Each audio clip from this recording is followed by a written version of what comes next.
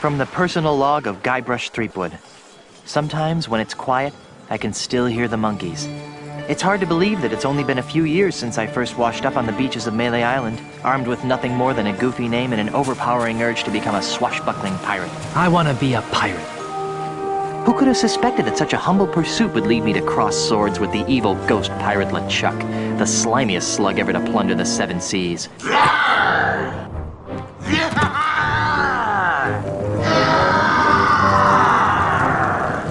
And who could have guessed that my battles with LeChuck would introduce me to the love of my life, Melee Island's Governor Elaine Marley.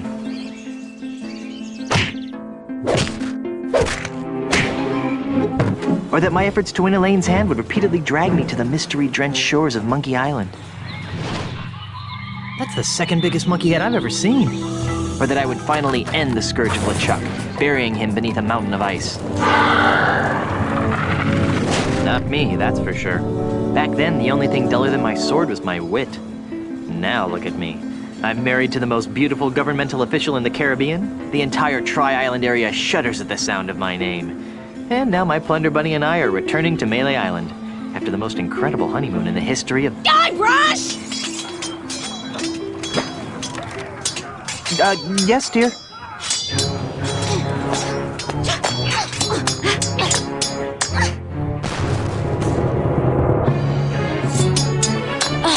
Guybrush! Stop daydreaming and make yourself useful!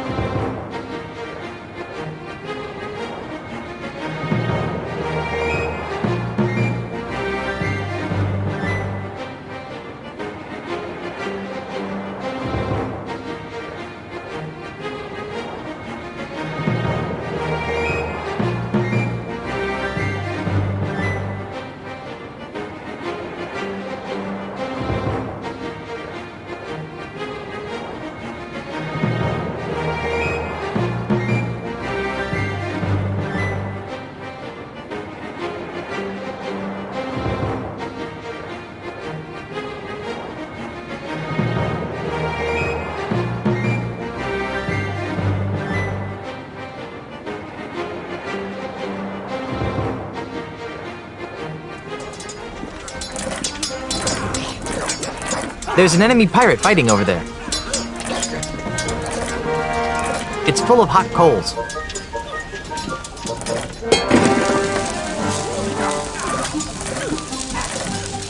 I already knocked it over.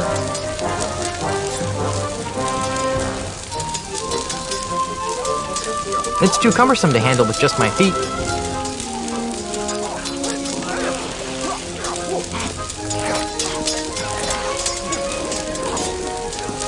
I don't have a thing to my name.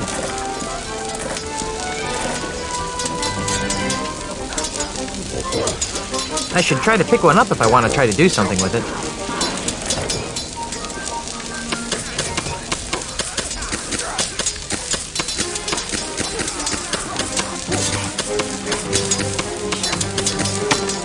I hope there was nothing flammable in the hold. I really hope it didn't burn any holes in Elaine's suede luggage. I'd never hear the end of it.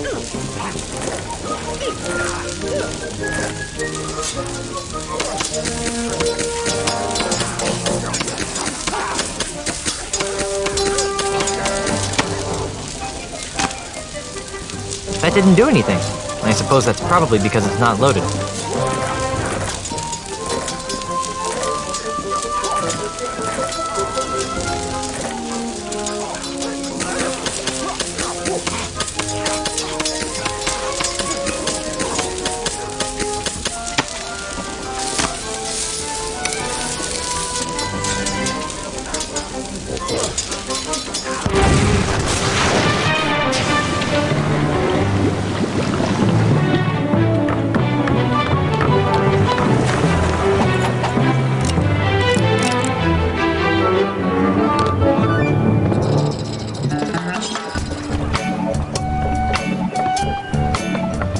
Little snuggle cakes. Hey, Elaine. Could you untie me?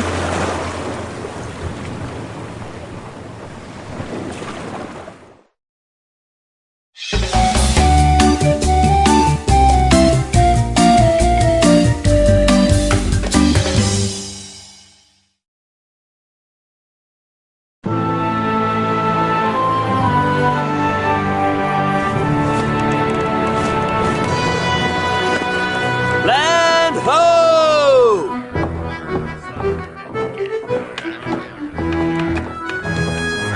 The way I pushed that smelly pirate right over the rail. Now that's the stuff of pirates.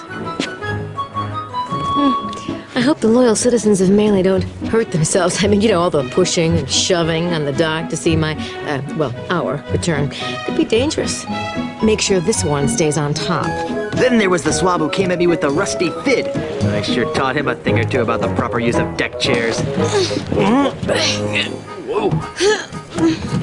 Got it. The burden of being the governor of such an adoring yet unsophisticated public can be so draining. I'll be lucky if I can get a second to myself for months. You know, we make a great team. The way we communicate, the way we work together, the way we anticipate each other's every move. There's nothing we can't accomplish. Oh, well, here goes. Might as well get all the hullabaloo over with.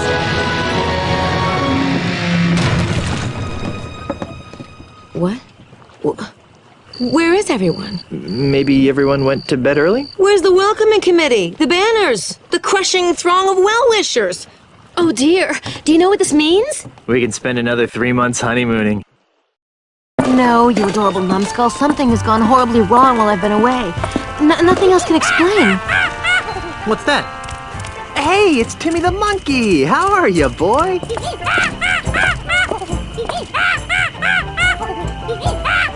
Either his litter box is full or he's trying to tell us something. What is it, boy? Timmy? Is something wrong?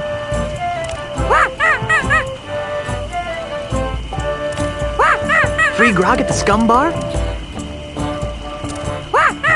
There's been an outbreak of scurvy? You won $74 playing bingo but lost it all playing banana futures.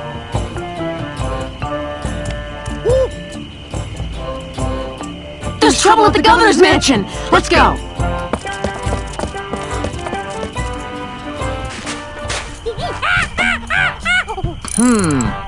Let's try 49, 7.9, minus 11. Fire! What do you think you're doing? What does it look like I'm doing, Fancy Pants? I'm knocking down the governor's mansion. You can't knock down the governor's mansion without approval from the governor. Yeah. The governor's dead, man. Dead? Was the marriage that killed her, they say. But I am the governor. Do I look dead to you?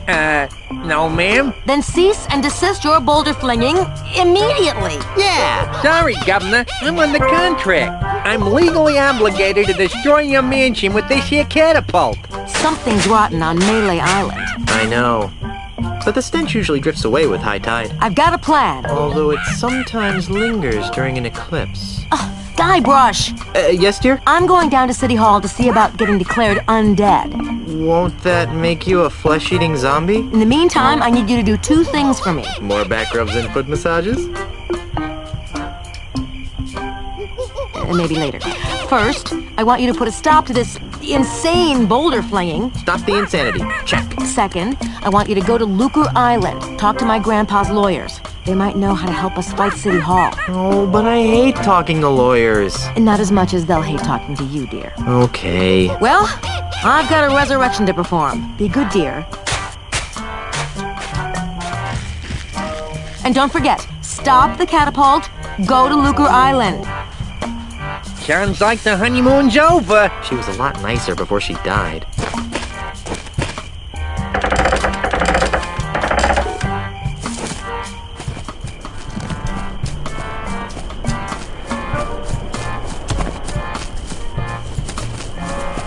Okay. Goodbye, cruel adventure game. Forget it.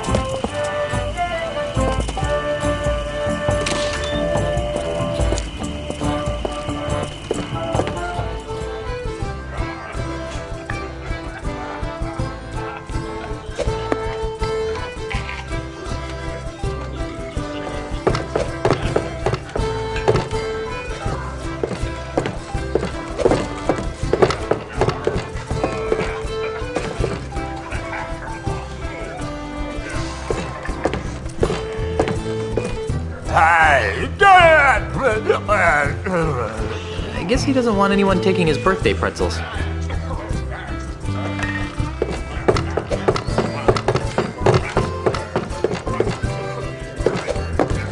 Ahoy, mateys! Buzz up, buzzard breath. Yeah, can't you see we're busy here?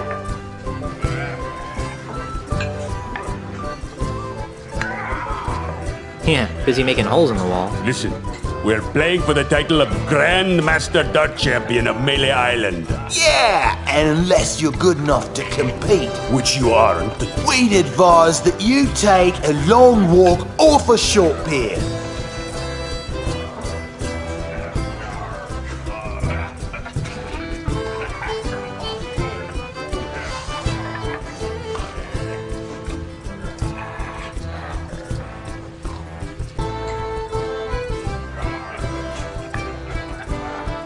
I'm a dart-throwing maniac. Really? Back in grade school, they called me the Dart Master. Or something that rhymed with that anyway.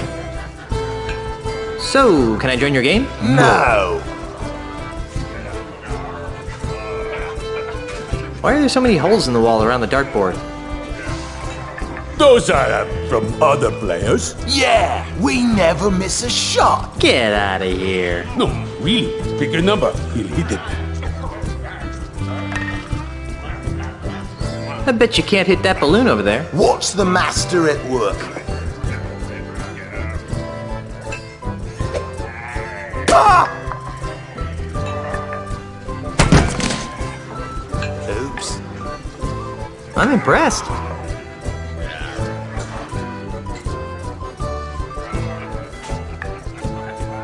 Well, I guess I'll be shoving off now. Are you still here?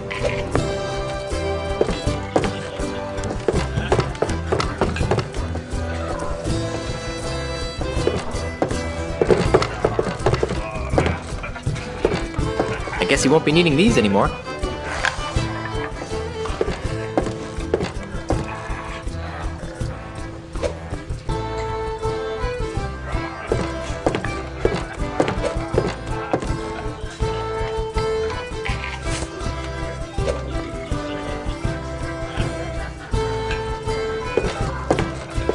Hi there, scruffy-looking pirate person. I'm Guybrush Threepwood, mighty pirate. What's your name? Cheese, Ignatius Cheese. How would you like to join my crew of mighty pirates, Mr. Cheese? And what, pray tell, might I be finding myself doing if I joined this crew of mighty pirates? You'd be helping a band of bloodthirsty brigands sack a small fishing village. That doesn't sound too manly. Any girly pirate can loot a defenseless fishing community. Are you sure you don't want to join my crew of mighty pirates? Well, I don't know. What kind of pirated would I be doing?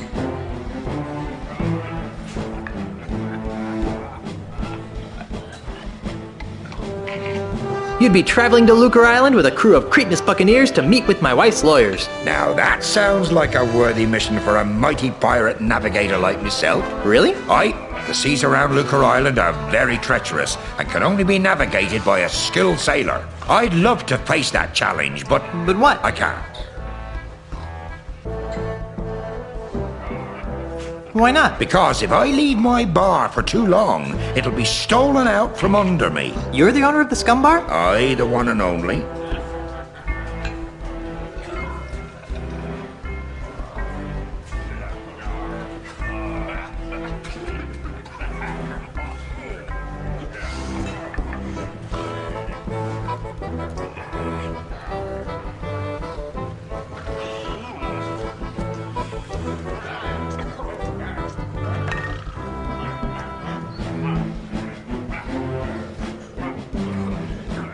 What makes you think that the Scum Bar is going to be stolen? Well, it's like this. I've been fighting off a hostile takeover bid from an Australian land developer. Come again? You heard me. A greedy Australian is making a grab for my bar. With guns and swords and cannons? Worse, with insults, jibes, and mockeries. It's taken all of my insult arm wrestling skill to keep him at bay. Gosh. If it weren't for the whole wife being declared dead thing, I'd say that was the strangest thing I'd heard all week.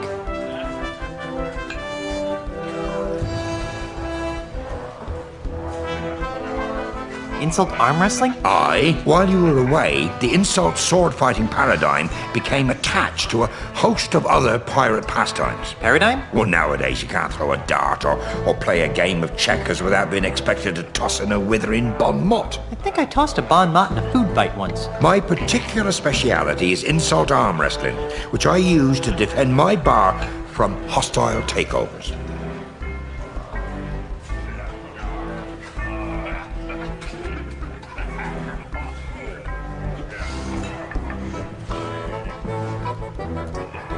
Is there something I could do to convince you to navigate my ship to Lucre Island? I'm open to persuasion. What do you have in mind?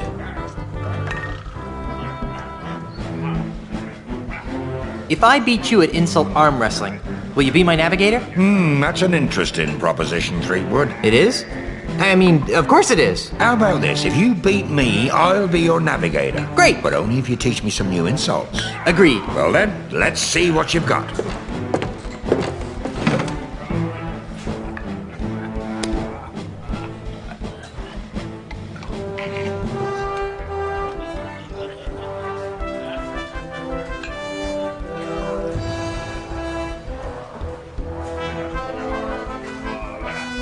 Today by myself, 12 people I've beaten. From the size of your gut, I'd guess they were eaten. People consider my fists lethal weapons.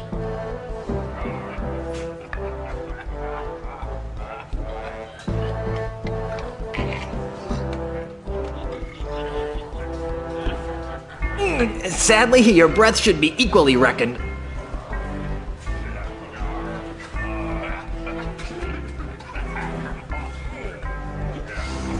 Your arms are no bigger than fleas that I've met. I'm shaking. I'm shaking.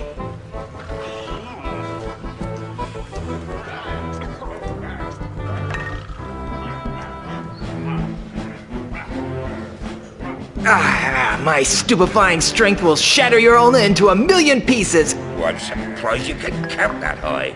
I've out-wrestled octopuses with these arms.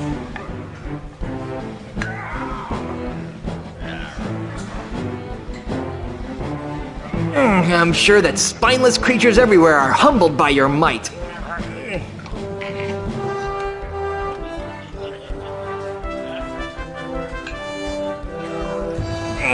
My forearms have been mistaken for tree trunks. An over-the-counter defoliant could help with that problem. My 98-year-old grandmother has bigger arms than you.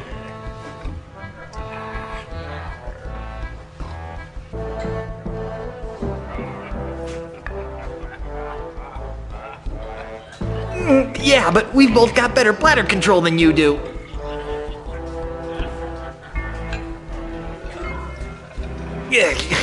Do I see quivers of agony dance on your lip? I'm shaking. I'm shaking. I've out-wrestled octopi with these arms. I'm sure that spineless creatures everywhere are humbled by your might. I've got muscles in places you've never even heard of.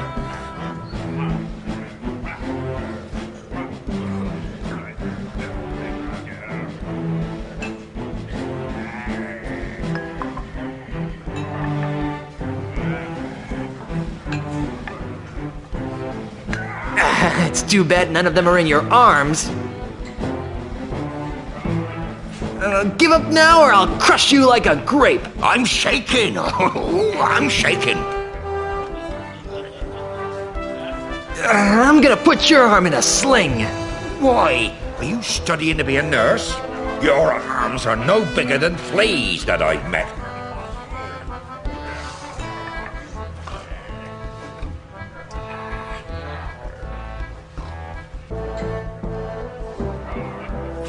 Ah, so that's why you're scratching. I'd go see a vet.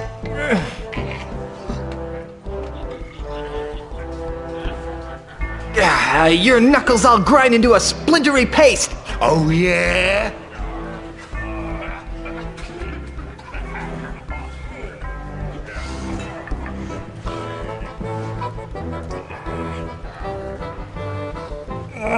Only once have I met such a coward. I'm shaking. I'm shaking. I won. You did. Fair and square. Congratulations. You got yourself a navigator.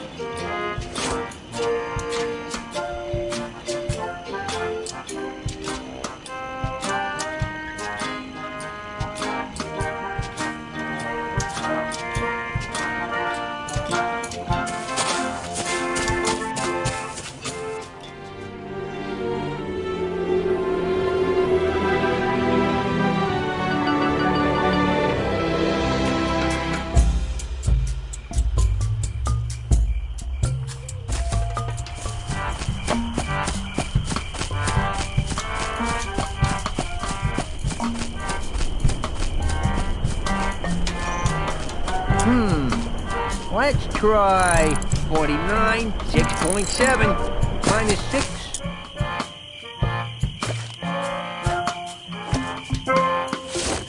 Fire! Not a bad piece of modern art, if I do say so myself.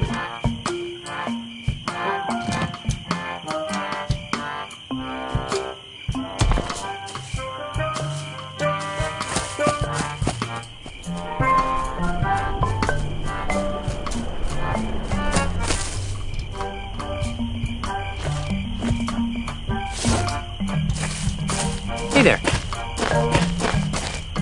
Here, I brought you some kudu jerky pretzels. Really? Thanks. I really appreciate this. You're welcome. You know, you could thank me by not chucking big old boulders at my house. I could, but I won't. Now leave me alone for a minute while I eat these. Oh, ungrateful.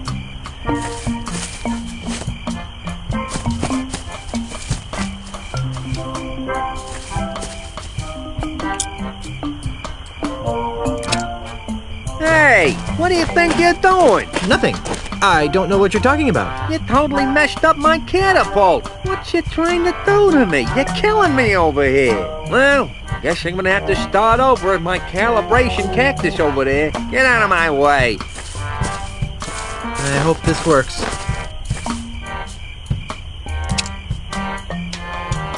There. It's recalibrated to the cactus. Let's try it. Fire!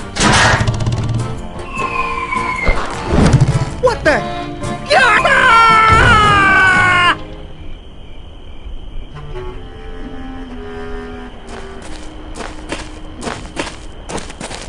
Ha!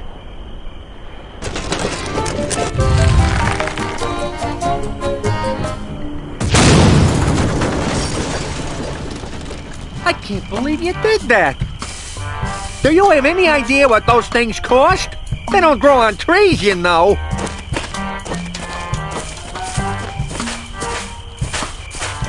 Guess what? I'm still dead. But don't worry, I'll love you even after rigor mortis sets in. We've been gone so long they didn't think I was coming back. So those numbskulls at City Hall declared me dead at sea. What about me? Did they say anything about me? No. Then they decided to sell all my belongings and destroy the mansion. That's terrible. Did they sell any of my stuff? And the worst part is, they've ordered a new election for the office of governor.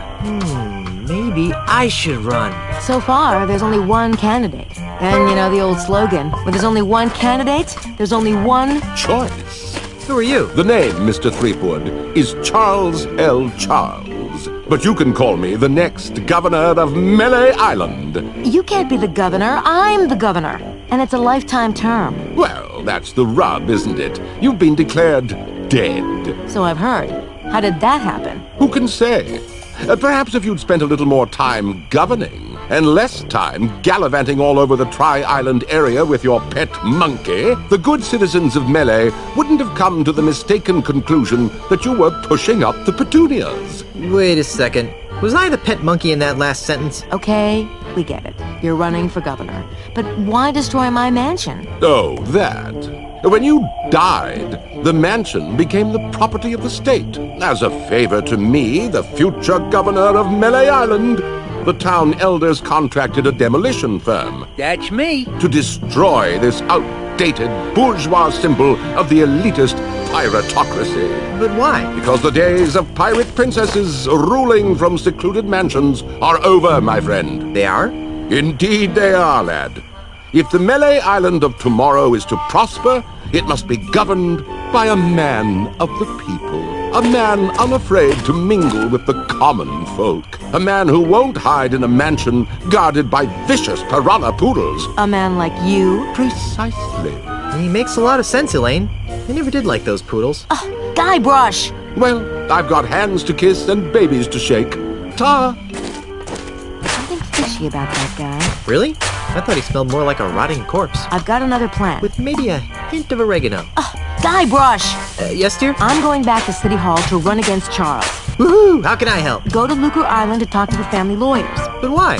I destroyed the catapult. Yes, dearest, I know. But with that demolition order hanging over the mansion, another catapult could come at any moment. We need the kind of restraining order that only my family lawyers can provide. But I want to come up with clever campaign slogans and do ops research. Guybrush, love of my life, I'm a politician. Let me do what I do best. I'll let you do what you do best. What's that? Sailing around the Tri-Island area on seemingly pointless errands. What? Oh, I'm sorry. Did I say that out loud? Oh, what I meant to say was venturing into troubled waters on dangerous quests. Well, okay then. That's more like it. Okay. I'm off to start my campaign. Don't spend too much time on Lucre Island, dearest.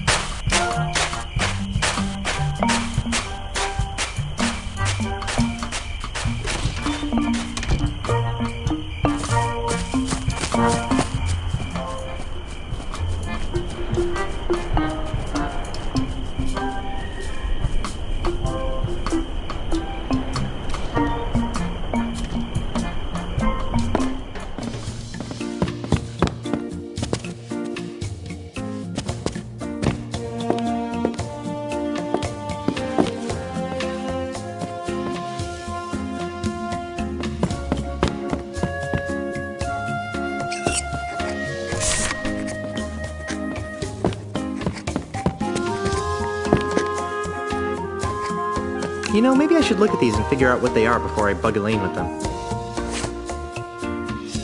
I got the grill in the last game. Dearest, I thought we agreed that you wouldn't be spreading your messy inventory over our nice clean floor. Sorry, honey. This will only take a moment.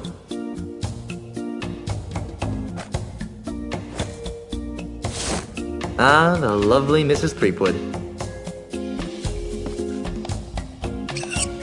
The header says Melee Government Employment Contract. Cushy edition.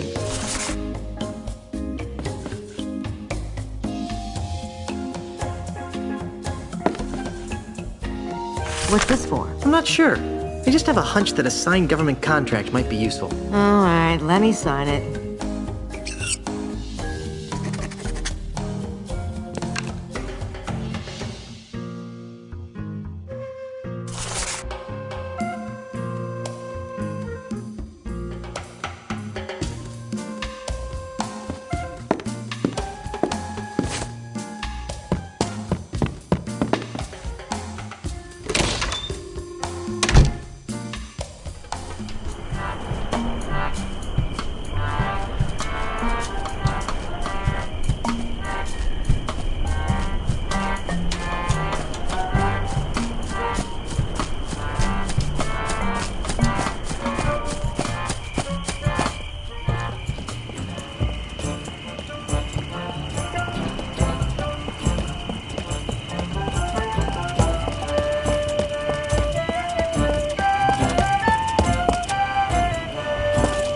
Ahoy there, fellow seafaring wastrels. Yes! Oh, sorry about that. You startled us. Yeah, that's it. Startled. You two look awfully familiar. Oh, we have very common-looking faces. Isn't that right? Oh, definitely. Can't swing a dead Chinook around here without hitting someone who look like us.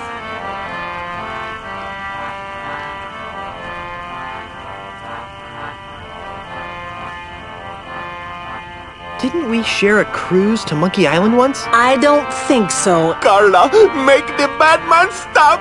He's come to take us back to Monkey Island! Carla?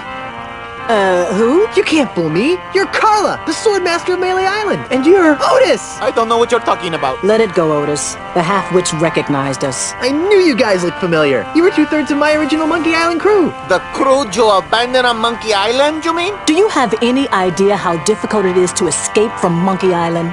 No. How difficult is it to? Escape from Monkey Island! Well, it's really difficult. Yeah, The whole experience was very traumatizing. scared us for life. Gee, I'm sorry. Yeah, well, sorry doesn't feed the narwhals, Buster. So, what have you rapscallions been up to? Where to begin? What have you been doing with yourself, Carla? You mean after I finally managed to escape from Monkey Island? You're never gonna forgive me for that, are you? Not in this lifetime. Anyhow, I've spent the last few years here on Melee Island re-establishing my Swordmaster credentials. Well, that sounds productive. Oh, it was, until that Australian showed up. Australian? Yeah, an Australian real estate developer. He challenged me to a round of insult sword fighting, badgered me into betting my house. It was over so quickly. Gee, Now I wander the streets of Melee, insult sword fighting for food. how sad. How about you, Otis? What have you been doing for the last few years? Well, after I finally escaped from Monkey Island, I made my way back to Melee Island, where I tried to resume my former profession. Petty thievery? I prefer to think of it as proactive redistribution of wealth. Unfortunately, the indignities I suffer on Monkey Island have left me so jittery that I cannot pick a lock or a pocket without making more noise than a flatulent hippo. What vivid imagery. So how do you earn a living? Begging mostly. You'd be amazed how many people will pay to hear the story of the innocent pirates who were betrayed by their idiot captain. Whatever happened to Captain Smirk, the sword trainer? He sold his house to a foreign investor. But he didn't want to. The investor challenged him to a round of insult gin rummy and beat him. Smirk was so ashamed that he signed over the deed to his house on the spot and hopped the next ship out of Melee. The same story's been repeated dozens of times all over Melee Island. This slimy investor strolls into a pirate's house or place of business, challenges him to a game of insult something or another, then humiliates them so badly that they have to cave into his hostile takeovers. Haven't you noticed all the sword signs around here? Well, where's the third member of our old crew? You mean Meat Hook? That's a good question. After we finally got off Monkey Island, Meat Hook renounced his piratey lifestyle and returned to his true passion. Drinking? Painting. Painting? But the guy's got no hands. That's what we said. These stories are too depressing. Let's talk about something else. If we must. Won't you join my crew? For old time's sake. Guybrush, take a good look at Otis. Monkeys! Monkeys is full of the monkeys! That's what happened to him the last time we agreed to be part of your crew. Now, what in the name of Blackbeard's dandruff could possibly convince us to join you in another idiotic adventure? Well, how about...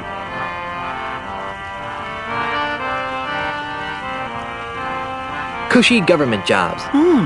That sounds interesting. Carla, what are you doing? What kind of cushy government jobs are we talking about? You know, the kind where you're paid 3 times the going private sector rate, no one checks your work, and it's impossible to be fired. Don't listen to him, Carla. He just wants to take us back to Monkey Island. We'd want contracts, of course. I'll see what I can do. Be seeing ya. Not if we see you first.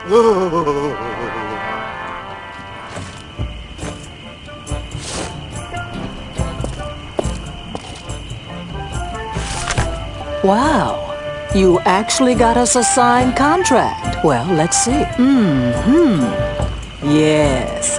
Ah, yes. Good. Aha! Carla, do you even know what half of this stuff means? Not a clue. But look, it says cushy in the title. Well, all right then. All right, Threepwood, you've got yourself a crew.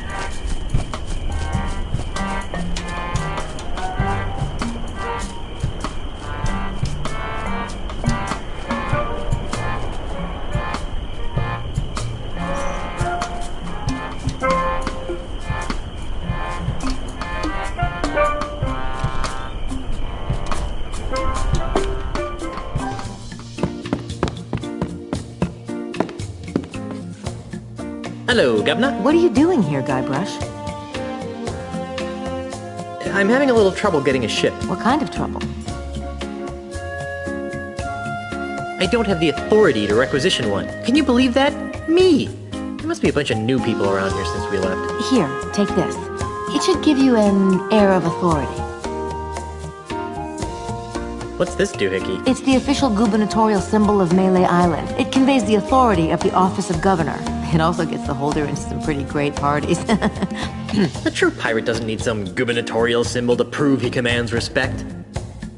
Yes, well, all the same, I think you better take it. All right.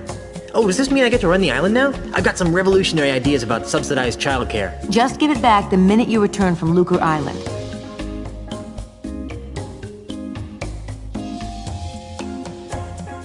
have some money. Why? I'm not sure, but it always seems as though I could use a few hundred pieces of 8 on my adventures. Well, I'd like to help, sweetheart, but we're kind of strapped for cash right now. Besides, what happened to your monthly allowance? I blew it all gambling on spitting contests on Booty Island. Well, then I'm sorry, my dear. It's time you learned an important lesson about budgeting. Oh, shucks. I really think I'll need some money on this trip. Not until you learn how to spend your money responsibly. Did you see the way I rid us of that cataclysmic catapult? I always knew you had it in you to destroy heavy machinery, my chaotic little pet. Unfortunately, that's only a stopgap measure. We have to find a more permanent solution.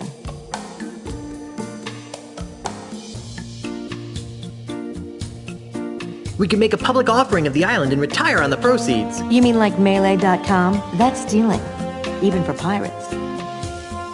My ideas are all too ahead of their time to be taken seriously. Thanks for trying to help, Guybrush, but I think we need to stick to the current plan. I'll get right on it.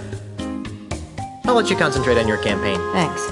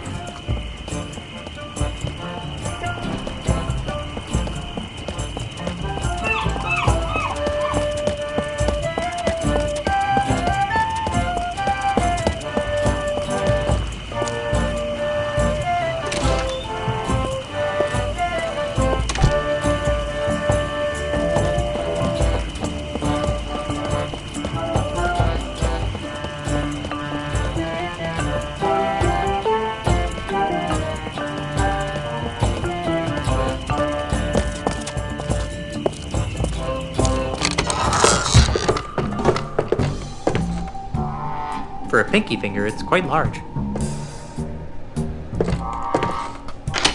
Nothing happened.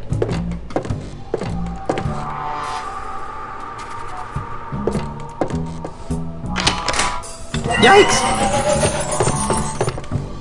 You pulled? Hey, it's you! Yes, it is I. You seem to show up whenever I'm in trouble. Why? Who can say? Perhaps it's because we share an unspoken magical bond. Perhaps the fates have intertwined our destinies. Or maybe I've got an unbreakable 5-game deal with LucasArts. In any event, I'm here to help. How can I assist you, Guybrush Threepwood?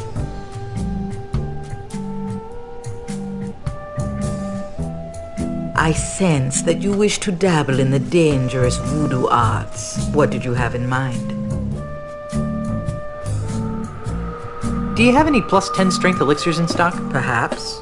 What are your current stats? I don't think I've got any. Well then, what good would a strength elixir do? I see your point. I'm in the market for an enchanted sword that hypnotizes my enemies into a deep stupor before I skewer them with it. You don't need a sword to send your foes into a stupor, my child. Just be yourself. Gee, thanks. Have you got any snacks? I'm starving. I left my gum machine in Puerto Pollo. You might want to try the Scum Bar if you're really hungry. How about one of those invisibility necklaces to help me sneak into women's locker rooms? Those are nice, aren't they? Yeah. Got any? No, it's been a bad year for unspoiled eyeballs. Have you got any of those evil-destroying voodoo dolls? Sorry, we're fresh out. We're expecting a shipment from Dinky Island early next week, though. On second thought, I probably shouldn't be shopping at a time like this. True.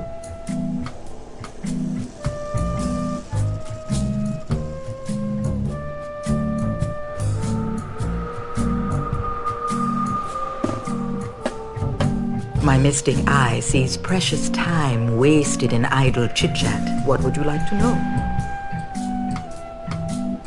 Who's this Charles L. Charles guy? And where does he get off trying to take my wife's job? I'm a voodoo priestess, not a political pundit. But I will say this. Charles L. Charles gives me the willies. What politician doesn't? True.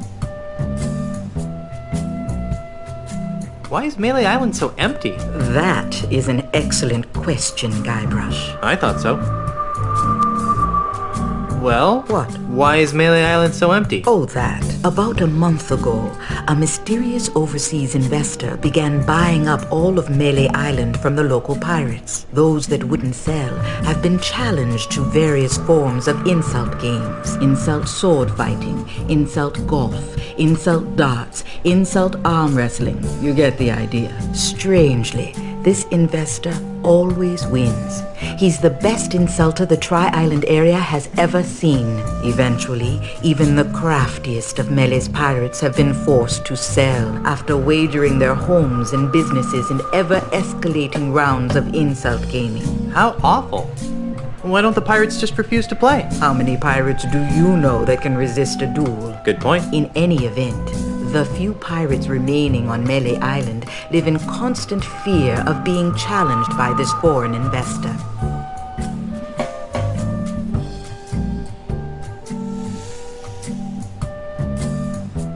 Didn't you relocate to the island of Puerto Pollo? I did, but I sensed that I was needed here on Melee. Besides, the incessant clucking on Puerto Pollo was driving me mad. Did you really move your thriving voodoo emporium back to Melee Island just to be near me? Yes, but perhaps my voodoo senses were on the fritz. I'd like to talk about more important matters. Like what? I don't need any more of your enigmatic hoodoo right now. As you wish, Guybrush. I'll be here later if you need me.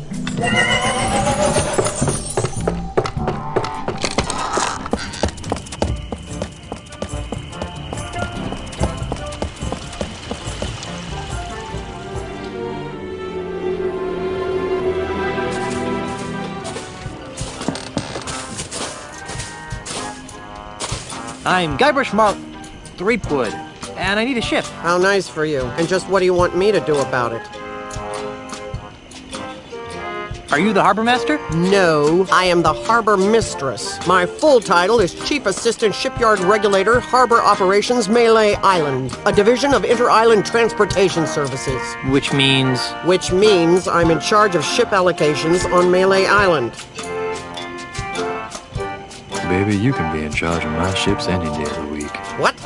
Are you trying to seduce a government employee? No. So, you're in charge of the ships.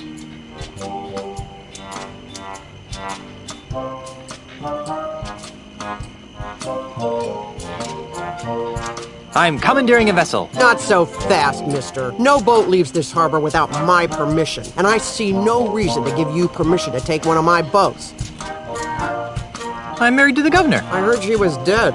Well, she does have her quiet moments, but she's alive and back on Melee and ready to govern. Oh, so she's just been on vacation all this time, huh? That's nice. She won't be governor for long. I'm voting for Mr. Charles. He promised me a promotion. But Stan said I could. Name dropping won't get you a boat.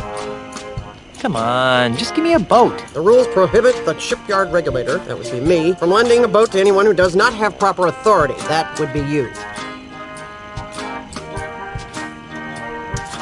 Never mind. Now that I can do. All this red tape is giving me a headache. Don't say I didn't give you anything.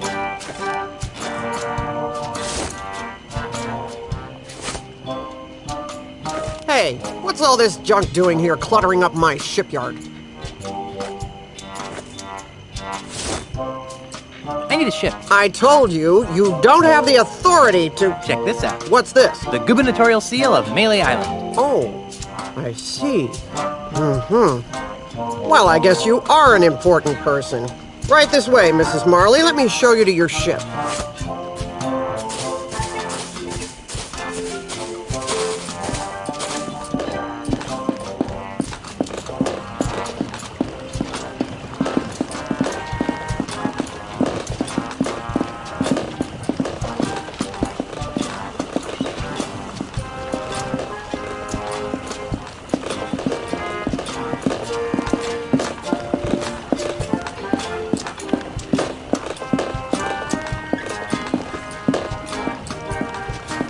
This is the Dainty Lady. It's pink. You've obviously got a seaman's eye for nautical details. But it's pink! Now, there are a couple of regulations that I'm required to explain to you. First, bring it back in the same or better condition as it is now. Second, life preservers are to be worn by all crew and passengers at all times. Finally, this vehicle is to be used for official business only, so no joyriding. Can I go now? Well, I'd love to hang out here on the docks with you all day. Actually, that's a lie. I can't stand to be near you. Bye. Oh, and enjoy your voyages on the Dainty Lady. It's pink.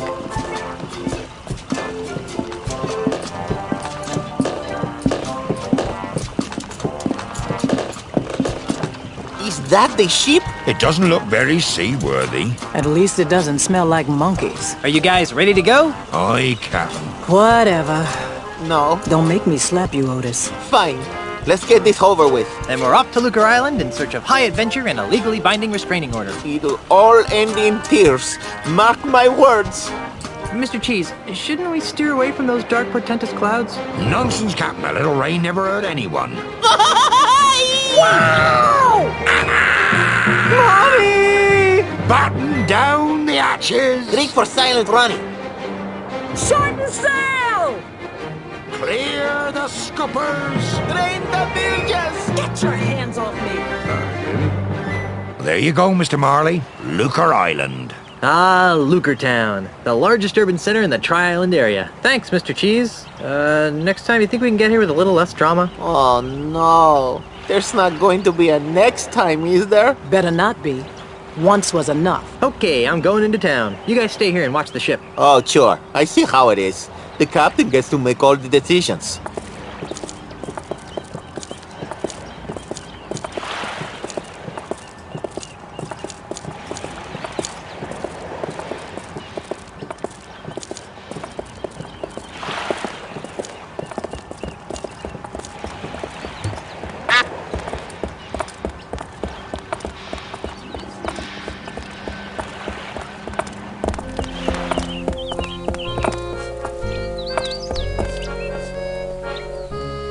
I better not go in there, or they might get on my case about the damage my navigator did to the docks.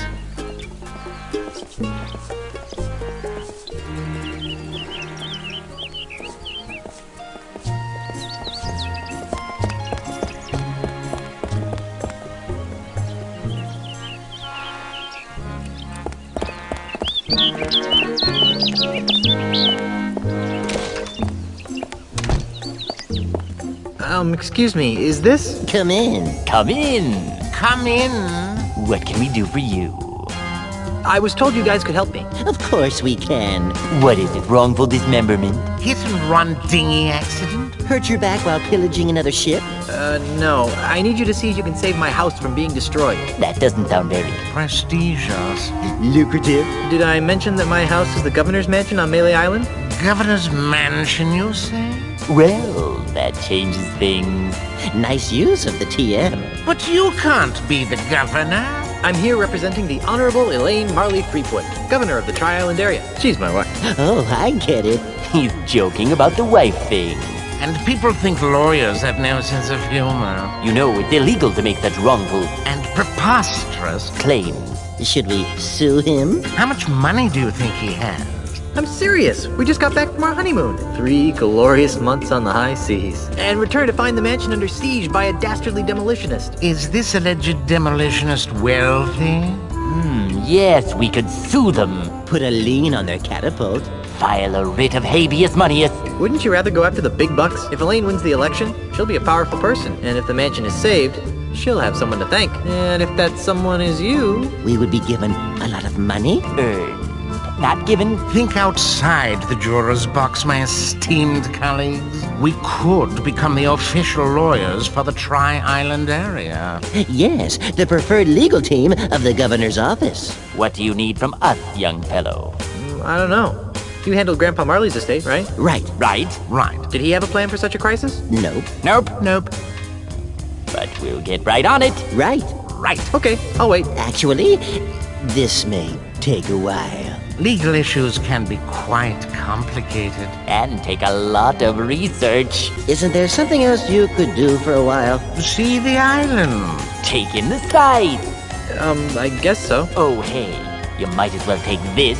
What is it? It's a letter from Grandpa Marley. It was supposed to be delivered after his granddaughter got married.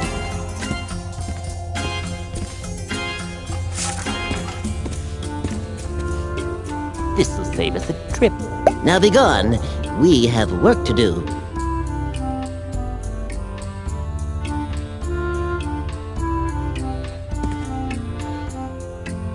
Is it time Let's for see what it lunch yet? says. My dearest Elaine, if you are reading this, then you are married and I am dead. Now that you've finally settled down with a fearless pirate husband, it's time for you to claim the final pieces of your family's heritage. At the Lucre Island Municipal Bank, you'll find a safe deposit chest under my name. Among other things, the chest contains the deed to the Marley Mansion.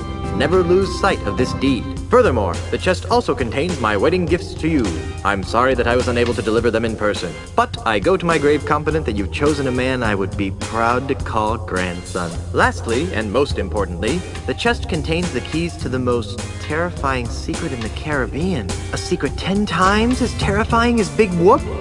The secret of the ultimate insult! Yipes! If the unholy power of the ultimate insult ever found its way into the wrong hands, there's no telling what sorts of hex-spawn mischief could be unleashed upon our fun-loving pirate citizens. Guard these secrets with your life, and know that no matter where you are, your grandfather is watching over you. With all my love, Horatio Tokamata Marley. How sweet! P.S. If your deadbeat parents come around looking for a handout, tell them to take a long walk off a short gangplank. Who can we double bill this time, too?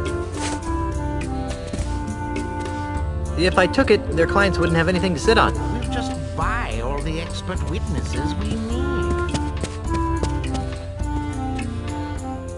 We'll subpoena everyone on the island.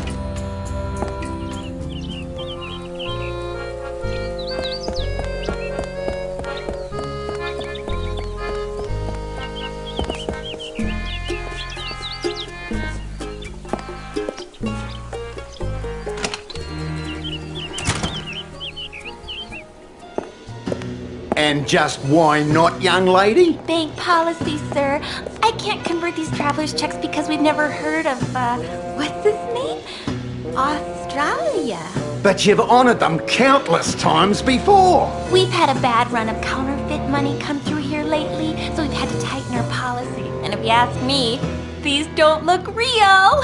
Besides the funny name, there's a picture of a strange animal on here that has another one popping out of its belly. That's a kangaroo, you ignorant pirate trollop. See? There you go. Kangaroo. Another funny name. Funny as say, too. Kangaroo. Kangaroo. Oh, Struth. I've got business to attend to, but I'll come back, and when I do, I want these honored. Have a nice day, Mr. Mandrill. He should switch to decaf. Kangaroo. Kangaroo. Kangaroo. It's full of names and numbers and lots of math. Hi there. Welcome to the Second Bank of Lucre. I'm Brittany. How may I help you?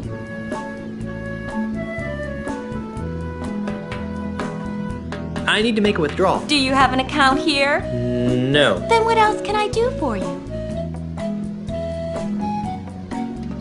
What happened to the first Bank of Lucre? Nothing. It was our public relations department's idea. They felt that being called the first bank didn't project an image of experience.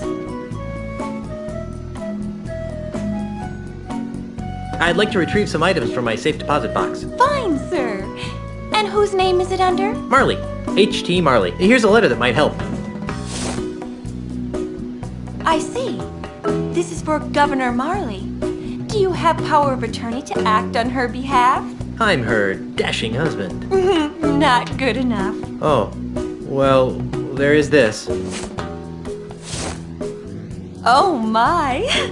That will be fine, sir. Just a moment, Mr. Quidworth. There's a gentleman here to use the vault.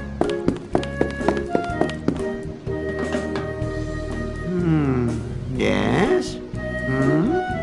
Well, Everything seems to be in order, Mr. Marley. That's Mr. Threepwood. As you wish, sir. If you'll just follow me into the vault, we can open up your grandfather-in-law's safe deposit chest.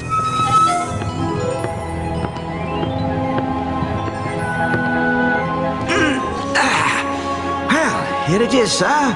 The safe deposit chest of H.T. Marley, just as he left it over 20 years ago. Wow, what an amazing collection of junk. Why would Grandpa Marley store garbage like this in a bank? That Governor Marley was an eccentric old salt, wasn't he? We were all crushed when he disappeared off the face of the earth like he did. Anyway, well, I've got some loans to turn down. You just let me know when you're done here, and I'll come running. Gee, thanks. Well, I guess I better start looking for that deed to the governor's mansion so I can get home to Elaine. Let's see now. Hot water bottle, monkey pacifier, Grogamins, Jimmy Hoffa, do-it-yourself tattoo kit, bloody stiletto knife, bottomless mug. Well, you really should have called me first. We have rules about leaving the vault unattended. Gee, I'm sorry. I'll go back. And I'll see if I can scrounge up a grog. Wax lips. Ah, there it is. Stick him up! Yikes! Who are you supposed to be? Isn't it obvious? I'm Guybrush Threepwood. No, you're not. What makes you say that? Well, for one thing, Guybrush is much better looking than you are. And for another, the real Guybrush doesn't smell like anchovy halitosis. Ooh. All right, mate, bucko. That's enough of that. Back away from the Barney heirlooms and be quick about it. Now, Mr. Threepwood, take a good long look at the last face you'll ever see.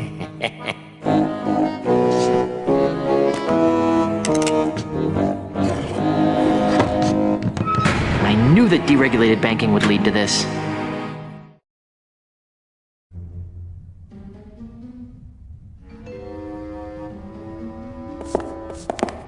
I want all of it, and don't forget the loot behind the counter.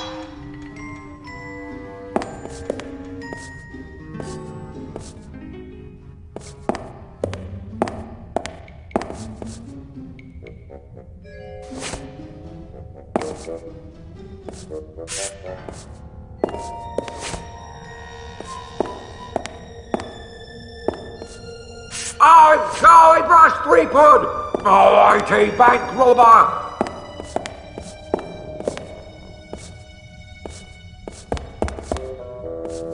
There's only one criminal more nefarious than me, and that's Pink-Nose Pete.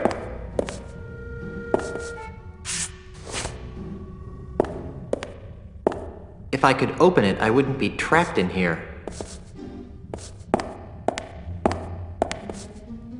There seems to be something inside. It's a music box. Hey, there's a bottle of fine grog behind this music box.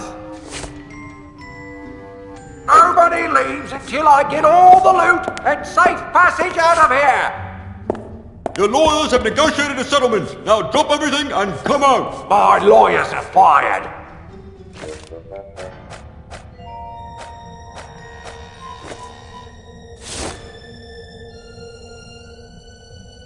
That doesn't need a sponge. That doesn't need a sponge.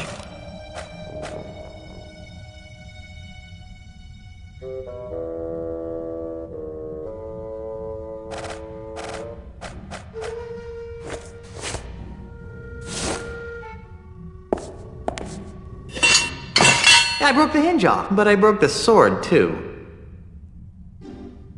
Don't be a hero. That didn't get me anywhere.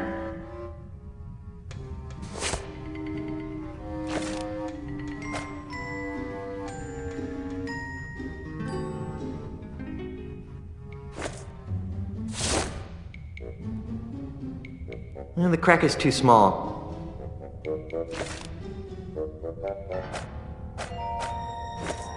Don't be a hero.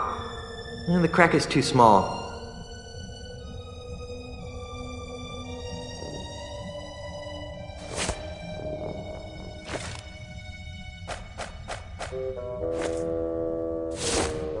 I'm Guybrush Threepwood. The sword seems to be widening the crack a bit.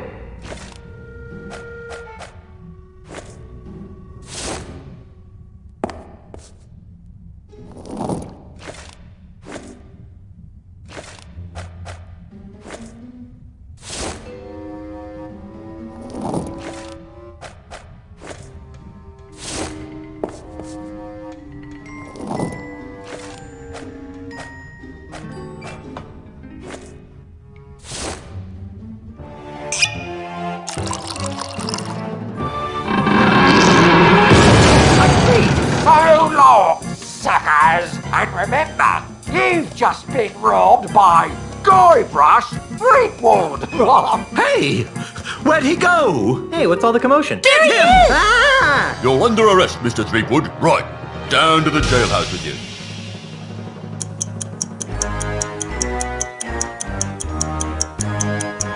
All right, you. Didn't your mum ever explain that bank robbery isn't nice? It wasn't me, it was the No-Nosed Bandit. Right, no-nosed bandit. Or perhaps it was the guy we caught red-handed. You! Although we haven't found the loot yet. To find it with the real robber, so let me go and get cracking. Detective work isn't my job. If you want to clear your name, you've got a few things to do. Okay, what? I need the perpetrator, I need proof he was at the scene of the crime, and I need proof that he committed the crime. You know, it'd be a lot easier if I could just bribe you. I'll ignore that, Threepwood. Around here, we do things by the book. Now, since this is your first offence, you'll be placed under house arrest. I get to go back to the mansion and play with Timmy? No, you are confined to Luca Island. You are not permitted to leave until and unless you are cleared of the crime of bank robbery. To make sure you don't leave, you are required to wear the voodoo anklet of extreme discomfort. I was wondering about that. It's rather uncomfortable. Can you loosen it? Well, that wouldn't be the point then, would it? It gets a lot more uncomfortable if you try to leave the island. At least I'm not in jail. Hey, I should bring Meat Hook here. You'd like this place. Inspector? Yes?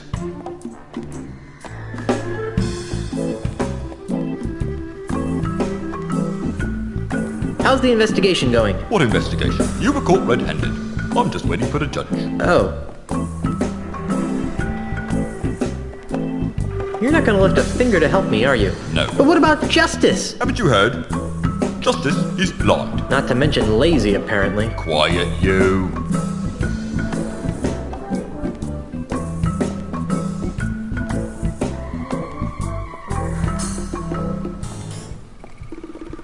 Just for the sake of argument, what would it take to prove my innocence? Well, since you don't have an alibi, you'd have to turn the finger of blame towards the real culprit. Great! How do I do that? Off the top of my head, I can think of 3 things that would do the job. A.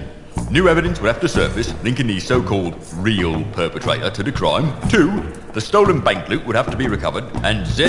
The real criminal would have to be caught and brought to justice. That should be a piece of cake for a pirate with a keen analytical mind like myself. I'll keep your cell warm.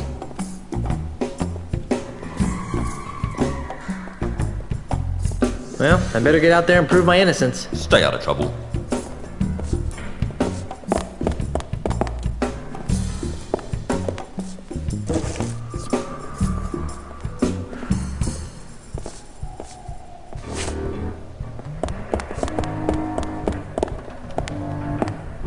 Otis, what are you doing here? I'm a victim of society. Let me guess. You were framed, right? How did you know? Just a hunch. Some old guy with a weird accent accused me of stealing flowers from his front yard. What is it with you and flowers? It's a plot, I tell you. People are to make me seem less fearsome and piratey by accusing me of being the kind of pirate who likes to pick flowers. If it's any comfort, Otis, I never found you all that fearsome to begin with. Go pick a pack of posies.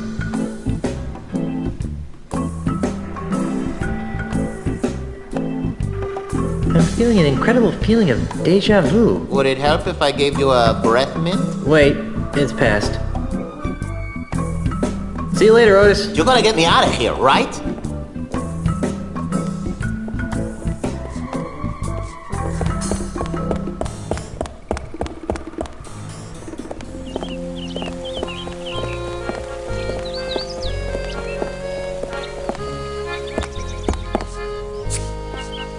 Hey, stop that! I'll just take one.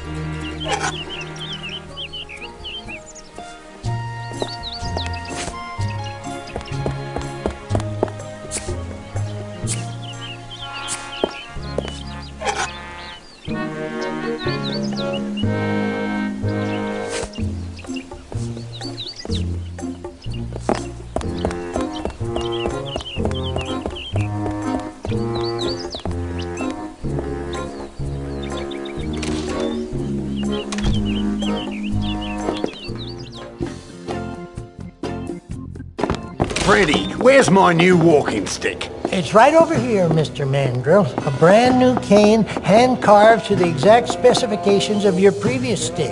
It better be, or I'll buy up your putrid little shop and replace it with something useful, like a public urinal. I take it that you'll be putting this on your tab, Mr. Mandrill? What do you think?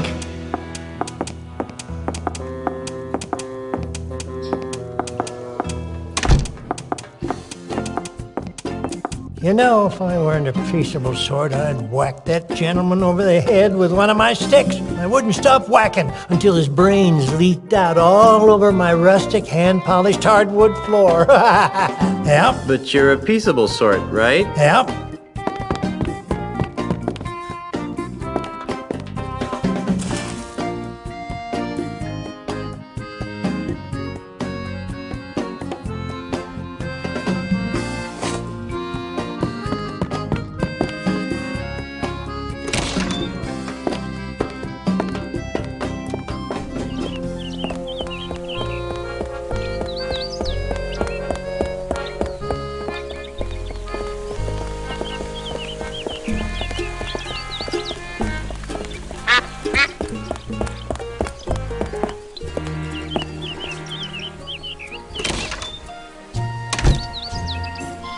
Phew! It smells like dead fish in here. 9 kinds of dead fish, huh?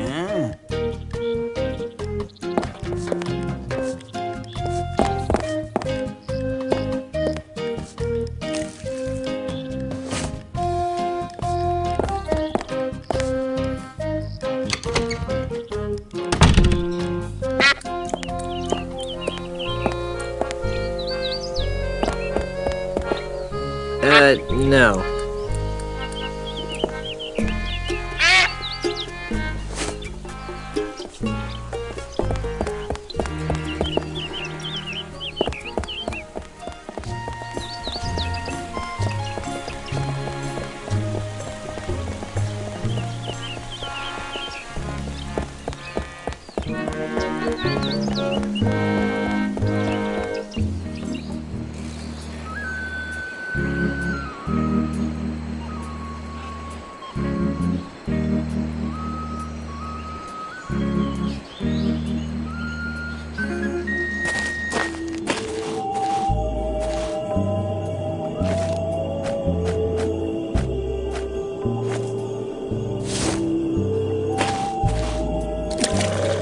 I've always wanted swamp-scented perfume.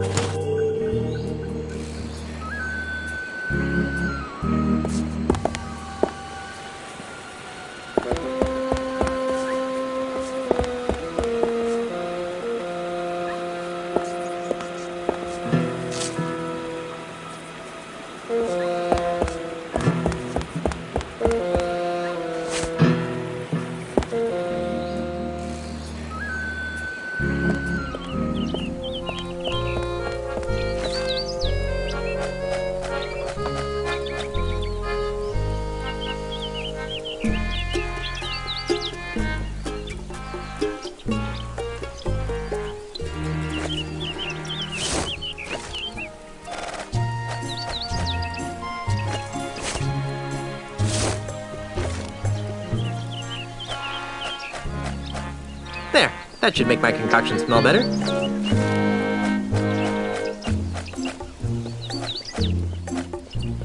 There, that should make the concoction smell interesting.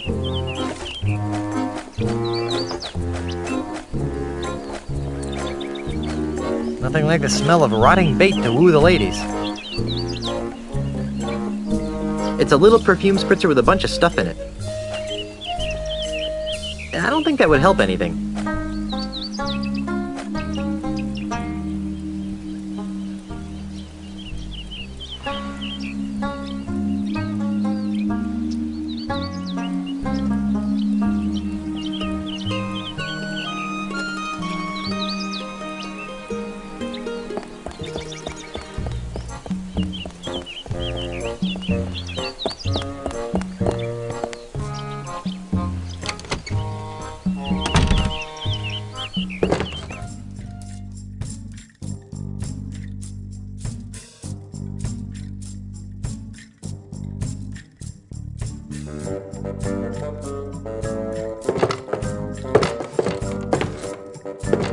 Welcome to the Palace of Prostheses, home of the no detection, no infection, no rejection 30-day guarantee. You smell new. Who are you? It's me, your Uncle Freddy. No, you're not. What do you mean? Don't you recognize me? No, Uncle Freddy smells more like lemon bean curd. Okay, you got me. My name is Guybrush Threepwood. Who are you? Oh, I'm Dave. Around here they call me Deadeye Dave. I'm the Tri-Island area's foremost expert in anatomical approximation.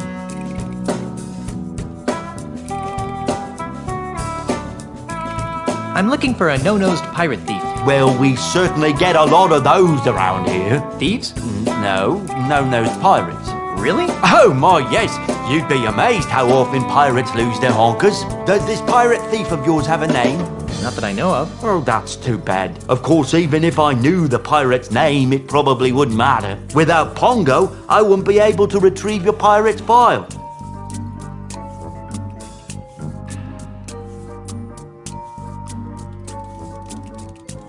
See you later. That makes one of us.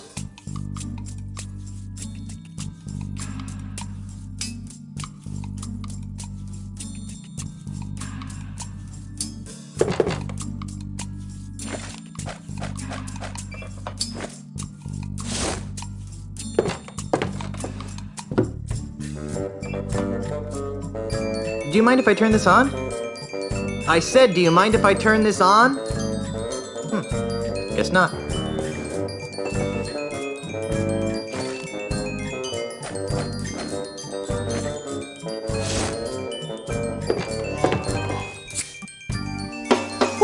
That's an all too familiar smell. Guess I can't complain though, since Victor L. Moe is my best customer. Victor L. Moe. The man regularly buys prosthetic noses from me. Really? He's my, really good friend. Yeah. I lost track of him and, missed him so much that I made a little odor potion to remind me of him. Okay, too much information. I have a strict rule of don't ask, don't smell. Well, anyways, if you know where I can find my, friend, that'd be very helpful. Oh, yeah, sure. He lives out past the Mists of Time Marsh. You can't get through there, though, without the directions he gave me, and it's filed away someplace in my File-O-Matic system. Well, let's go get that file. I can't. Pongo, my filing monkey, ran away a while back. He was the only one who knew how to run the File-O-Matic. As a result, I have no idea how to retrieve the map. But if you can figure it out, feel free. The controls are right here.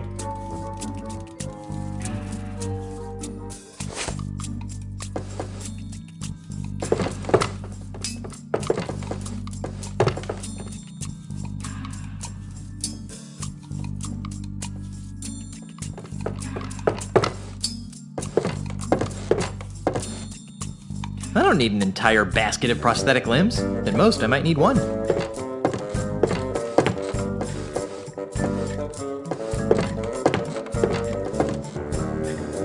I don't need an entire basket of prosthetic limbs. At most, I might need one.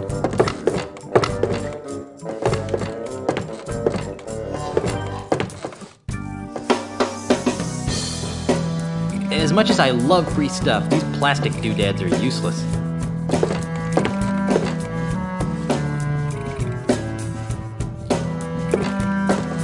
It's a basket of finely crafted prosthetic limbs.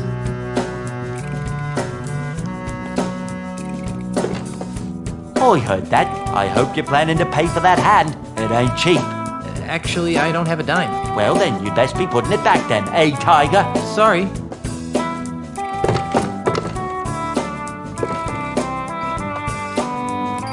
Do you mind if I turn this on?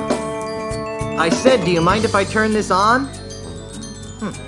Guess not.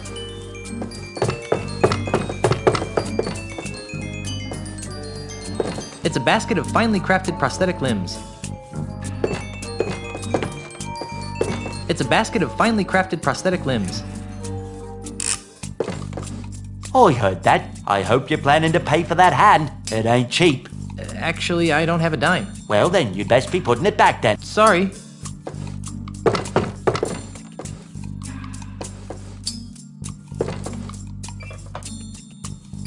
Do you mind if I turn this on? I said, do you mind if I turn this on? Guess not.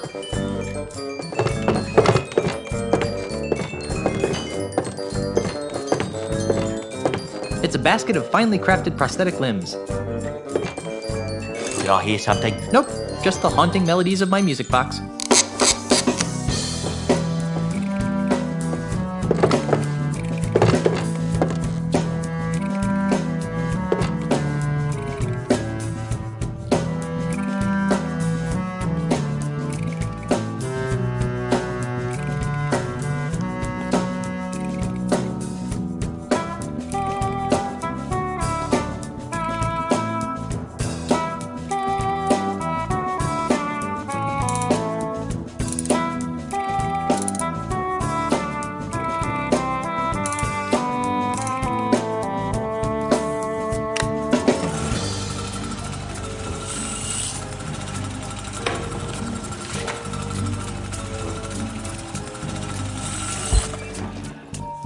It's some sort of document. The name on it says Dopey Q Memoryless. It has all sorts of useless information, such as prosthetic prescriptions, address, phone number, allergies.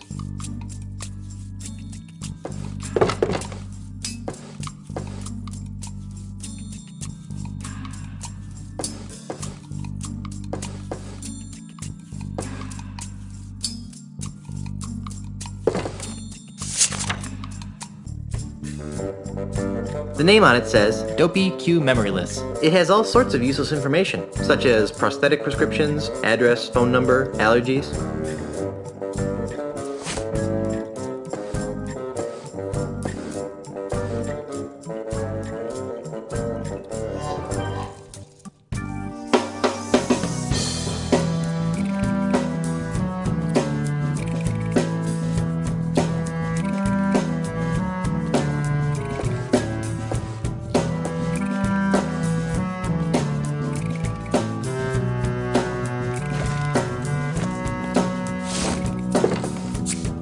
Ooh, stop spraying me with that. Sorry, but I want to be sure of this. Who did you say this smell belonged to? Like I told you, it belongs to Victor L. Moe. Thanks.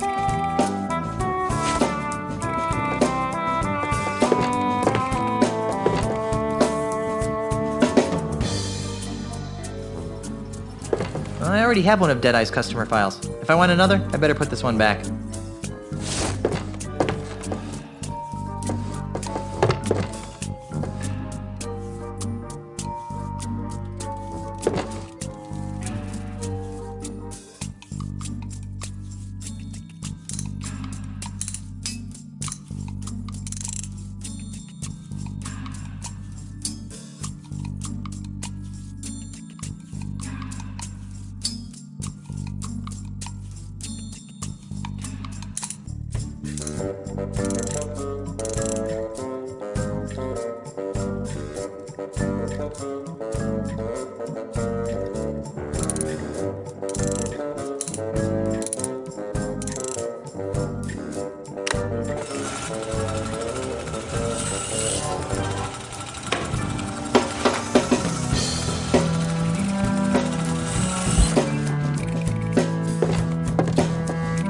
There are directions to Pegnose Pete's house. Weird.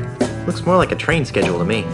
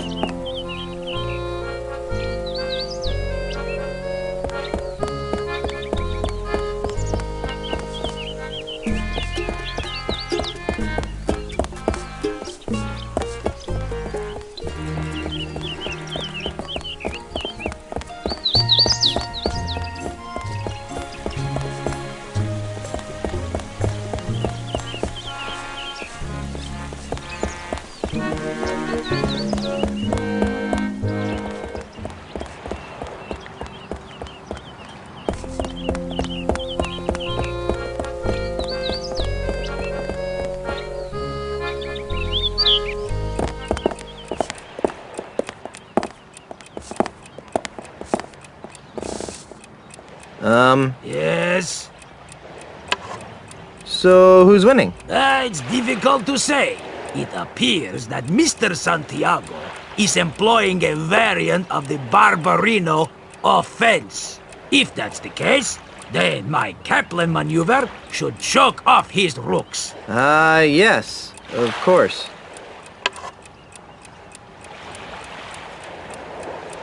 Shh, don't move.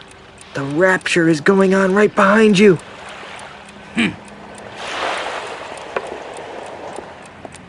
I'll let you get back to your game. So... Yes? Wow. Look at all those candy bars. Where? Nice move, Brainiac. That doesn't count. You know the rules. You let go of a piece, it's a move. But... Rules are rules, Tabo. Fine. So... Yes? Ye gods! A phalanx of cross-dressing trilobites!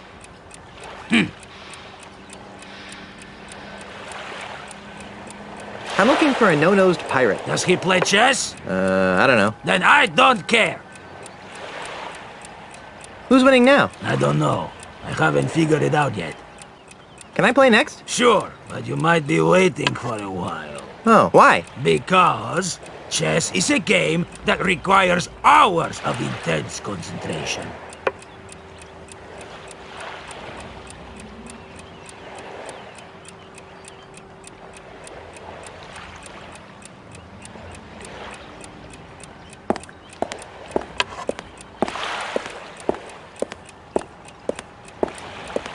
I'll let you get back to your game.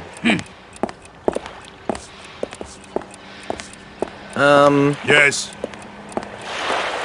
Your friend seems awfully focused on the game. Noticed that, did you? Senor Castaneda is exceptionally well-disciplined. Once he sets his mind to a task, it's nearly impossible to shift his attention. Except... Yes? Well, he does carry something of a torch for Brittany, the bank teller. Interesting.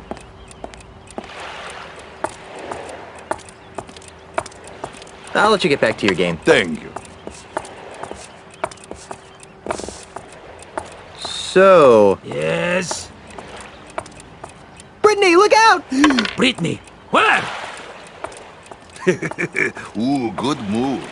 Don't tell me you're gonna count that! You bet your bonny butt I am. You unbelievable jerk! Who was it told me that rules are rules, Tabo? Fine. You wanna see a move? Here's a move! You call that a move? This is a move! You can't do that! Oh yeah? Who's gonna stop me? Cheese chomper! Soft rocker! Bomb magnet! Weasel warrior! Lard bucket! Monkey molester!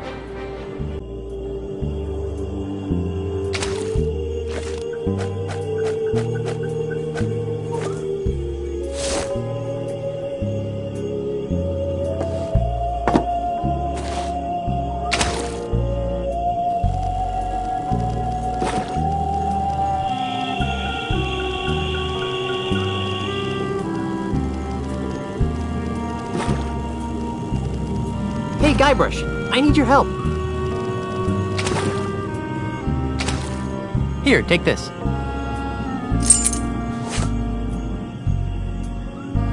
Where did you get this? That's not important. What's important is that you open the gate for me or you'll never solve this puzzle. Oh, you'll need this too.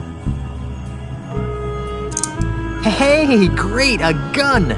Watch out, peg nose. And this. Great. A rubber chicken with a pulley in the middle. If you're really me, then what number am I thinking of right now? 69. Creepy. That is the number I'm thinking of. I guess you really are me.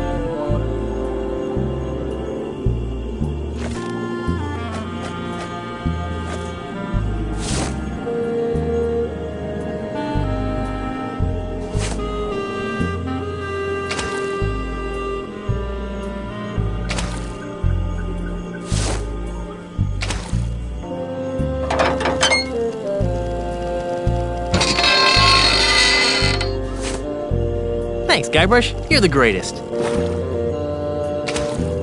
Oh, I've got one more thing for you. Ooh, a rope. That'll be useful.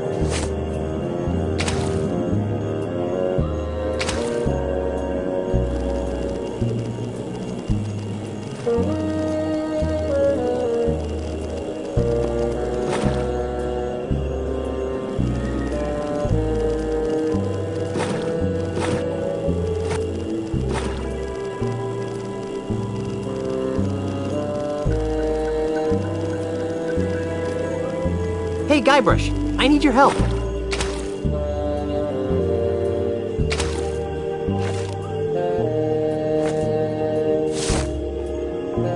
Here, take this. Where did you get this? That's not important. What's important is that you open the gate for me or you'll never solve this puzzle.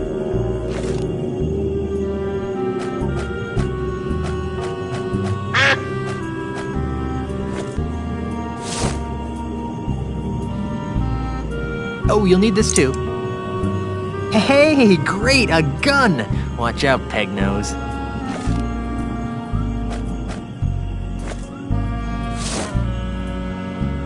And this.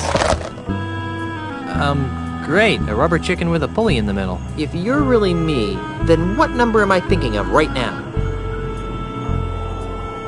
69. Creepy. That is the number I'm thinking of. I guess you really are me.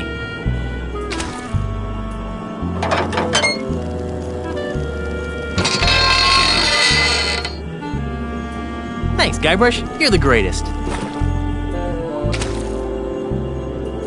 Oh, I've got one more thing for you. Ooh, a rope. That'll be useful.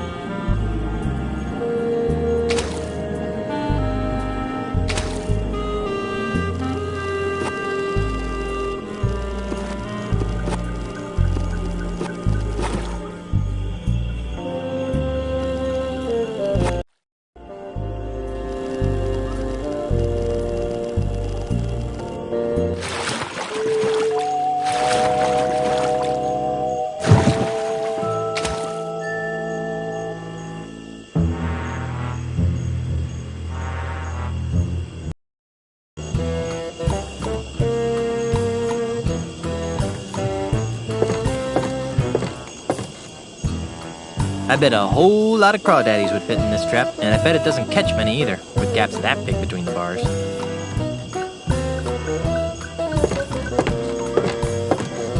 I can hear some people talking inside. If I move closer to the window, maybe I'll be able to make out what they're saying. Like I said, I got the job done. Now where's my money? This should be good.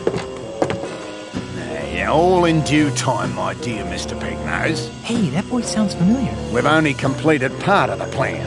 You've done an admirable job in getting Guybrush out of the way, as well as reappropriating the Marley family heirlooms. I trust you put them somewhere safe for the time being. Of course I am. I'm no idiot. That junk you're so interested in is safe and sound in my impenetrable cave. That junk, as you call it, may very well be the key to ridding these islands of pirates once and for all. No offence, of course. Right. So about my fee. Later, my good man. In the meantime, the heirlooms are our little secret. Keep them hidden, and not a word to anyone. We'd hate to have my plan spoiled by an indiscretion.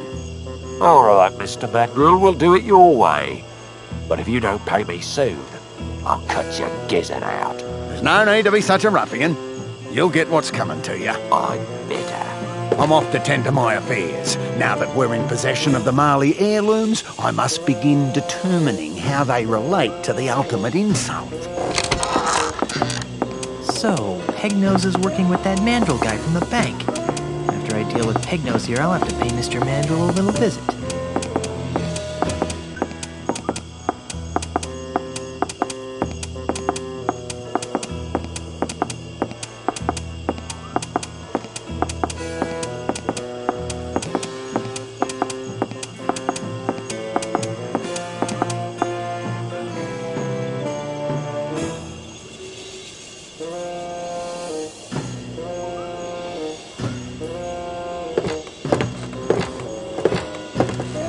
Honey, I don't feel welcome.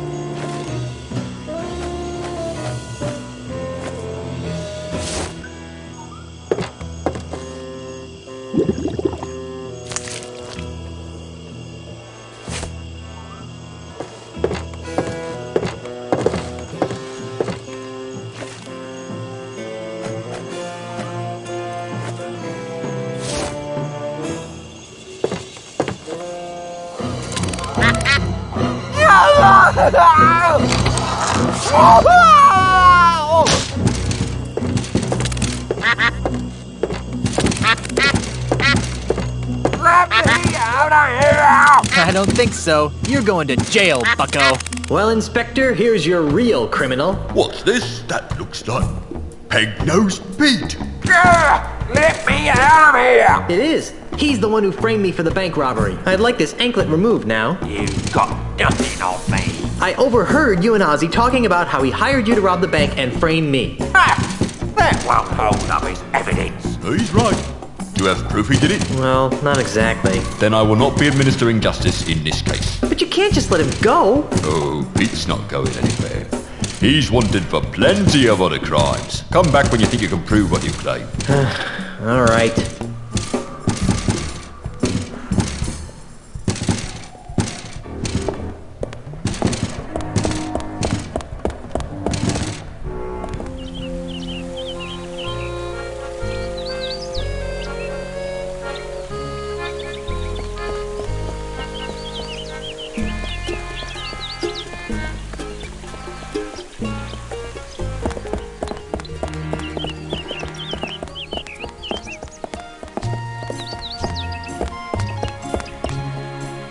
I'm not picking that up.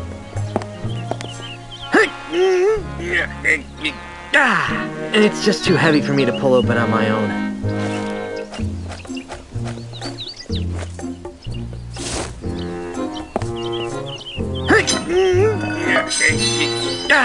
Oh, crud. I dropped the sword into the sewers. Oh well. Now it's a broken and very stinky sword.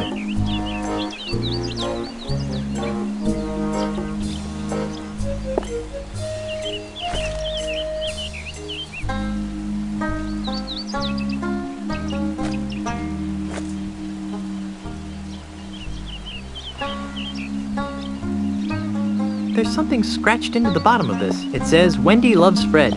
But scratched out right next to that, it says, Larry loves Wendy. What a weird place to profess your love for someone.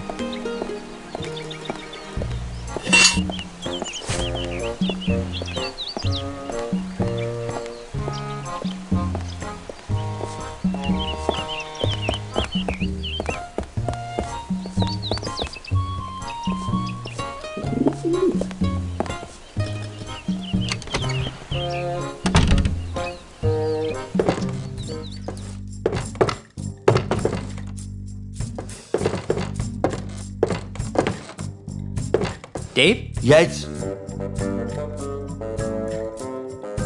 I'm looking for some gifts for my differently abled pirate friends. Then you've come to the right place. What kinds of prostheses did you have in mind?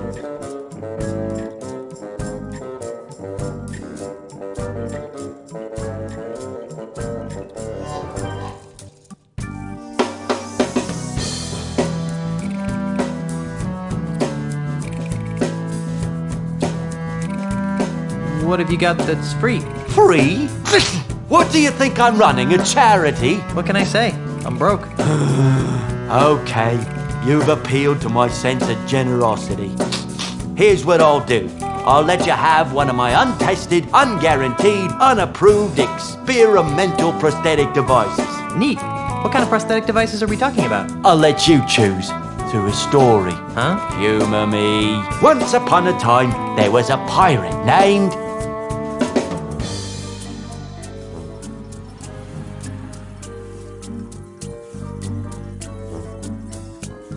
Harry? Harry. A palm reader had told Harry that he was destined to marry a beautiful singer named... Wendy? Wendy. Tragically, Wendy had already pledged her heart to a jerk named... Fred? Yeah, Fred. Well? Well, what? What happened? In the end, she ran off with a travelling prince who slipped a pair of glass slippers on her size 12 feet. The end. What a dreadful story. I know. Here's your free experimental prostheses. What is it? These are a pair of Ace Stud Finder supersized prosthetic feet. They were designed for pirates with insecurities about the size of their, feet. Unfortunately, these things just made them look like Dutch clowns.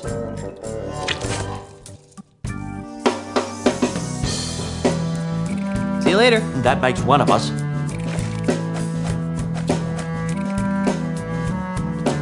There's something scratched into the bottom of this. It says, Wendy loves Fred, but scratched out right next to that it says, Larry loves Wendy. What a weird place to profess your love for someone.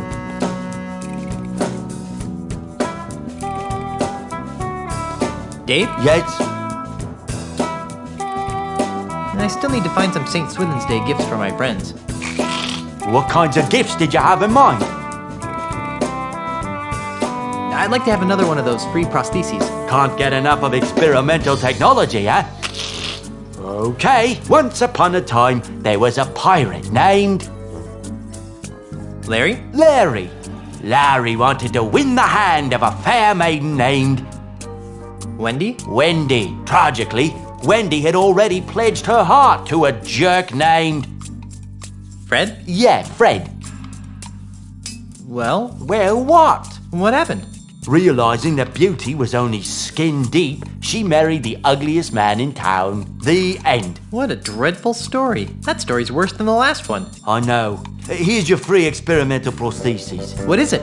This is something special. It's a sample of my newly created, ultra-stretchy, one-size-fits-all prosthetic skin. Ew. With just a few square feet of this miracle substance, a pirate can replace all the skin he's lost during a lifetime of sword fighting, knife fighting, keel hauling, and the occasional flogging.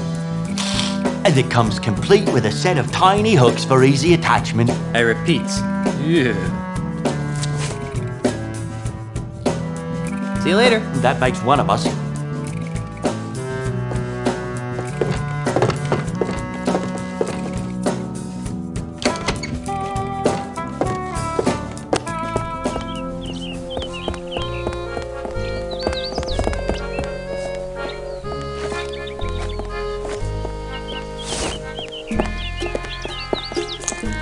Hey, it's like a trampoline.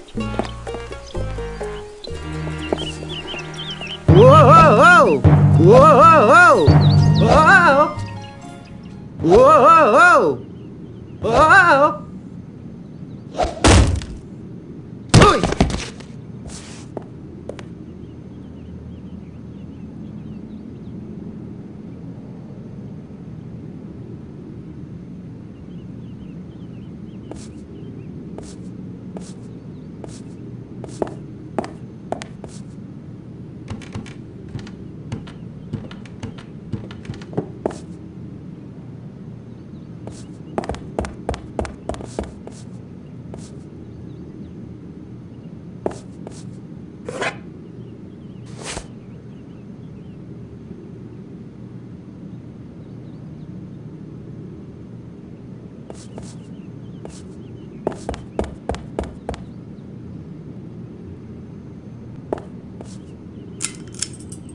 It controls that light.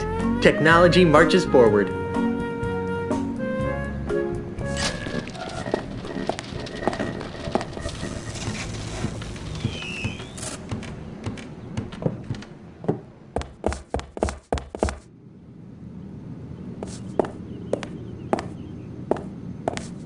What's that shadow? It looks like a nose? Hey, a prosthetic nose. Ugh, gross. I'll bet this belongs to that smelly pirate guy. The one with no nose. I'll take that, Mr. Threepwood. What are you doing in here? I might ask you the same question. Instead, I'll just take that as evidence. Let's go try it on Pegnose. No, this wouldn't be enough to convict him. Even if it fits, it only proves he was in the bank. It doesn't tie him to the loot. You still think I did it, don't you? Yes, but I can be swayed by the right evidence. Now get out of here.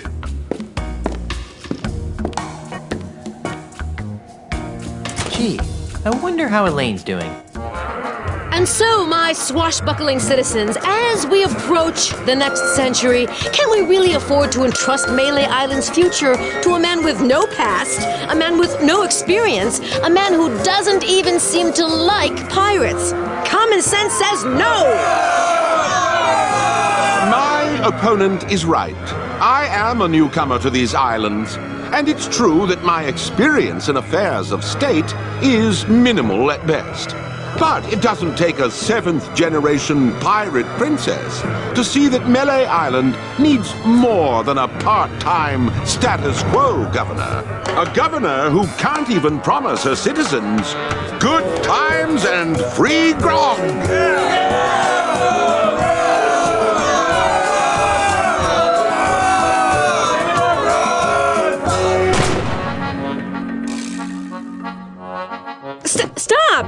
Stop it! You can't be stupid enough to believe that Charles is just gonna give you free grog and good times, can you?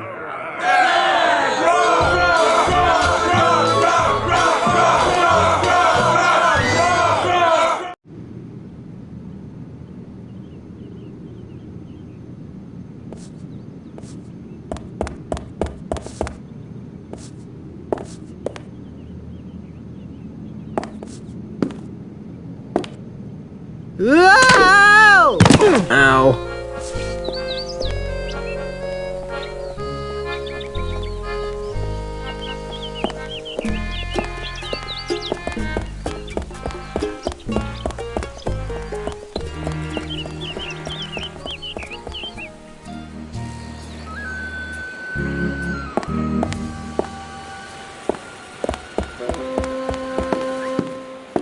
Hey!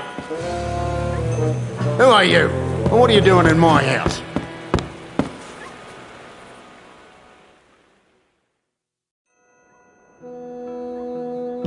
I'm Guybrush Threepwood, the love machine of Melee Island. Don't make me laugh. You're just another maggoty pirate. My name is Ozzy. Ozzy Mandrill. That name sounds familiar.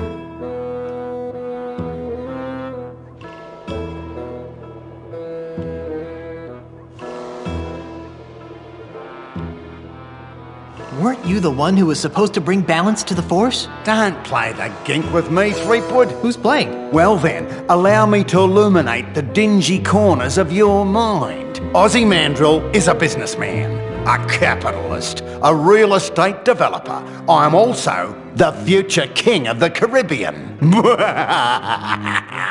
Hey, you're the guy who's trying to buy out the Scum Bar. The Scum Bar? That's just the tip of the aardvark. I'm gonna buy the whole Caribbean.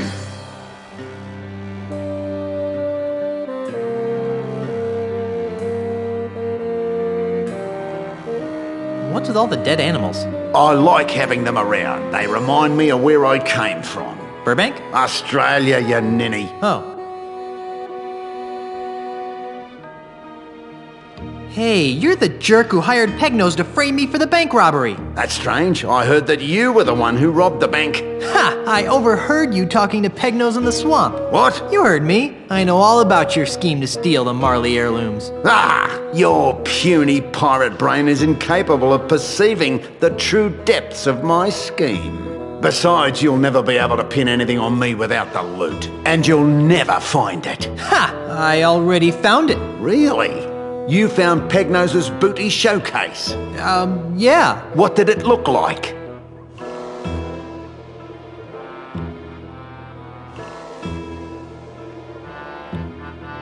As showrooms go, I rated a 78. It had a good beat and I could dance to it. You're probably bluffing. But I was planning to take a hike to the showroom anyway.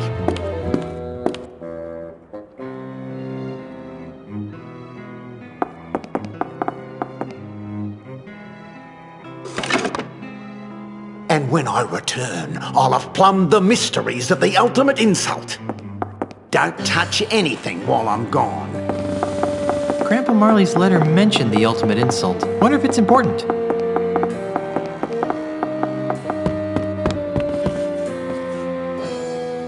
Poor thing. Poor dim-witted giant koala.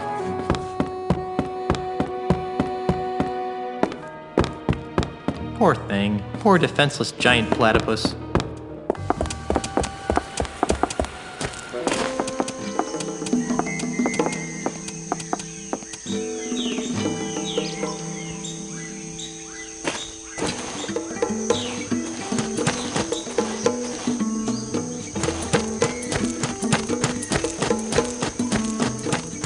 The path ends here. There's no way I'll be able to follow him through the forest without some sort of trail.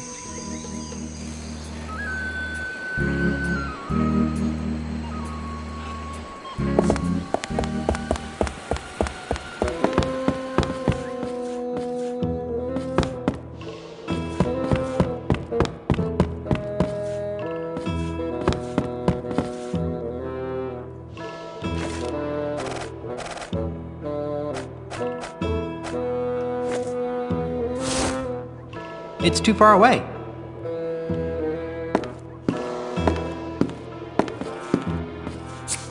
What are you doing?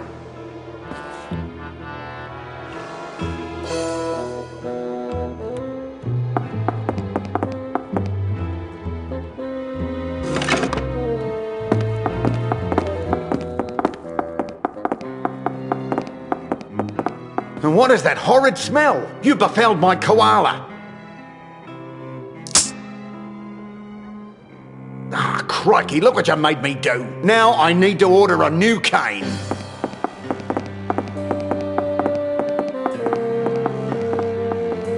I thought he'd never leave.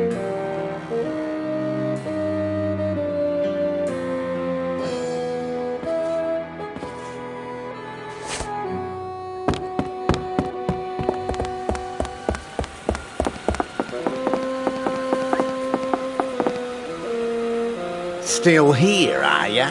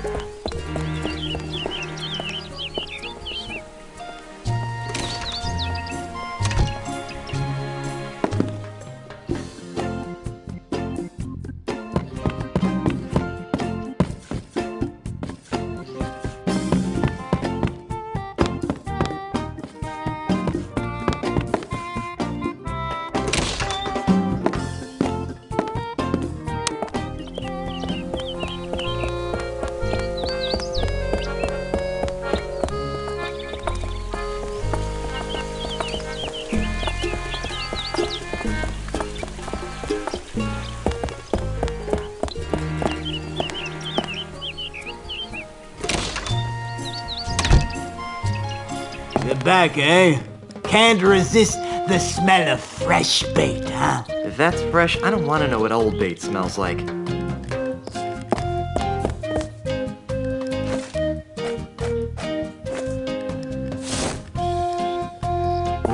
This requires stealth.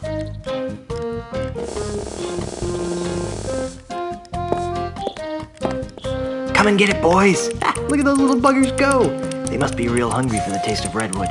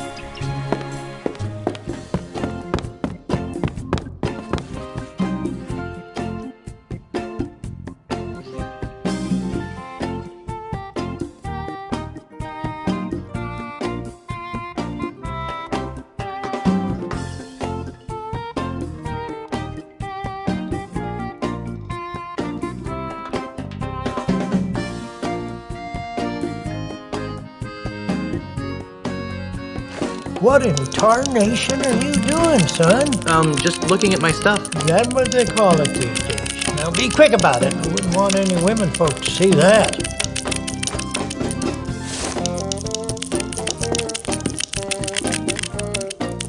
Those little buggers sure know high-quality wood when they see it. Freddy, my new cane had better be ready. Oh, it sure is, Mr. Mandrel. It's right over on that bench there. Creepwood? Thinking of buying a walking stick of your own, are you? It might make you look more distinguished. Quite like a monkey in a hat. Yeah, those are funny. Hey.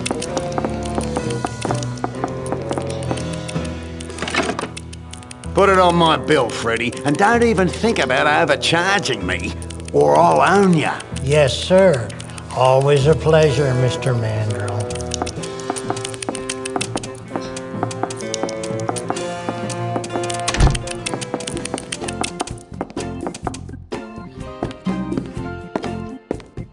It's a pile of sawdust.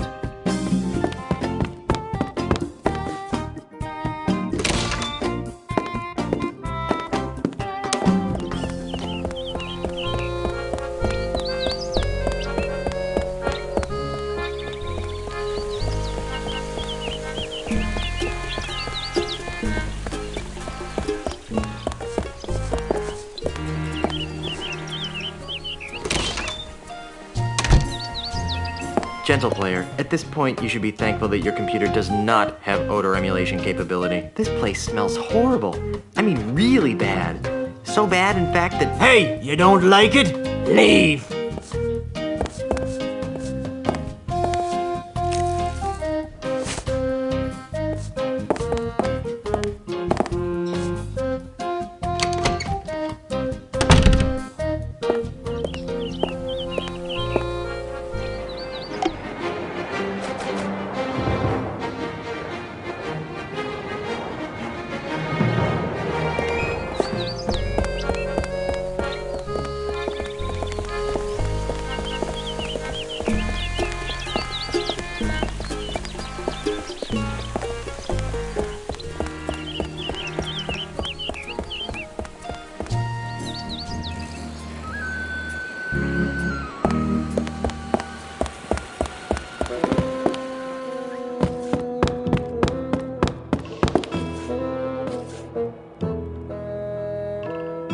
I'm back. What do you want now?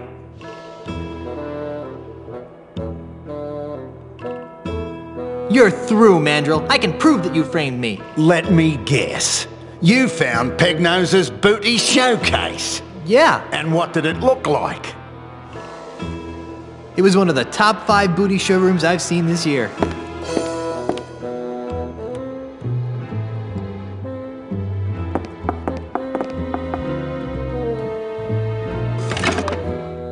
With the power of the ultimate insult, that Caribbean will be mine. Don't touch anything while I'm gone. Once I clear my name, I really should find out what this ultimate insult thingy is.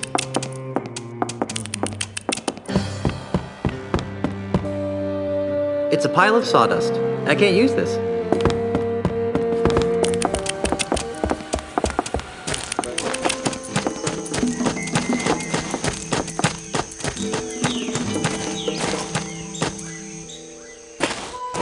Good thing I had that trail to follow. Up until now, that is. It's disappeared. Those termites probably ran out of cane to eat.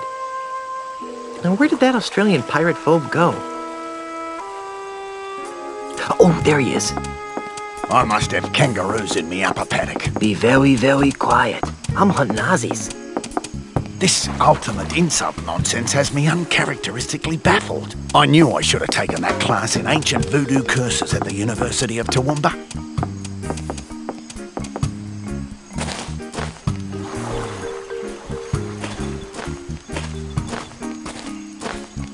The heirlooms must be nearby.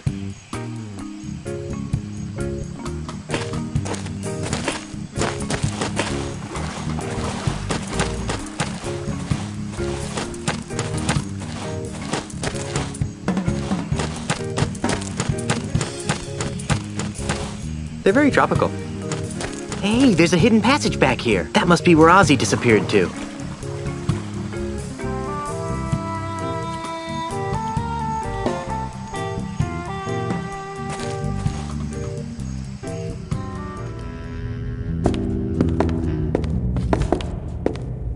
What an odd collection of junk.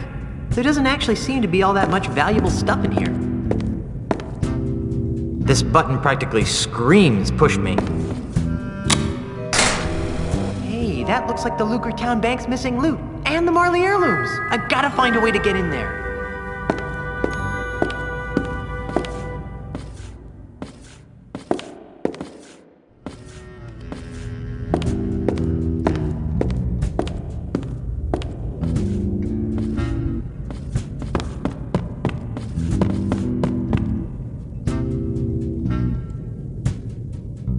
Murray? Guess not.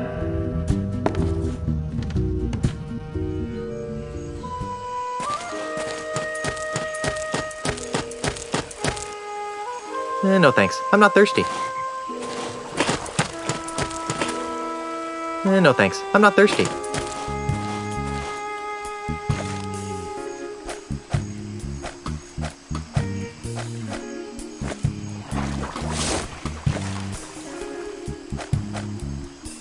There. Now my bait will stay fresh.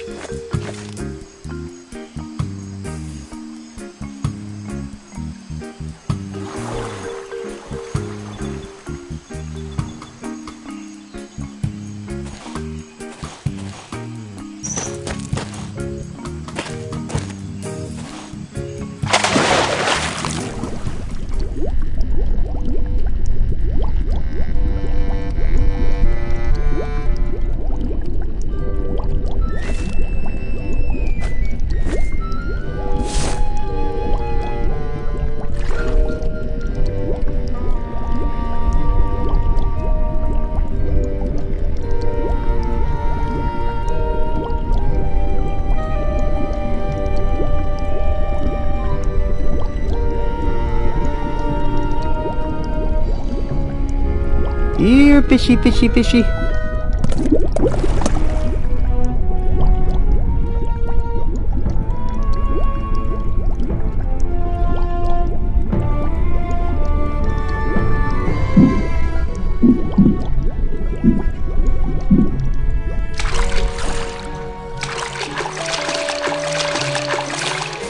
Whew. It's a good thing I can hold my breath for 10 minutes.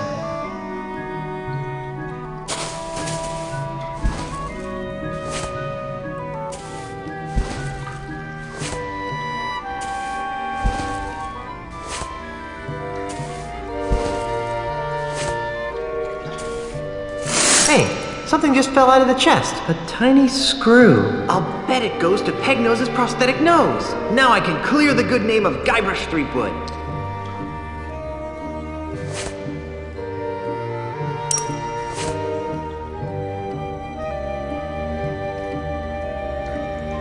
It's beautiful.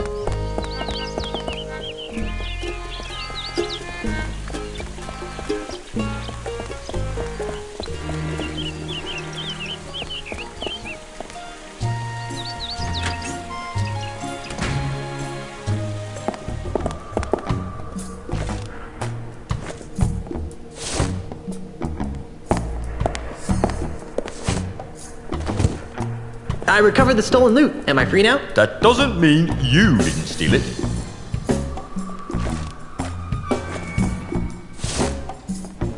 Oh, Inspector, I think you'll find this interesting. What's this? It looks like a tiny screw. I think you'll find it goes with the nose I gave you earlier. Oh, you do you? What makes you so sure, eh? It won't prove a thing. Why, you... Well then. perhaps we should give it a try.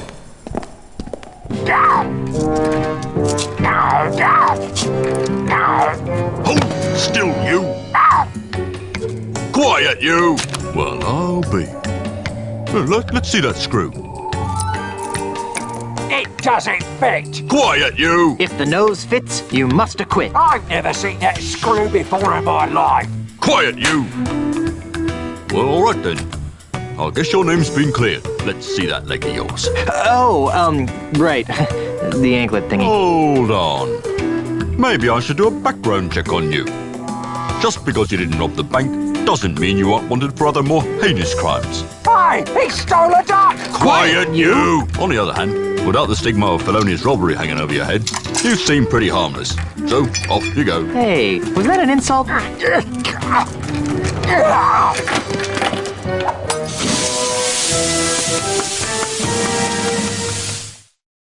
Done paying your debt to society, Otis? Ha freaking ha. Time to make sail, shipmates. Thank gods, I hate this repressive place. Yeah, I was getting kind of bored. We can't. I have more repairs to make. Just kidding. Ship's ready.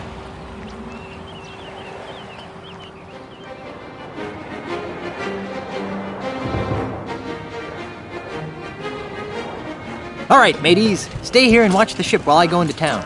Yeah, you guys stay here while Guybrush and I check out the flora. If you get to go, I get to go. Scumbar, here I come!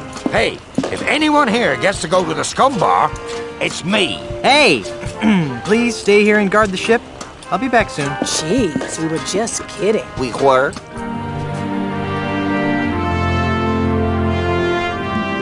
This can't be right. I'm afraid it is, Governor. Charles L. Charles Good Times Free Grog campaign has given him a 23% lead in all the polls. But... Honey, I'm home. Guybrush! You're back! Yes, and look what I've got. Oh, wait, that's not it. Oh, Guybrush, this is wonderful! Esteban, take these papers down to Melee Town Hall and save my mansion. Oh, Guybrush, I am so glad you're back. What took you so long? Well, that's a funny story. It all started when I went looking for the no-nosed pirate. And then Ozzy said, I'm gonna put your shrimp on me bobby. After that, I was attacked by an army of koalas. And so the lawyers used the Marley Mansion deed to draw up the legal papers to save the mansion. And I came back here. Well, seems like the sensible thing to do would be to destroy my grandfather's heirloom so that no one could get their hands on the ultimate insult. Whatever that is. I agree. Got a match?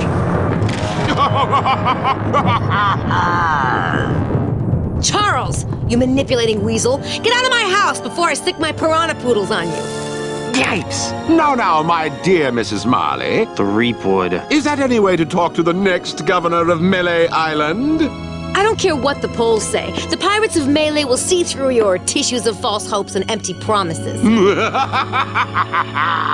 The pirates of Melee couldn't see through a window. They can't even see what's right in front of them. What are you talking about? Why, only the biggest lie of them. LeChuck! LeChuck! At your service. Enough of this inane banter. I've got an election to win. How do you expect to be elected once I tell everyone you're really LeChuck? Go ahead, tell them. Shout it from the rooftops. It will only ensure my victory. And once I'm elected, I'll use my gubernatorial powers to divine the secrets of the ultimate insult. Huh? You heard me. The ultimate insult.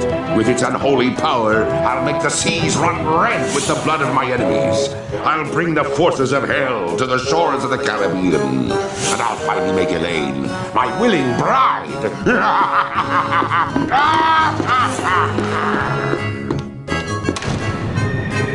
Oh, yeah? Well, you fight like a cow.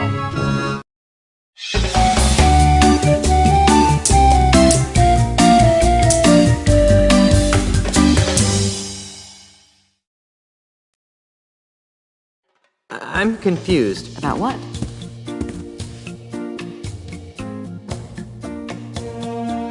What is the ultimate insult? And why are LeChuck and Ozymandial after it? I don't know. How can LeChuck be alive? Relatively speaking, of course. I don't know. Well, I've got a plan. I know I'm going to regret asking this, but what is it?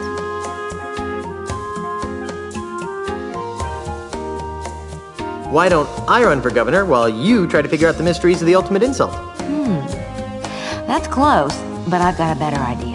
I'll redouble my efforts to keep LeChuck out of the governor's mansion, which should be a lot easier now that I know he's really an evil undead demon from heck. In the meantime, why don't you do everything you can to stop Ozzy and LeChuck from getting their hands on the ultimate insult?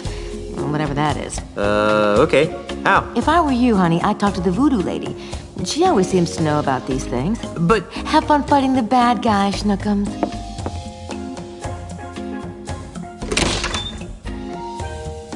This is what it's like being a first lady.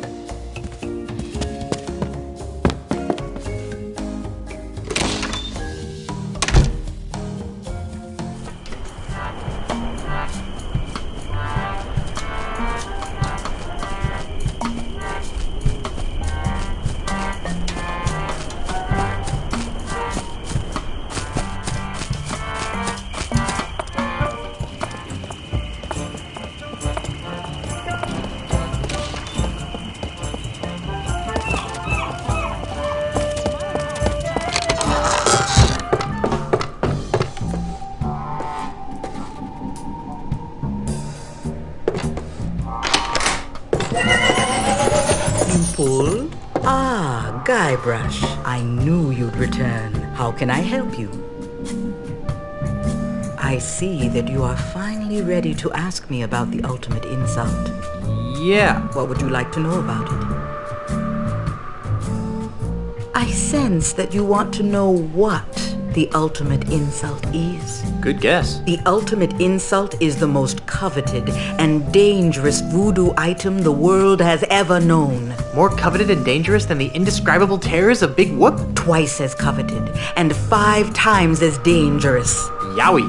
What does it do? It is a powerful talisman that allows its owner to spew incredibly foul insults. Insults? That's all? I thought it would be a potion that turned people inside out or something. But these are no ordinary insults, Threepwood. These are insults spoken in an ancient, forgotten tongue. Insults so vile, so emotionally crippling, that they transform even the fiercest of pirates into an egoless mass of goo permanently. Wow! Wait a minute. If the insults are in a forgotten language, how come they're so dangerous? Wouldn't that have the same effect as insulting me in Finnish? You'd think that, wouldn't you? But the language used by the ultimate insult is so ancient that it's rumored to be the primal language, the tongue from which all other languages arose. Amplified by the voodoo magics of the ultimate insult, this original language has the power to speak to the very heart of a person's soul and mock it into oblivion. Whoa. Indeed. I see that you want to know how to make an ultimate insult. That would be useful. Sadly, I have no idea how to make an ultimate insult talisman. That's strange. You've always seemed to be the master of all things voodoo-like. Yes, but the ultimate insult was outlawed dozens of years ago in the aftermath of a terrible battle between 2 ultimate insult-wielding hoongans that shattered the egos of an entire chain of islands. That's awful. And bad for business. As a face-saving gesture, the United Voodoo Workers of the Tri-Island area agreed to gather up and destroy all known copies of the ultimate insult recipe, lest one ever be assembled again. I see that you want to know where to find the makings of an ultimate insult. It would be good to know where to start. As I said, the instructions to build an ultimate insult have been destroyed. However, I seem to recall that the individual pieces of an ultimate insult can only be found on one island. Monkey Island? No, too obvious. It was some other island entirely. Unfortunately, this island's name has also been lost to the vagaries of time.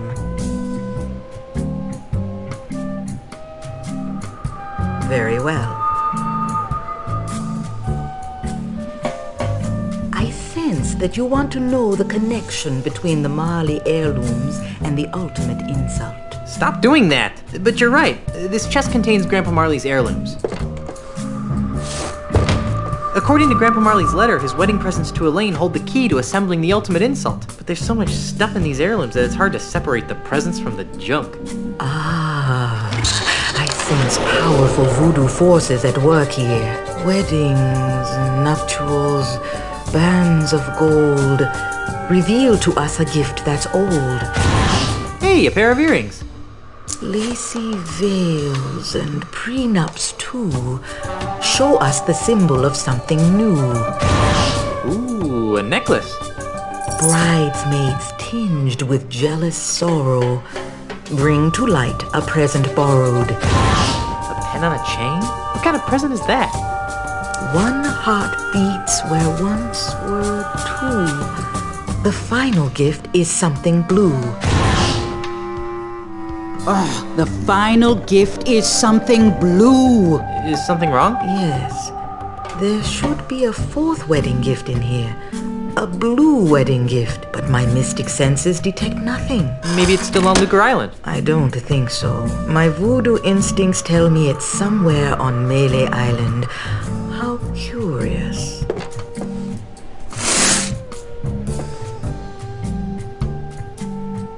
Do you have any idea where I can find the blue wedding present? Only that it's somewhere on Melee Island.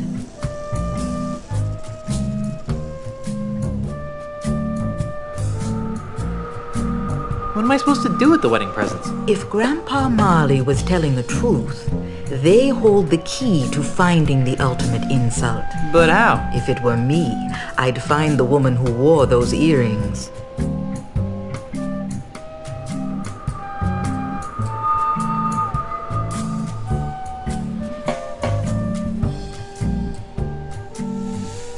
I don't need any more of your enigmatic hoodoo right now. As you wish, Guybrush. I'll be here later if you need me.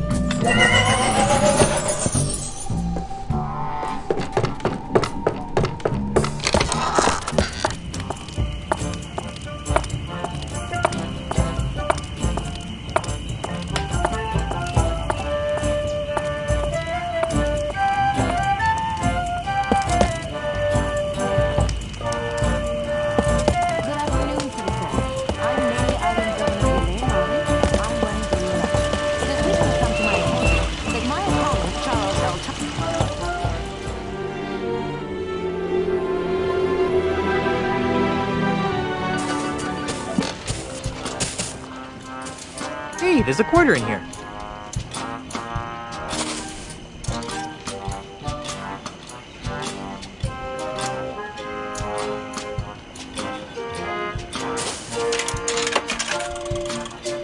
It's jammed! Stupid grog machine.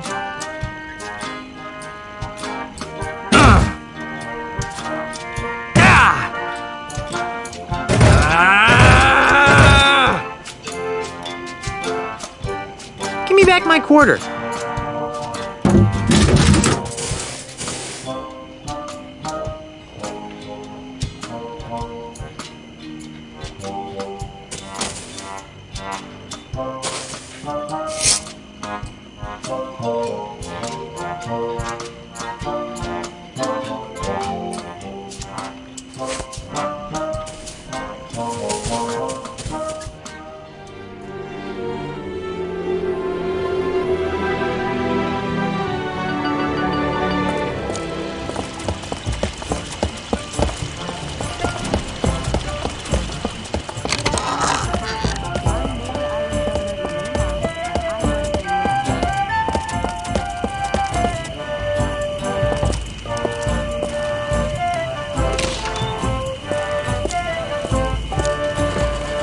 Great pictures of grog! They've done something horrible to the scum bar! Welcome to the Lua Bar. I'll be right with you. Excuse me, miss. I'll be right with you. Why don't you have a seat first?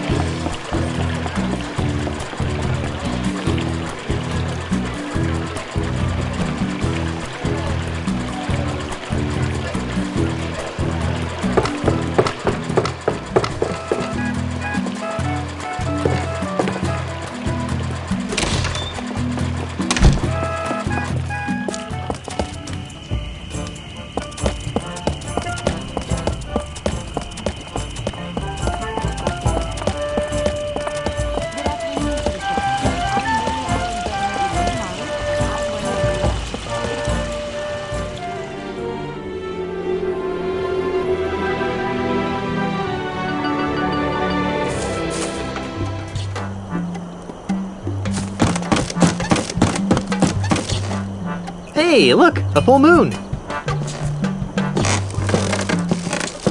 Looks like Meat Hook finally got himself a bridge. Personally, I kind of miss the old pulley and poultry method.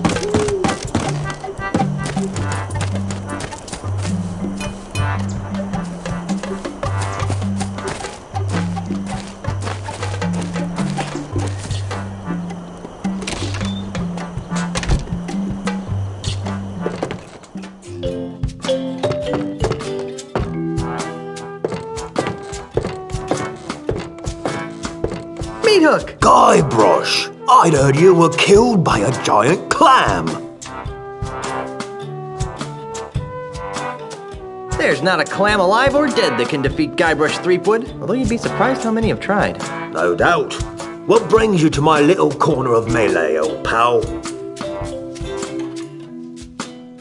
I thought we could catch up on old times. Like what?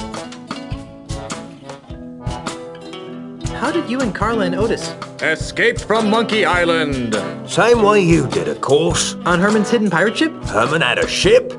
That jerk never told us. I guess we didn't escape the same way you did.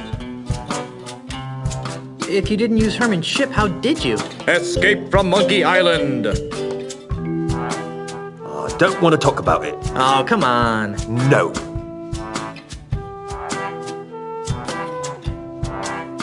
Whatever happened to your parrot? You mean the beast? Oh, he died. Hunger? Loneliness. A parrot without someone to talk to is a sad parrot.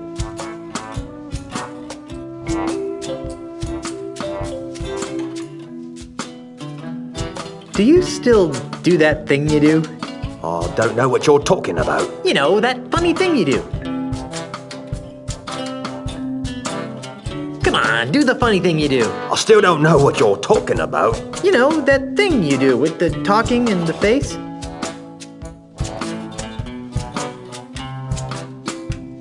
If you don't want to do the funny thing, just say so. What are you talking about? You know, the thing with the tattoo. Ow! You mean this? Hello, Guybrush. That's it. Could you do the thing with the tattoo again? Sure. I'm Guybrush Threepwood. I'm a mighty pirate. On second thought, I really don't have time to reminisce. Fine by me. What do you want to talk about? What's with all the candles? I use them to create me art. Your art? I didn't know you had an art. Oh, yes. As a child, I was one of the foremost watercolor painters in the Tri-Island area. See? Here are me old paintbrushes. Nice. I love painting, but after I lost me hands in the accident, I just sort of drifted into piracy. I didn't really like being a pirate, but what else could I do? I was a painter with no hands. So how did you end up painting with wax? Well, after me traumatic experience on Monkey Island, sorry, I decided that I didn't want to be a pirate no more, and resolved to return to the world of art. Well, to make a long story short, too late. One night, I discovered that I could create paintings from the wax drippings of coloured candles impaled on me hooks. Since then, I have been known to art lovers everywhere as Meat Hook, Master of Wax. That's the silliest story I've heard in hours.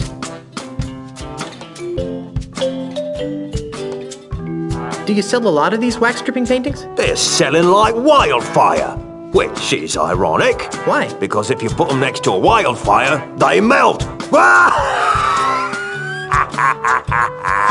The humor of the artistic elite has always escaped me. I'm looking for something called the ultimate insult. I could use your help. How can I help? I'm looking for Grandpa Marley's 4th wedding present. Why? Because it'll help me find the island of the pieces of the ultimate insult.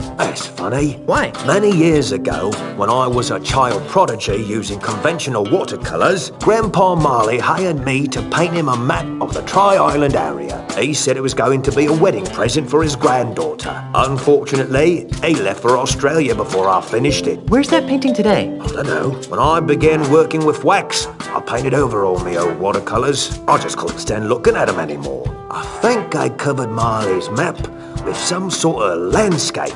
That's all I can remember, though. Do you still have it? Oh, no. My waxy creations are sold faster than I can produce them. Marley's map could be anywhere by now. Darn.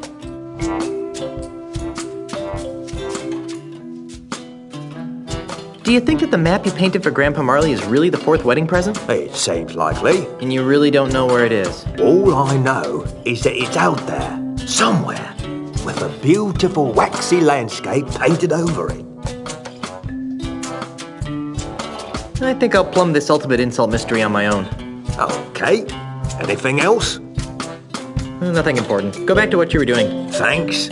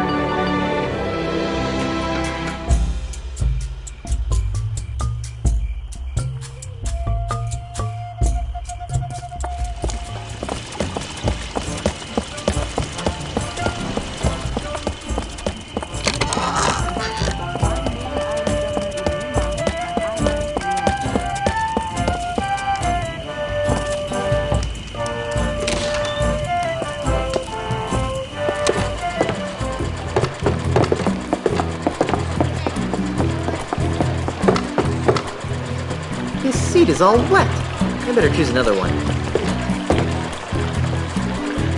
I'll just sit over here.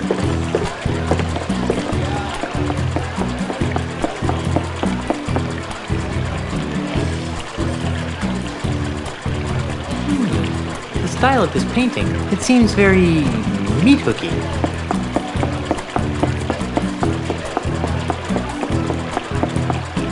Excuse me, miss. Miss? Can I help you? What happened to the scum bar? Oh, we're under new management now. We've done away with all the pirates, swill, and wenches. Ugh. But I liked the pirates. Ew, gross. Nobody likes real pirates anymore. That's so last week.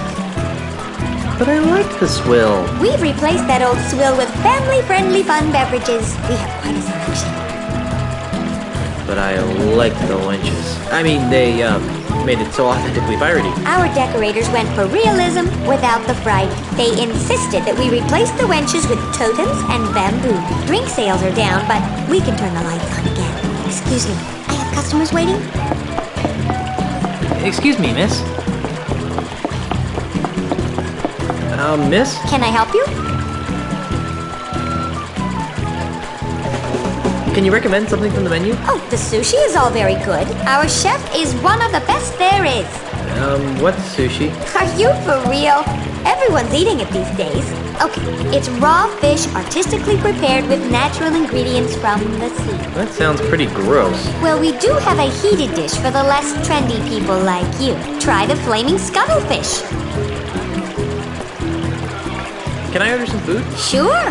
What can I get you? Do you have anything that's cooked? Try the flaming scuttlefish. It's the only thing that isn't served raw.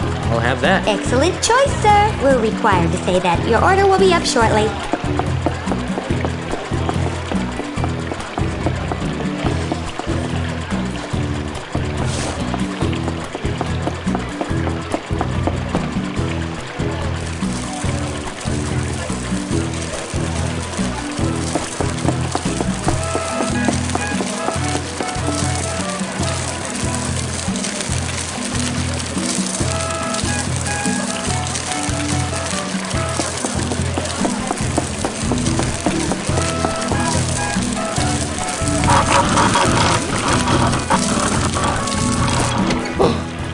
Desist! The boats!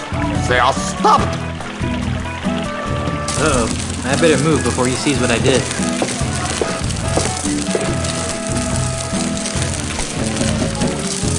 What in the name of Eiffel? Oh, here is the problem. Some smart Alec has jammed the works. So help me if I find out who did this.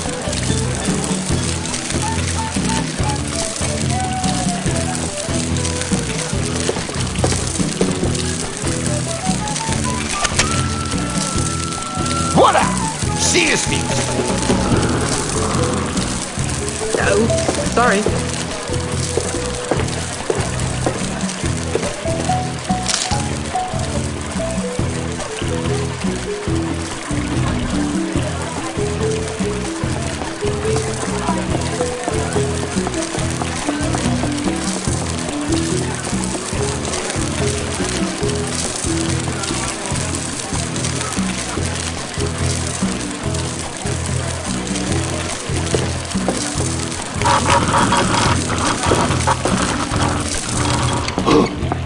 Mon Dieu, not again! Uh-oh. I better move before he sees what I did.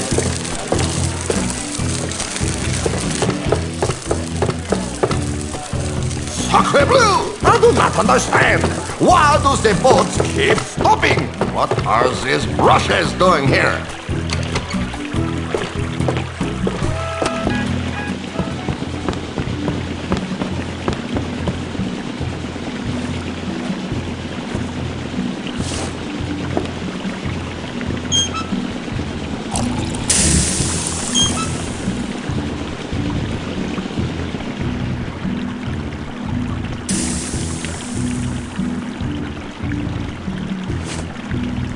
Sacre bleu!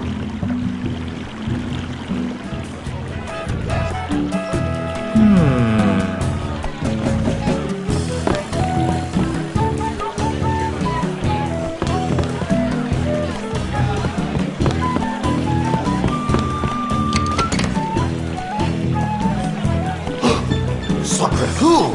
What are you doing in my kitchen?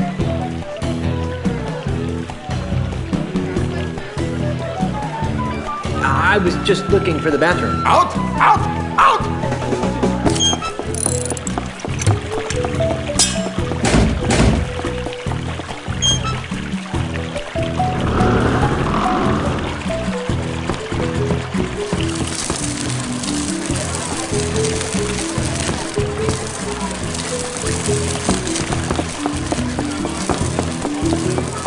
Oh, sorry.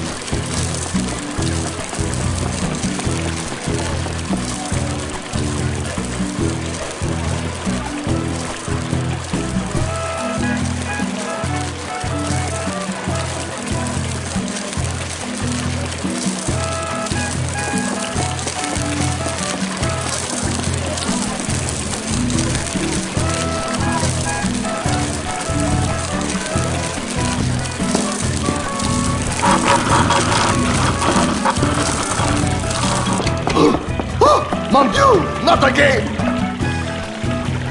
Uh-oh. I better move before he sees what I did.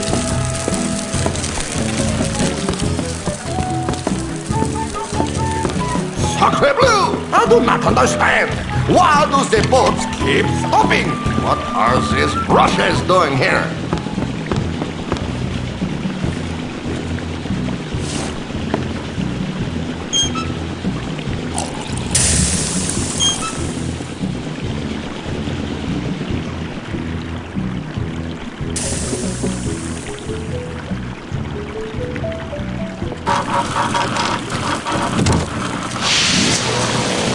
Oh, mon Dieu!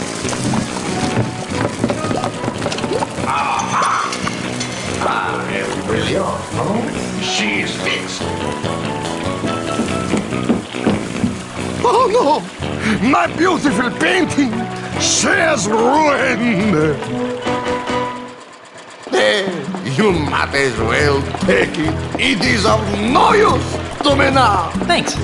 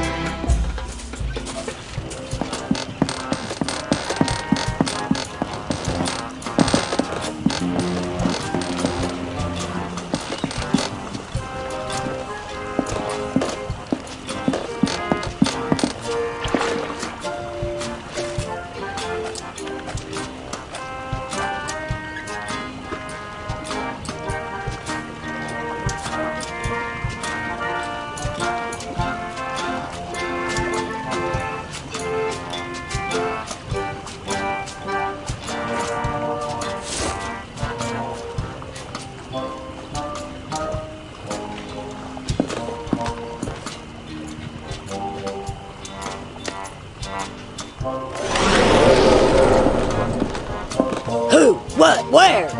Oh, crotch, not again. Couldn't just leave me alone, could you? Most pirates would be happy with a gorgeous inanimate figurehead. But no, you had to stick those accursed voodoo earrings into me. Well, here I am, an enchanted, talking, ticked-off figurehead. Am I everything you hoped for? Hey, a talking figurehead. Hey, a talking monkey. Well, actually, I'm a mighty pirate captain. Besides, there's no such thing as a talking monkey. Says you. I've been everywhere in this cesspool of a tropical paradise, and I've seen everything. Much more than some grog-light, swilling nobody like you. Okay. Well, I'll talk to you later. Suits me fine. Hey! Who painted me pink?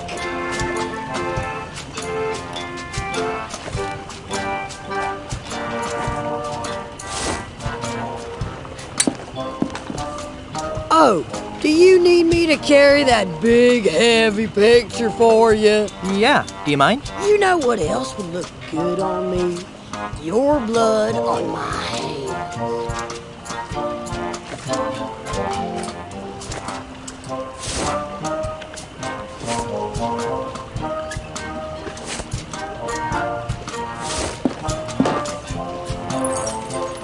A statuesque lady of your beauty should have a necklace. Oh, how sweet. You remind me of the daughter your parents never had.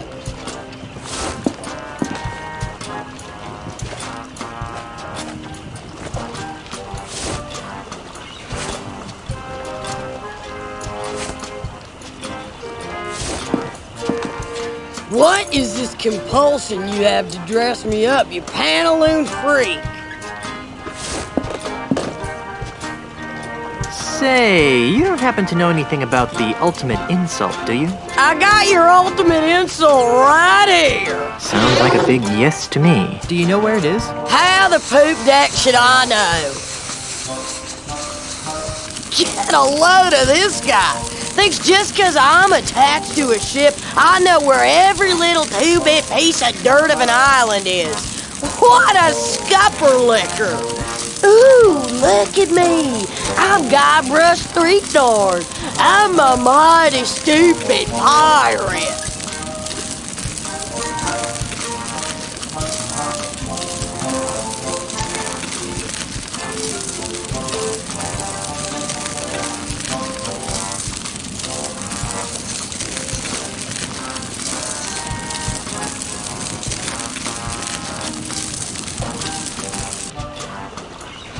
Interesting.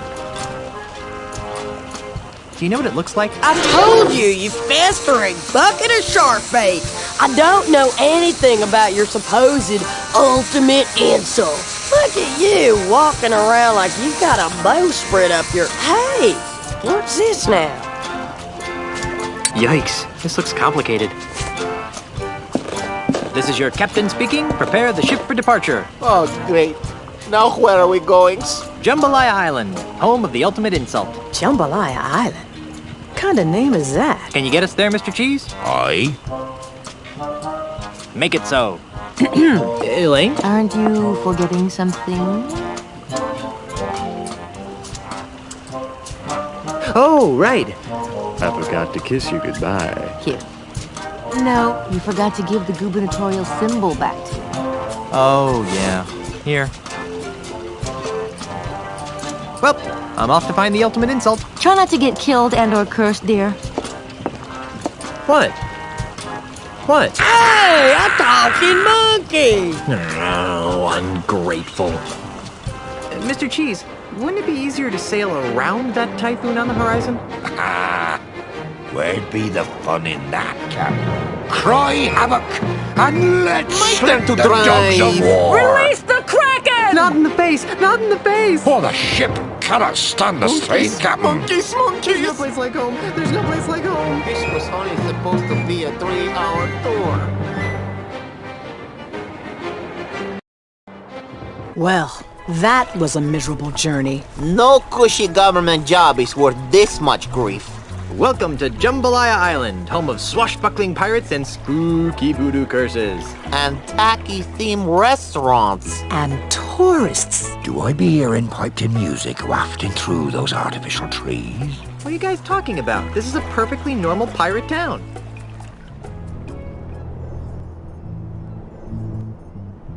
That's been completely taken over by the corporate tourist industry. Gee, Ozzy must have been really busy here. Oh, I need a drink. I've got repairs to make.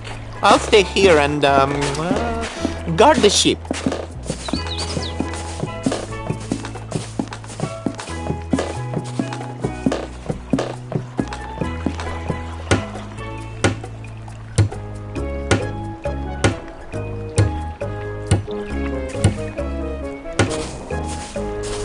Figurehead lady? What?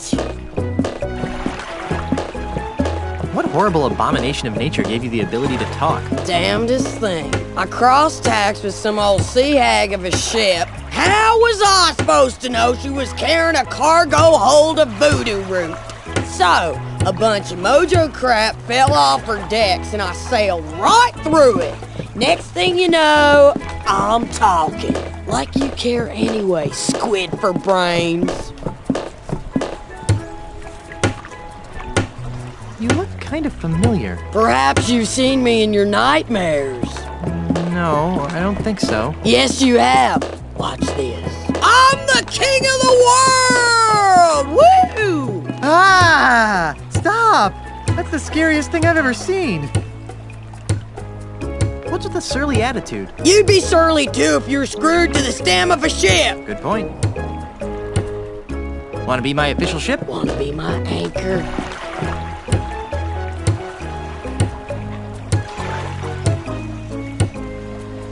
Did you mean that in the literal sense or the figurative? How's this for clarity? Make like a jellyfish and dry up on the beach. I'd make a better captain. How long were you a bellhop before you got promoted?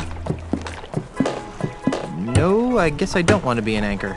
Well then buzz off, son. You're blocking my view. How about dropping this subject, toilet brush threefold?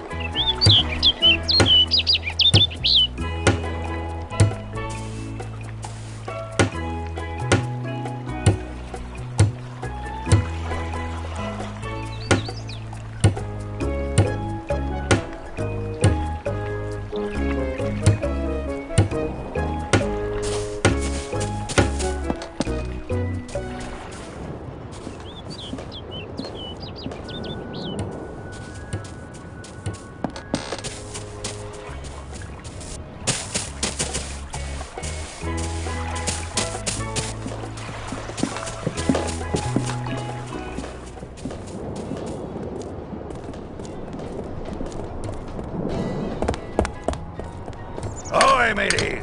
Set sail for family fun at Planet Threepwood. See souvenirs of Guybrush Threepwood's most famous escapades. Taste Murray? Murray the Evil Skull? Guybrush? Guybrush the mortal pirate? Wow, it is a small world after all. How did you escape from Monkey Island? The last time I saw you, you were sitting on a shelf in LeChuck's demonic amusement park. Ah, that's a tale of heart-stopping malice and evil. Naturally. It all started a few months ago. As usual, I was sitting on my shelf, working on my plans to conquer the world.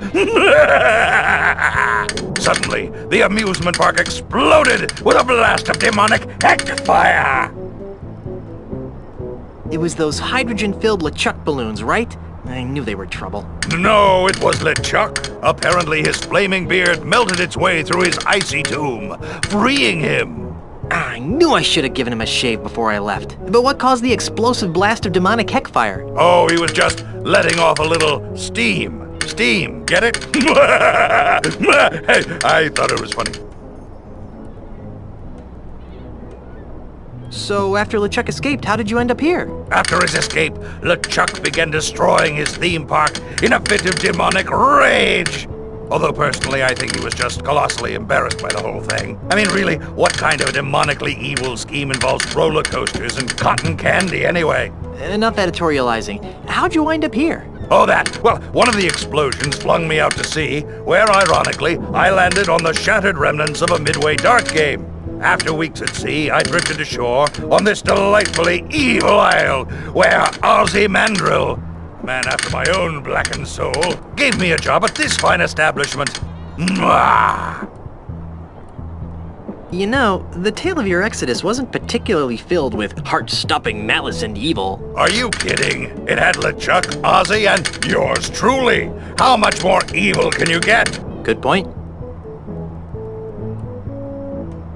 What are you doing here? Isn't it obvious? I'm the greeter/bouncer of Planet Threepwood. The creme de la creme in pirate-themed family style, all-together evil dining. Murray! All right, I added the evil part. I can't imagine how you could be a very good bouncer. Why not? Well, for starters, you've got no arms. Evil needs no arms. Watch. You, over there with the face. Who, me? Yes, you. I want you out of the restaurant now. Oh, but I'm not... Talk to the hand, mortal. What hand? Don't play smart with me, fleshbag. Out, out, out! Impressive. I don't imagine you get much repeat business, though. So, how do you like this job? Personally, I preferred it when I was just the greeter. It really allowed me plenty of time to work on my evil dreams. But when Floppo the bouncer monkey ran away, they needed someone to double on bouncer duty, and I really needed the money. Murray, what do you need money for? To finance my diabolical schemes, of course. Do you have any idea how much it costs to hire a fleet of Scandinavian barbarians these days? How would you like to become an integral part of a powerful voodoo talisman? Is it an evil talisman? Potentially. What's it called? The ultimate insult. The ultimate... Don't be naive, mortal. The ultimate insult is too powerful to be wielded by the likes of you. But I need a headpiece, and you'd be perfect. See? You fool! This diagram clearly indicates you need a monkey head. I am a human head. I just thought... Well, think a little harder. I want no part of this ultimate insult tomfoolery. Are you sure you don't want to be a part of the ultimate insult? Absolutely not. I may be evil, but I'm not crazy. I've got to go. Stop by anytime for more pirate-themed fun and evil.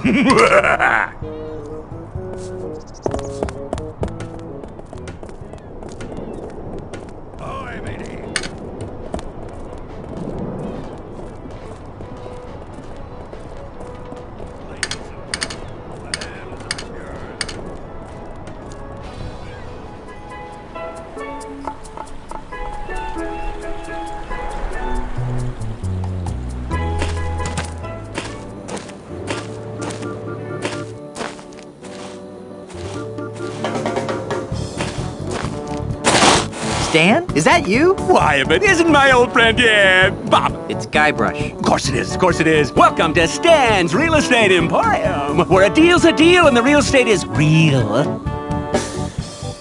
Tell me about these pamphlets. Do yourself a favor and read them. They're full of all sorts of great information about Stan's timeshares. Take one, they're free. That's the kind of guy I am. Just giving things away.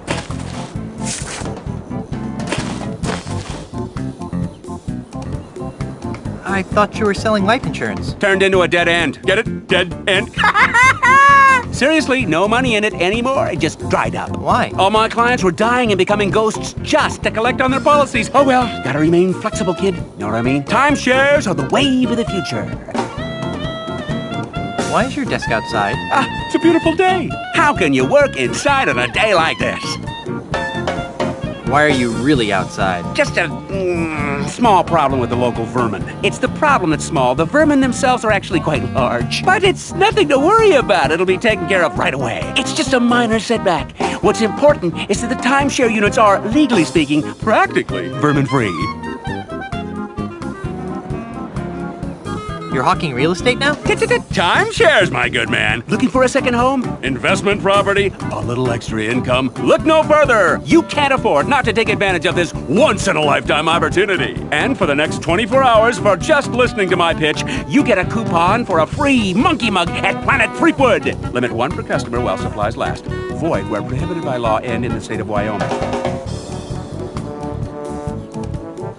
Give me the pitch.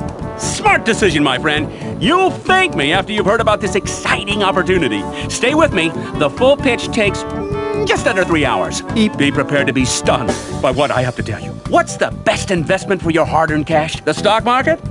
No, too volatile. Duck food futures. No, ducks have short lifespans. Porcelain figurines. Uh-oh, oops, too fragile. What then? 2 words, time, share. That's right, real estate. Let me show you how a small investment today can compound into an incredible fortune in just a few short generations.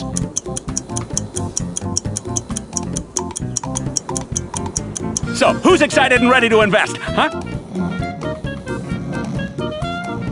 Hey, wake up.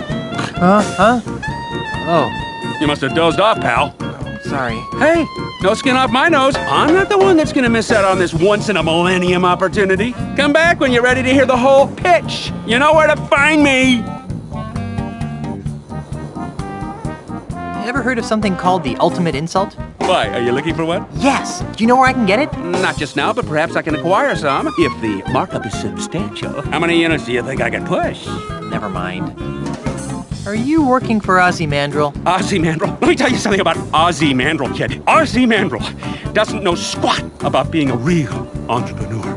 He doesn't know the thrill of haggling, the ecstasy of a hard-earned sale, the agony of a lost customer. All Ozzy wants are orderly lines of zombies queuing up to purchase his prefabricated, pre-priced, pre-processed garbage. I ask you, kid, where's the fun in that, huh? Where's the love? He wouldn't hire you? Not even an interview.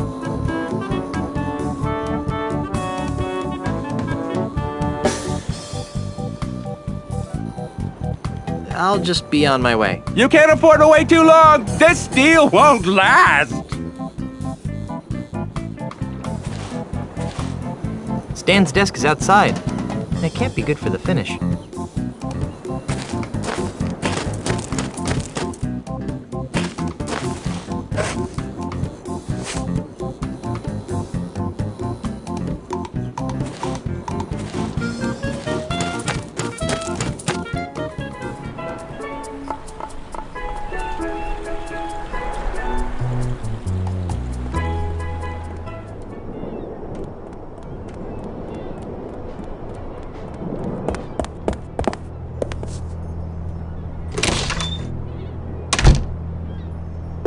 Come on in and enjoy some handcrafted homebrewed grog.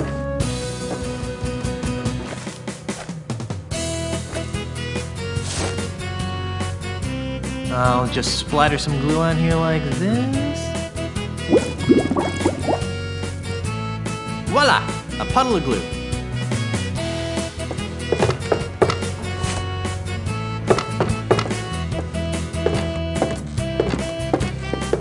Hi. Howdy. What can I do you for? So, what is that thing over there with a saddle on it? That, my friend, is the menacing mechanical manatee. What is this mechanical manatee here for? Well, mostly for entertainment. But as a promotional special, we're currently giving away a Planet Threepwood coupon for a complimentary monkey mug meal to anybody who could ride the manatee at the highest setting. I'd like to take a crack at riding that manatee thing. Alrighty, let's see what you got. Okay, I'm going to start at the bedwetter setting, which shouldn't be any trouble for a stout young guy like you. Ready? Bring it on!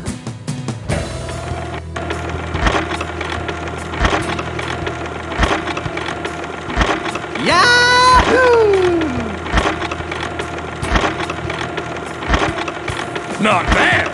Okay, now let's increase the difficulty until we get to the top setting.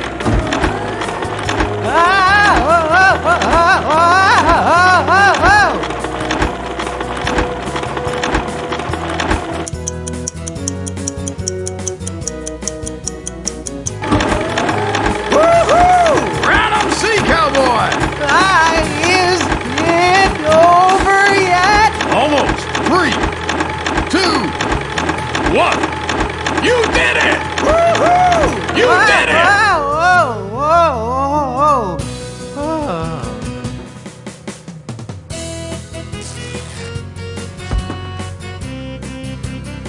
I thought we'd lose you on the grazing frenzy setting, but you made it. You've joined an elite fraternity, my friend. Not many have survived their rides on the Savage Manatee. Come on over to the bar, partner, and I'll get you your Monkey Mug meal coupon.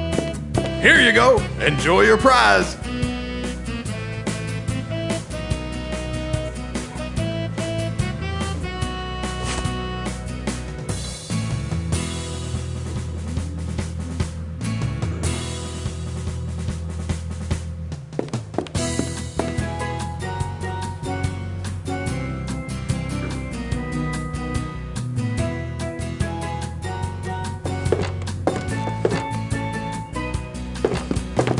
Hi. Howdy. What can I do you for? I'd like a drink, please. You got some ID? No. Well, then I can't give you the good stuff, but I can give you this new low inebriation grog-like beverage. It's called Grog Jr. We developed it here in our micro groggery for people just like yourself. It's got just enough alcohol in it to stun a skinny parrot. Well, what's the point of that? Here, try some and tell me what you think.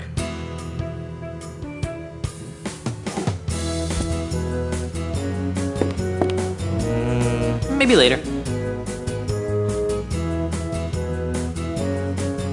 Why does this island seem so wholesome? Well, the inhabitants of this island, in conjunction with Ozymandial Enterprises, have worked very hard to keep this island friendly and clean and family compliant. Family compliant? Yeah, we don't have much use for those surly ragamuffin pirate types around here. They're not very good role models. Role models? You sound surprised.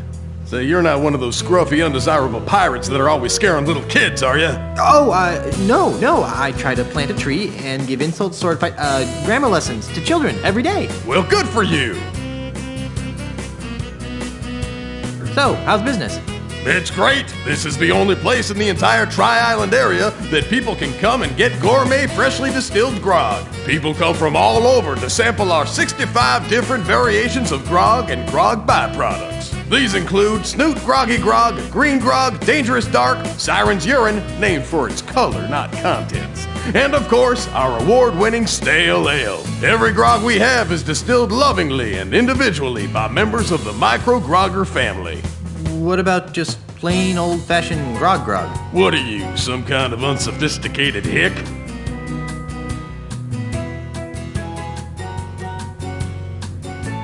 Tell me again about the greatness of your micro-groggery. It's great. This is the only place in the entire Tri-Island area that people can come and get gourmet, freshly distilled grog. People come from all over to sample our 65 different variations of grog and grog byproducts. These include Snoot Groggy Grog, Green Grog, Dangerous Dark, Siren's Urine, named for its color, not contents. And of course, our award-winning Stale Ale. Every grog we have is distilled lovingly and individually by members of the Micro Grogger family.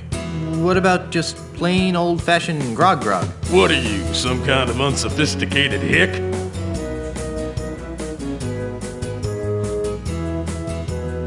Have a nice day there. You too.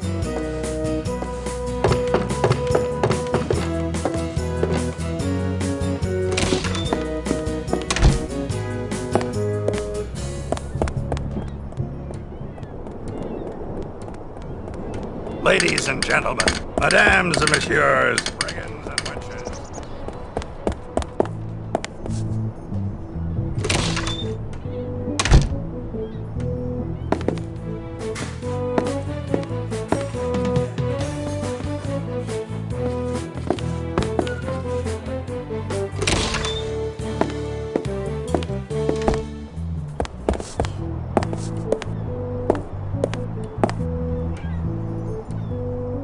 It's an empty Star Buccaneers Grogachino cup. I can't get it from here. There's a window pane in the way.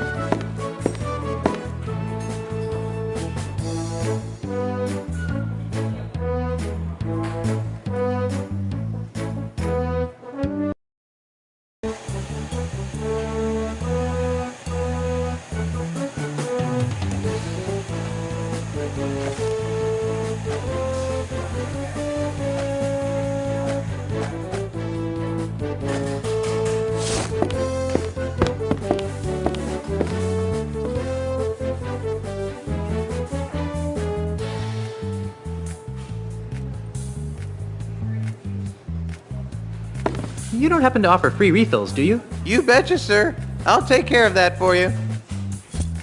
Can't get enough of my sweet coffee goodness, can ya? Just get me my Grogachino, please? Alrighty. Coming right up.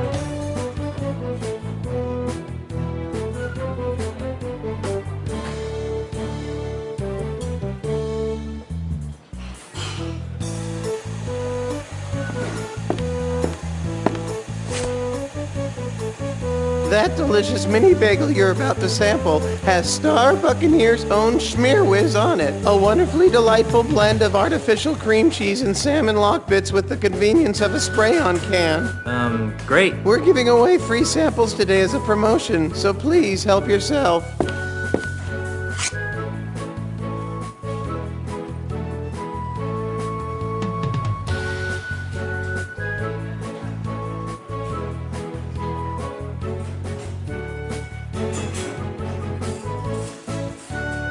Well, here goes nothing. Oh. Good gravy, that tastes horrible.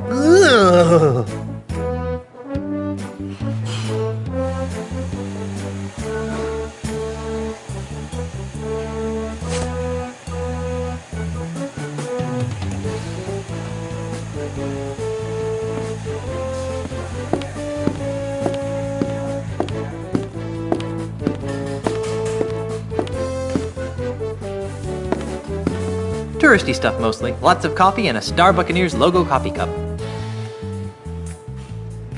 There's a sale on coffee beans. Oh my word! Really? Oops, my mistake. You almost gave me a heart attack!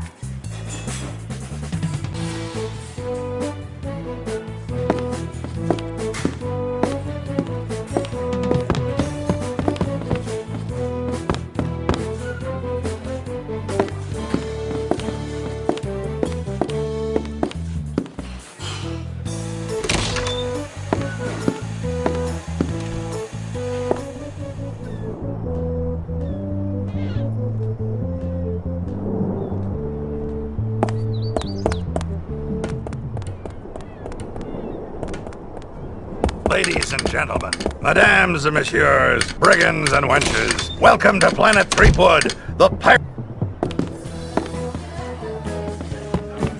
Great chefs of the Tri-Island area. Stainless steel chef, copper chef, tin chef. Never heard of any of these guys. On today's menu is Swordmaster's Delight, Guybrush's Mighty Pirate Burger, Lobster LeChuck, and Elaine's Caesar Salad. Big mighty pirates like myself can't live on salads. Today's special drinks are Largo's Lemonade and Fat Fizz.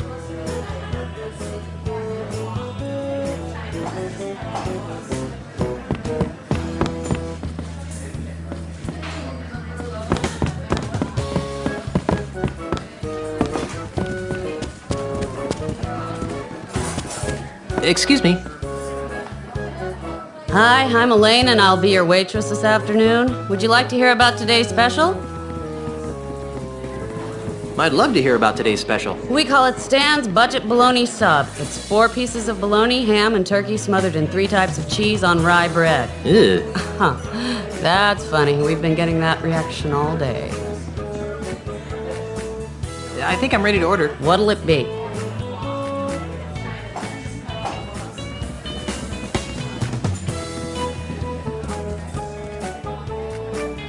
I think I'll have the Swordmaster's Delight. How adventurous. And to drink? I'll have a Fat Fizz. A popular choice, sir. And how will you be paying? Check out this Mega Monkey meal ticket. Very good, sir. Please note that due to the unexpectedly high demand, we are no longer providing the entree portion of the meal for coupon-bearing customers. However, you will still receive your complimentary beverage in the ceremonial monkey mug. I guess I should go sit down.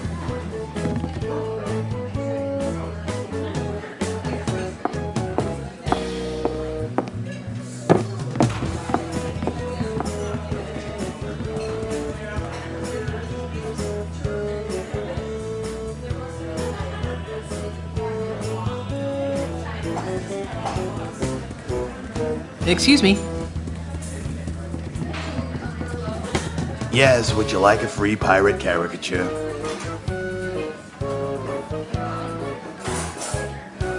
Sure, why not? Wonderful. Just a moment.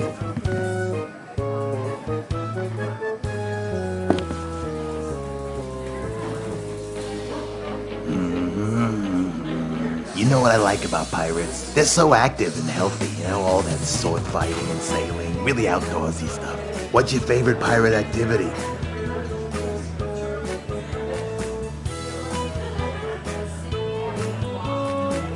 I love the smell of gunpowder in the morning. It smells like victory.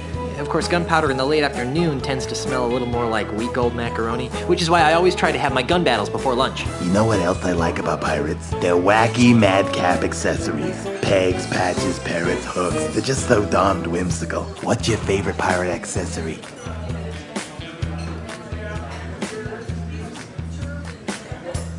Nothing makes a bold-fashioned statement like a pirate with a parrot on his shoulder. And most would agree that that statement is I'm a creepy jerk who tortures small animals for my personal amusement. You know what I can't figure out about pirates? I shudder to think. What do they do in their spare time? They can't spend their entire lives fighting, sailing, and lynching, can they? I guess not. Of course not. So, what do you think pirates do in their off hours?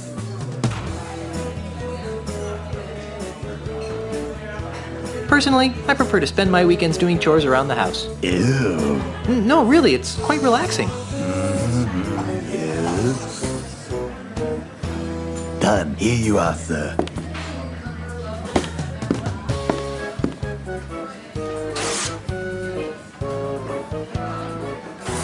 Thank you for your patronage, and enjoy your visit to the happiest island on Earth. Thanks.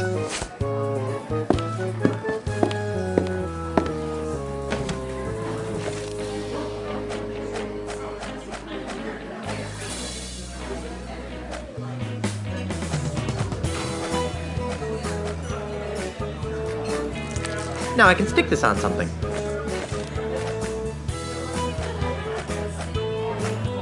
Gee, this might actually pass as the real thing. I don't think that would help anything.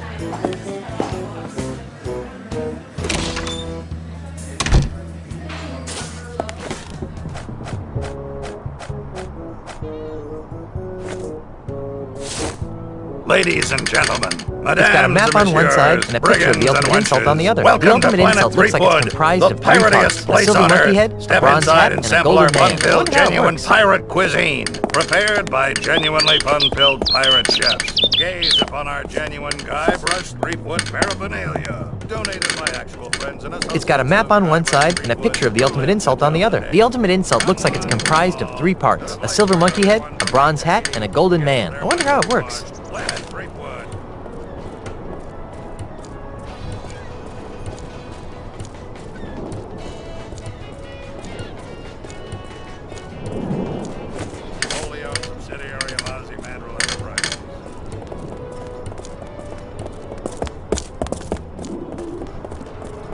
Where do the real pirates go when they're looking for Buccaneer-style family dining at a reasonable price? Tiny Lafitte. Cuyus Prida S? Dang it. More Latin. Now I wish I'd bought that Latin for Scummy's book. What a jolly-looking statue, but it looks like someone's taken a crowbar to its head. Pardon me. Yes?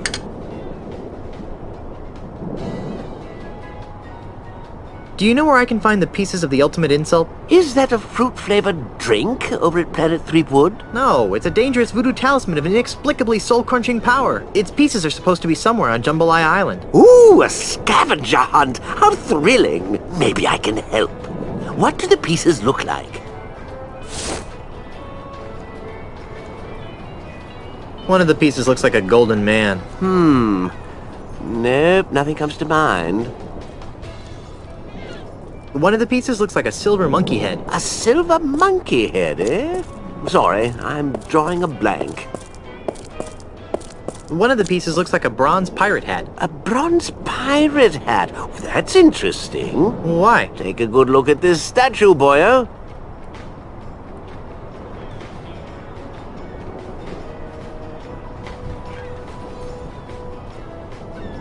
Do you really think the bronze hat I'm looking for could have come from this statue? Well, that'd be my guess. I've had just about enough talking about the ultimate insult for now. Fair enough. What kind of a pirate are you? A pirate? Moi? Heaven forbid, old bean. I'm just a humble tourist. You're pretty brave for a tourist. Most tourists would steer clear of pirate-infested islands. Normally, you'd be right. In the past, I've avoided islands like Jambalaya because of their pirate problems. But my tour guide assured me that Jambalaya has been scrubbed clean of its more undesirable pirate elements, if you catch my drift. What would you say if I told you that I was one of those undesirable pirate elements? You? Don't be so hard on yourself. You may be a little smelly, and your manners could use some improvement, but you're not even 1/10 as vile as one of those rapacious brigands that used to roam this island. I think I've just been insulted. No, really, I am a grog-swilling, sword-waving reprobate. Honest. Whatever you say, old chap.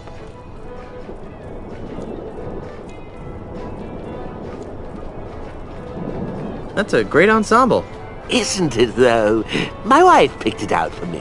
It looks like a produce cart exploded on your arms.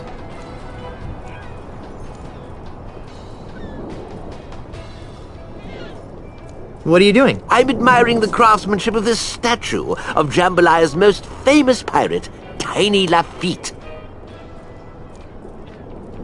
What made Tiny so famous? He was the friendly pirate of Jambalaya Island. He robbed from the bad and gave to the nice. And he always said please and thank you. Twice. He's the perfect symbol of the new, non-threatening Jambalaya Island. Was there really a Tiny Lafitte, or was he dreamed up by someone's marketing department? Oh, he's real, all right. I hear his son lives across the bay on Nothing at All.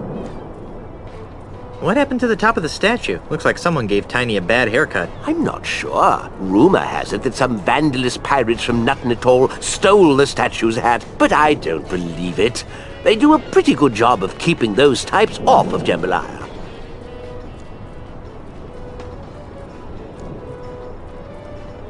I'd rather not talk about Tiny right now. Fine.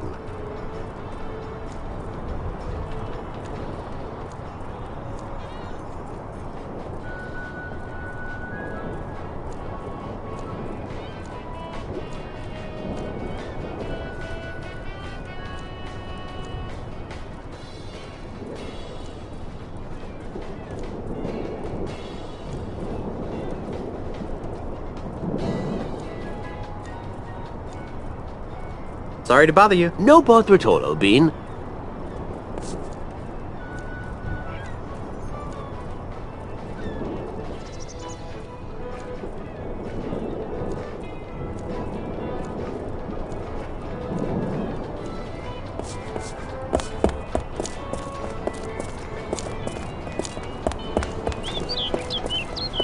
Where do the real pirates go when they're looking for Buccaneer-style family dining at a reasonable price?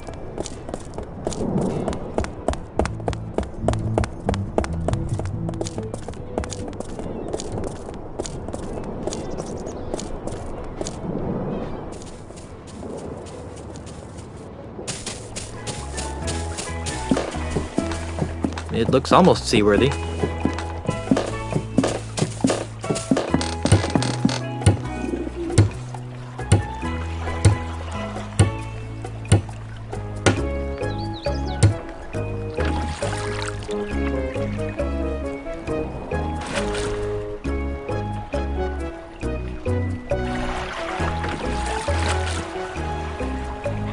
Fire! Get over here!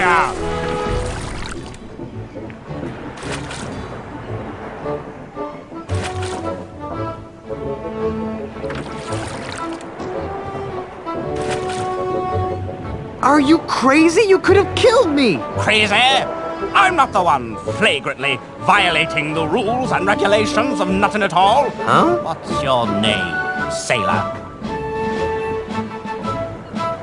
Guybrush Threepwood, sir. Now, Mr. Threepwood, what is your business on nothing at all? I'm just looking around, sir. Very good, Mr. Threepwood. Now, before I allow you to pass, do you have any questions? Why are you firing cannonballs at innocent pirates? Mr. Threepwood, it is my experience that there are only two kinds of pirates. Those who are committing acts of wanton savagery, and those planning to commit acts of wanton savagery. If you allow groups of the latter to congregate for any length of time, they inevitably transform into mobs of the former. What was that middle part again? Do you really fling cannonballs at any group of pirates you happen to spot? Of course. It's the only way to stop their infernal plotting. Even now, I can hear them contemplating foul deeds against the good and wholesome citizens of Jambalaya. Really? Oh, I can hear some seagulls. Who the heck are you? My name is Ricardo Luigi Pia Mbenga Cheng Nehru O'Hara Kasaba III, but you can call me Admiral Kasaba. How'd you get a name like Ricardo Luigi Pierre Mbenga Chang Nehru O'Hara Kasaba III? For generations and throughout the world, the Kasaba family has enforced the laws of the seas. As a result, we've picked up an interesting and eclectic variety of in-laws. What are you doing here? I have been assigned the singular honor of guarding Ozymandias' commercial interests on Jambalaya Island. To that end, I have rounded up all of Jambalaya's scrofulous pirate trash and transported them to Nothing at All, where they will remain until they become productive members of society. Well, how many of Nutton's pirates have been allowed to return to Jambalaya? Oh, only a handful. It's deucedly slow, re-educating them one at a time. Luckily, I hear that Mr. Mandrill has some sort of secret plan to re-educate them all at once.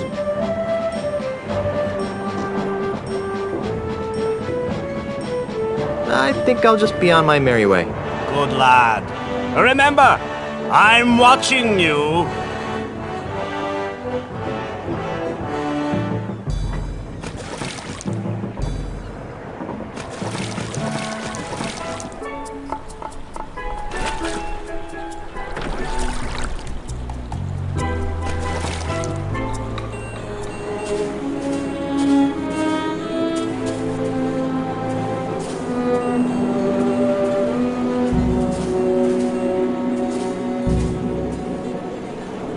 Lead a cow to water. Right, now we're getting somewhere. Let's move on to... Flatulence! Well, that's obvious, naturally. But what about violence? I see what you're saying, but let's try to focus on sheep. Well, yes, but I think you need to rationalize. Blood! I see what you're saying, but let's try to focus on spitting. Right, now we're getting somewhere. Let's move on to schadenfreude. I see what you're saying, but let's try to focus on booty. Right, now we're getting somewhere. Let's move on to blood. No. You're forgetting the importance of belching. I think we're getting off track here. Let's get back to food. Well, yes, but I think you need to rationalize. Meat. Right, now we're getting somewhere. Let's move on to blood. Well, that's obvious, naturally. But what about more wenches? Right, now we're getting somewhere. Let's move on to scratching. I think we're getting off track here. Let's get back to meat. Well, yes, but I think you need to rationalize. Flatulence. I see what you're saying, but let's try to focus on ichor. Right, now we're getting somewhere. Let's move on to rum. Well, that's obvious, naturally. But what about blood? I see what you're saying, but let's try to focus on booty. Well, yes, but I think you need to rationalize. Grog! I see what you're saying, but let's try to focus on maiming. No. You're forgetting the importance of... Who are you? I be Hellbeard, the unrepentant, the scourge of the seven seas. Hellbeard. I think I've heard of you. Of course you've heard of me. I'm the nastiest pirate in the world. Wait a minute. Hellbeard the Unrepentant died over 80 years ago. Do I look dead to you? No, you look like a sock. If you're Hellbeard, where have you been for the past 80 years? Look, over there. Who are you? I'm Hellbeard the Unrepentant, of course. Why can I only talk to one of you at a time? Because of that paranoid jerk, Admiral Kasaba. Whenever he sees 3 or more pirates talking, he assumes they're plotting some sort of mischief, so he lobs a cannonball at them. Can't he tell the difference between pirates and puppets? I don't know if you've noticed, but Kasaba's not too bright.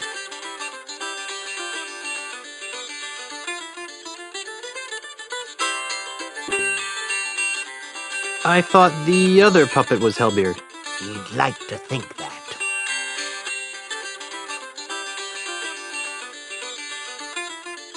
Do you know anything about the ultimate insult? If only I didn't. Many years ago, I was the last pirate to be exposed to the ultimate insult. In one fell swoop, its devastating jibes utterly destroyed my once indomitable ego.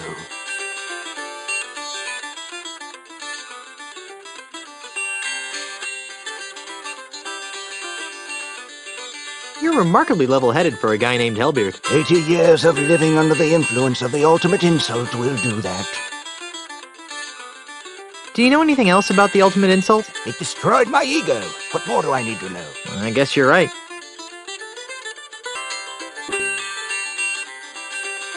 Can I talk to your puppeteer? I'd rather you didn't. We're trying to protect him.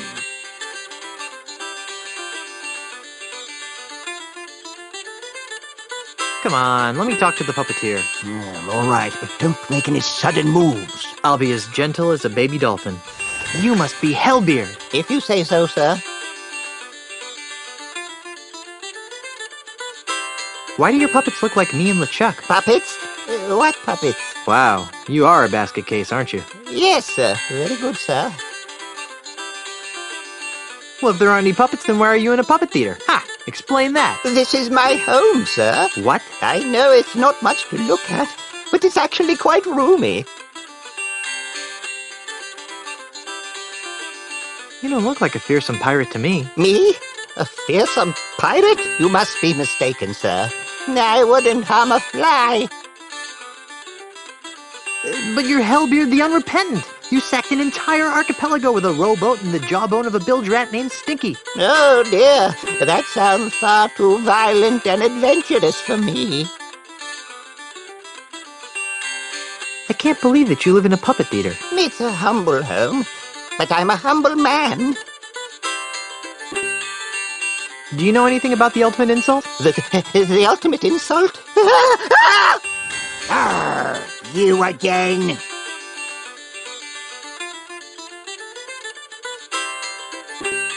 Can I talk to the other puppet? Puppet? There be no puppets here, boy. There be only the unrelenting terror of Hellbeard. Arr. If you're Hellbeard, where have you been for the past 80 years? Look, over there. You again.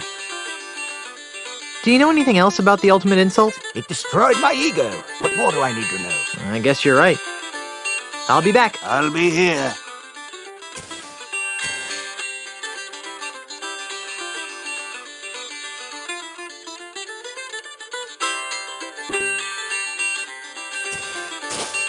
Scratching! I see what you're saying, but let's try to focus on Schadenfreude! Right, now we're getting somewhere. Let's move on to maiming! No. You're forgetting the importance of Icor! Now you're just being obstinate. What's important here is you again. If you're Hellbeard, where have you been for the past 80 years? Look, over there! You again. Can I talk to the puppeteer again? All right. Hellbeard? Please, stop bothering me. I'm harmless, really. I think I'll leave you alone. Thank you, kind sir. Could you help me find this? What's that? It's a picture of the ultimate insult. The ultimate insult?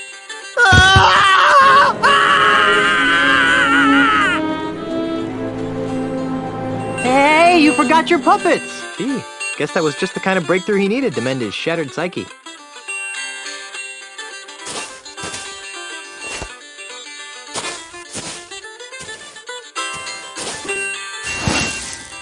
I better put these away before Kasaba flings a cannonball at me.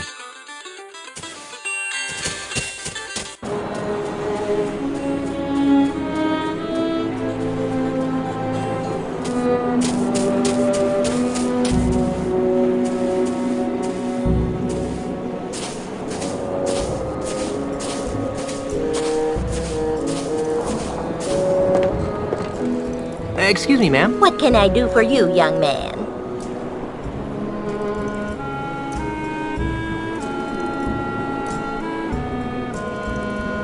This is kind of a strange place for a school. This isn't your average school, dearie. This is the Ozymandias Pirate Transmogrification Center. Transmogrification? Transmogrification. We take barbaric, foul-smelling pirates, like yourself, and transform them into prim, productive, and polite members of the emerging consumer-based economy. That's the most nefariously evil thing I've ever heard. Oh, now, sweetie. Don't knock it till you've tried it.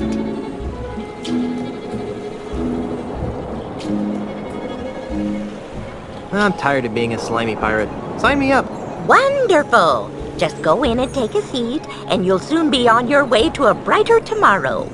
Good afternoon, class. My name is Miss Rivers, and I'd like to welcome you to Ozymandias Pirate Transmogrification Academy, a wholly owned subsidiary of Ozymandias Enterprises. Just by walking in that door, you've already taken a courageous first step in a journey that will transform you from swashbuckling pirates into healthy, normal, and most of all, productive members of society. And why have you made this step? Because we don't have a choice. No, dear. You come here because you're scum-sucking pirates who deserve to be dragged into the street and shot like the dogs you are! Yikes. Now then, for the next few hours, we'll be breaking down your antisocial pirate defense mechanisms and replacing them with more acceptable, marketable behavioral traits. This could take a while. Why don't you come back later? First, let's have a frank talk about pillaging. And that's why keel hauling is bad. Very nice, young ya. Now Now, class, let's move along to your final exam.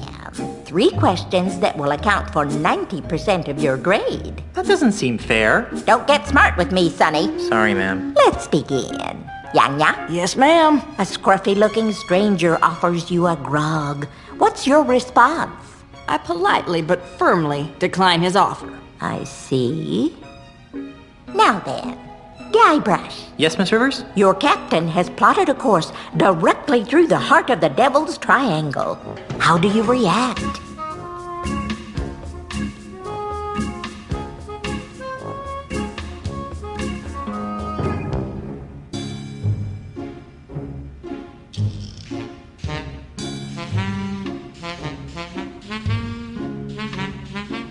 To appease the gods of the Triangle, I make a blood sacrifice of the cabin boy. Yumpin' Yiminy! Miss Rivers, I'm feeling sick to my stomach. Now, Mungo. Yes? What's in your mouth, young man? Pirate spitting tobacco, ma'am. Did you bring enough for everyone? Actually, yes. Well, that's hardly the point, young man. We don't allow pirate paraphernalia in this classroom. Hand it to me.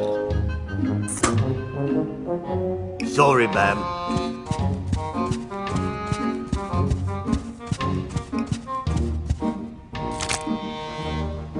Now then, Mungo. Yes, ma'am? A stranger approaches you and asks for the time. How do you respond? I don't know how to tell time. Good. Okay, second question. Guybrush? Yes? Your tofu burger is delivered medium well, despite your explicit request for medium rare. How do you react?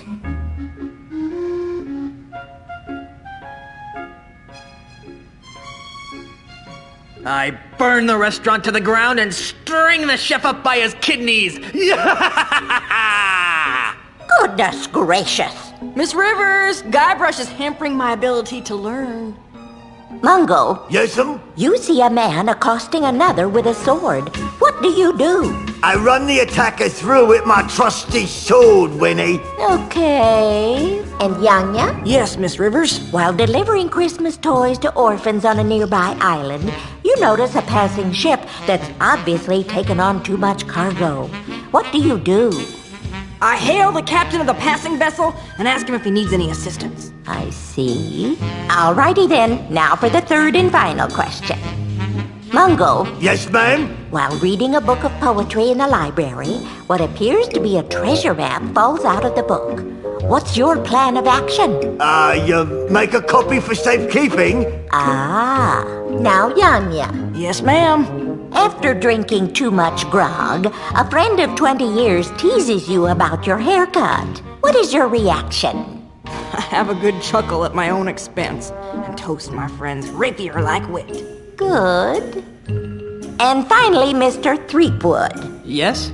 A member of the opposite sex rebuffs your advances. How do you cope?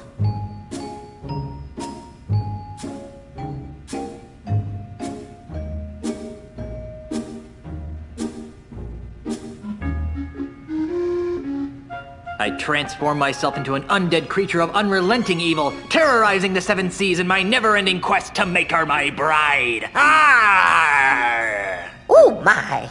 Oh, that's cool, man. Well, I've added up all your scores, and I must say that I'm very unhappy. Mungo, I'm afraid you didn't pass. Your heart's in the right place, dear, but your brain is somewhere cold and dark and covered with spiders. Oh. Ha! Yanya, I'm flunking you, too. Why? I got every answer right. Yes, dear, but your attitude sucks. This is horribly unfair. So's life, sweetie. Get used to it. And then we have Guybrush. Guybrush, Guybrush, Guybrush. I've been teaching this course for months, and I can safely say that you're the single worst student I've ever met. I've picked lint out of my belly button with more learning potential than you. Now, in order to guarantee that you never darken my school's doorstep again, and to stigmatize you for the rest of your hopefully short life, I'm strapping this dunce cap to your stubborn pirate head in the hopes that humiliation will succeed where education failed. Now get out of my classroom and never return! Yeah, I may be a dunce, but at least I'm a mighty pirate dunce.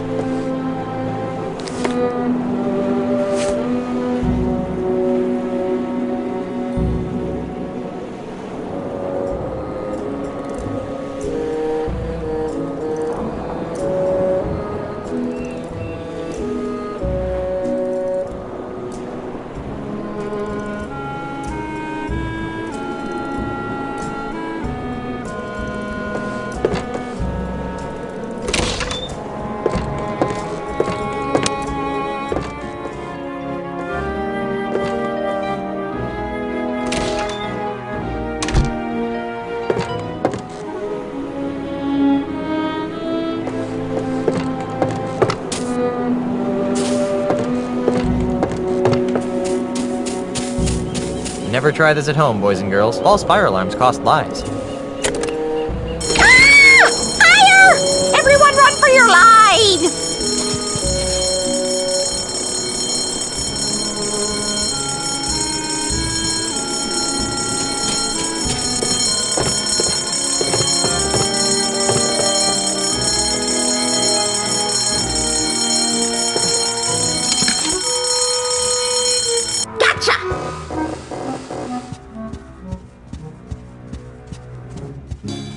Thought you could pull a fast one on me, huh?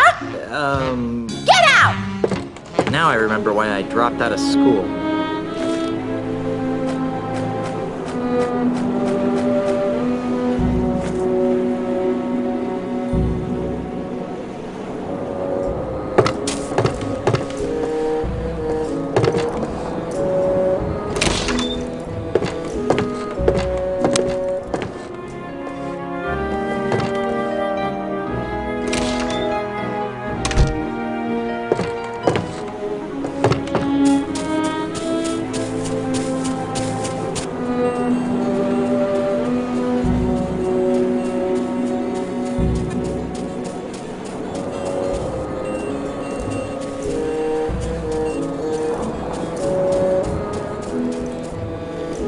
So that's when I sliced open his pancreas. Hi there. You idiot! What do you think you're doing? What's the matter? He'll see us, you ignoramus! I'm out of here! Fire! You may want to move a couple of feet to your left. Gee, thanks. You're welcome. Now go away so I can resume my discussion with the delightful Miss Daisy. I don't think so. It looks really heavy. Who are you, you annoying little miscreant? I'm Guybrush Threepwood, mighty pirate. And you are? Jumbo Lafitte, last of the Lafitte pirates.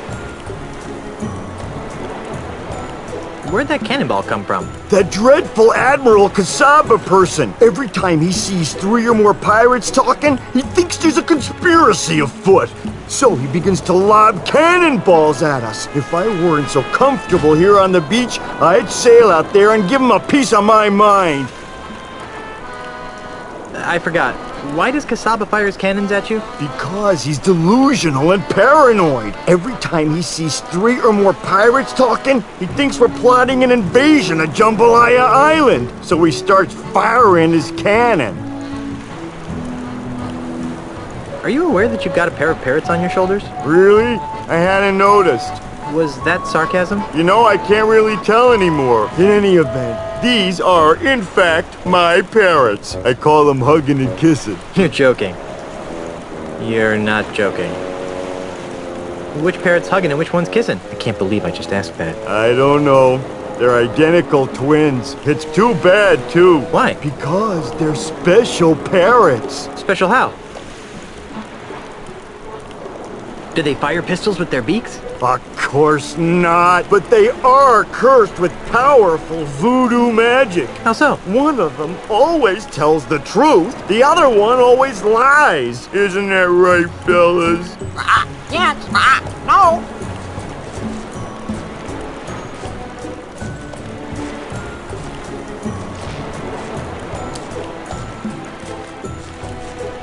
Oh, if I knew which one was which, they would be tremendously useful. As it is, they're rather annoying.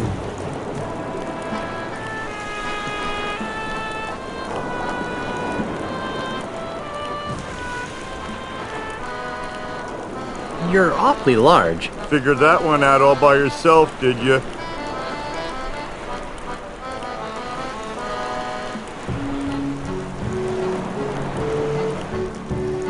I'm looking for the pieces of the ultimate insult. What's that? It's an ancient voodoo talisman of butt-numbingly incredible power. Ooh, sounds dreadful.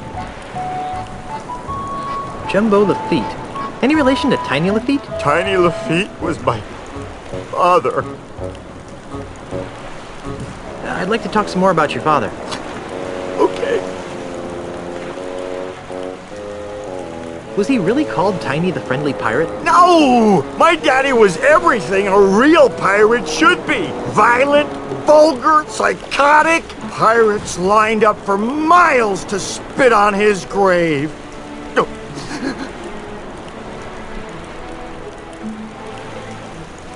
If Tiny was such a great pirate, then what's with the Tiny the Friendly Pirate statue? It's those soulless cretins at Ozymandial Enterprises. They're using my father's name and image as happy icons for their new family-friendly Jambalaya Island. Those jerks. Are you sure you weren't adopted? After all, you're so big and Tiny was so tiny. You should have seen my mother. She was a large woman, I take it? She had a picture of Monkey Island tattooed on her butt. So? Actual size. Ugh.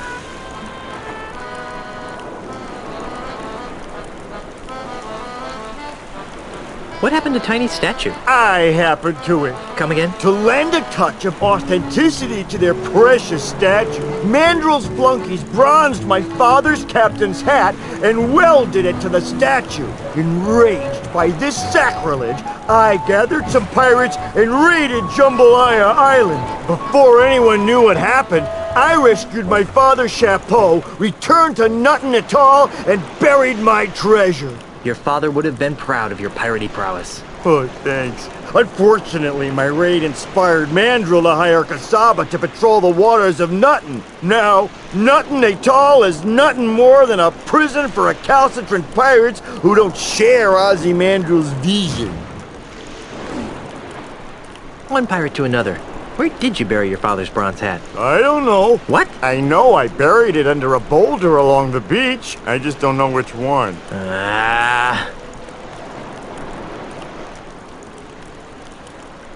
If I find your father's hat, can I borrow it? I don't know. Why do you want it? I'm going to use it to crush Ozymandial like a bug. Really? Oh, that's great! If you can find it, feel free to use it.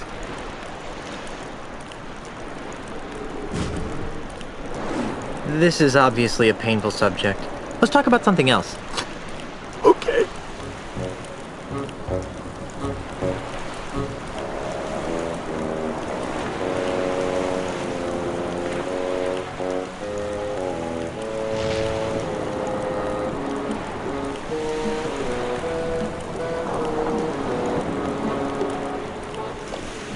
Don't get up. I'll see myself out. Goodbye, little pirate. Holy jumping monkeys, that's a lot of boulders. How am I ever gonna find the right one?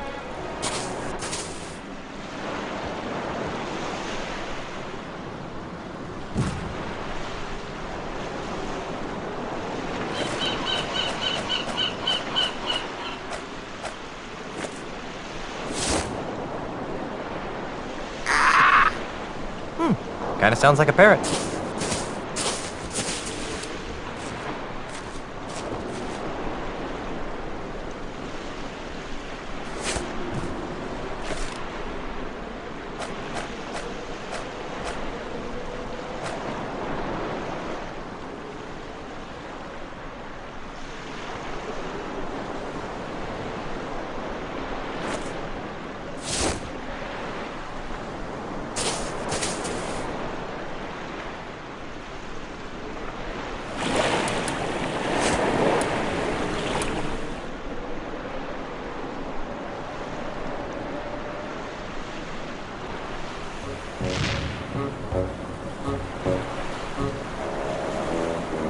Are you the parrot that always lies?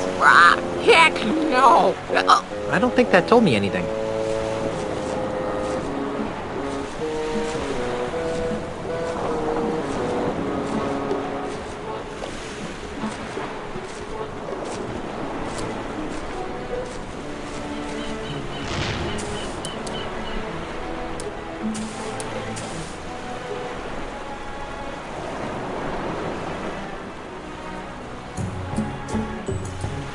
Are you the parrot that always tells the truth? Yes. I don't think that told me anything.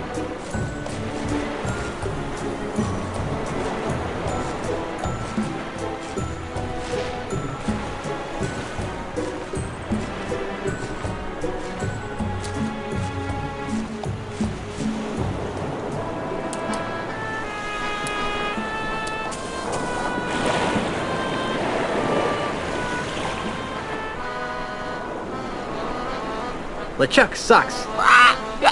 LeChuck sucks.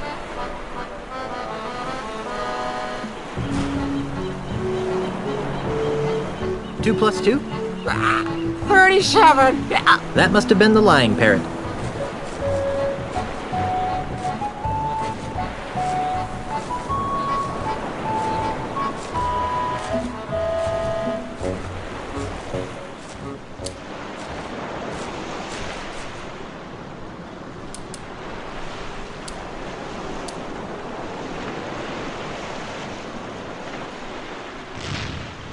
Which way should I go to find Tiny's hat? North.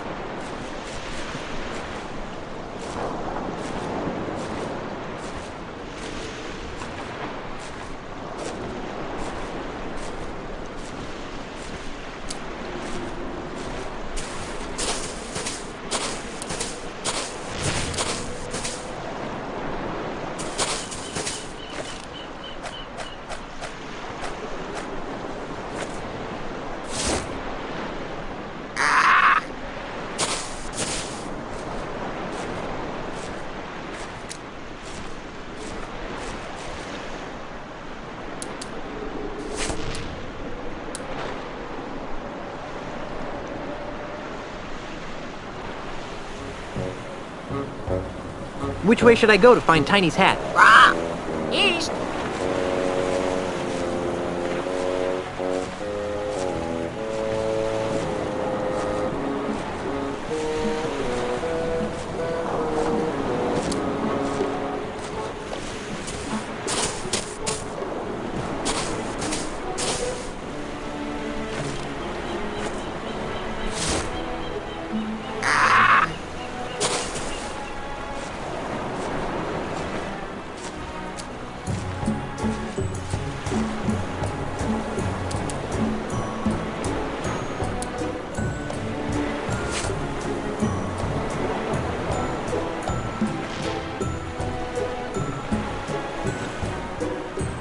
Which way should I go to find Tiny's hat?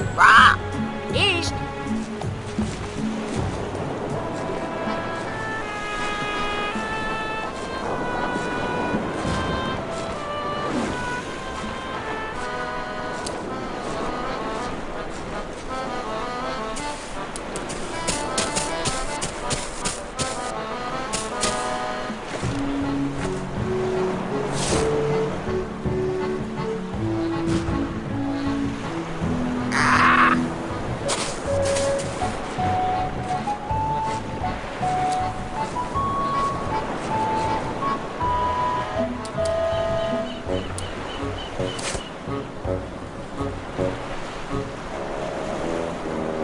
Which way should I go to find Tiny's hat? East.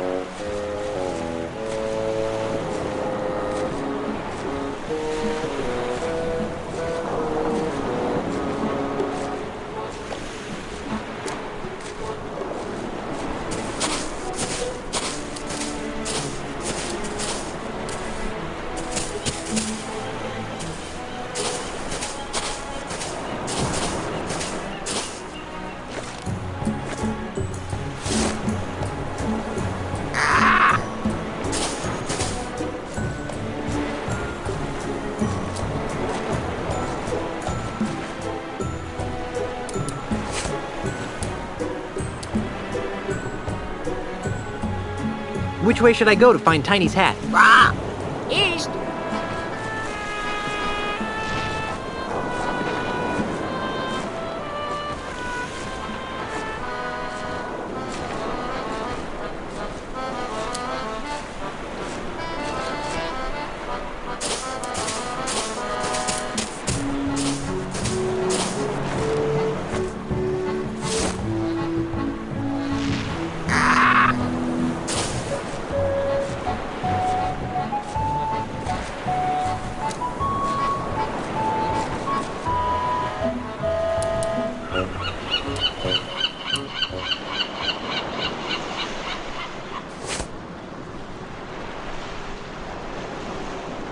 Which way should I go to find Tiny's hat?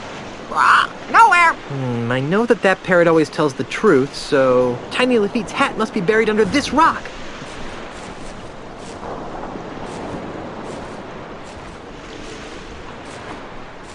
I guess the parrot's lost interest.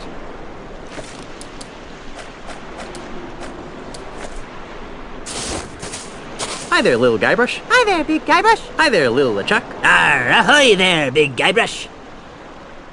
What's on your mind, little Guybrush? I think Admiral Kasaba's a big dope, don't you? Well, I don't know, little Guybrush. What do you think, little LeChuck?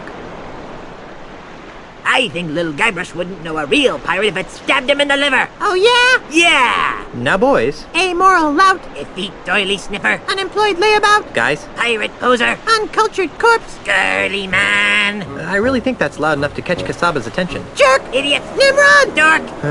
I've obviously got some deep-seated issues to work out here. Moron. Spaz. Jerk. Idiot. Nimrod. Dork. Why, those ignorant anarchist savages! How dare they plot against my benevolent tyranny! Simpkins, wheel out the really big cannon! Do we have to, sir? Our ears are still ringing from the last time. I've had just about enough of your pusillanimous insubordination, Simpkins! Now roll out the really big cannon and blow up those terrorists this instant! Aye, aye, sir. Fire!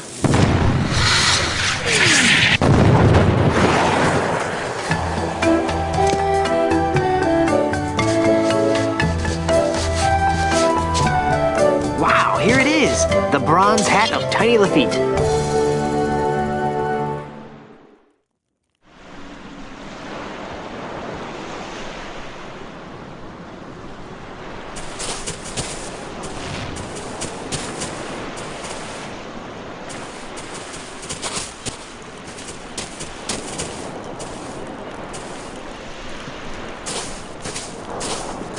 I'm back. Imagine my delight.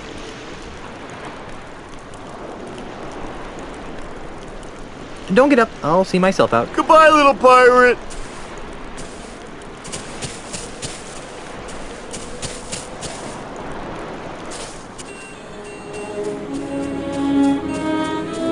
It's the boat I brought from Jambalaya Island.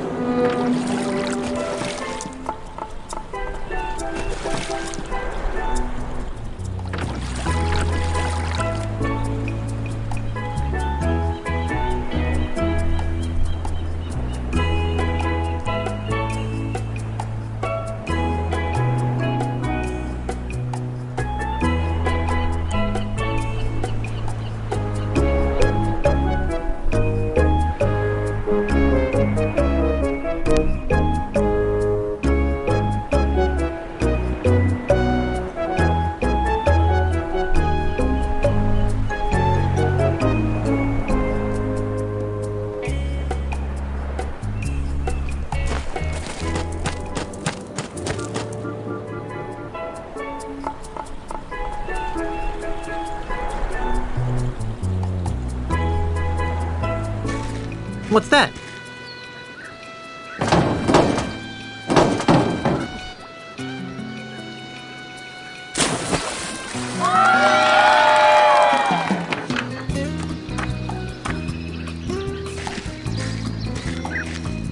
Whoa, nice dive. Thank you, my friend. I fear that my skills have atrophied as of late, though. I'm not half the diver I used to be. That was one of the best plank dives I've ever seen. And who are you that would take such pains to flatter an aging plank diver?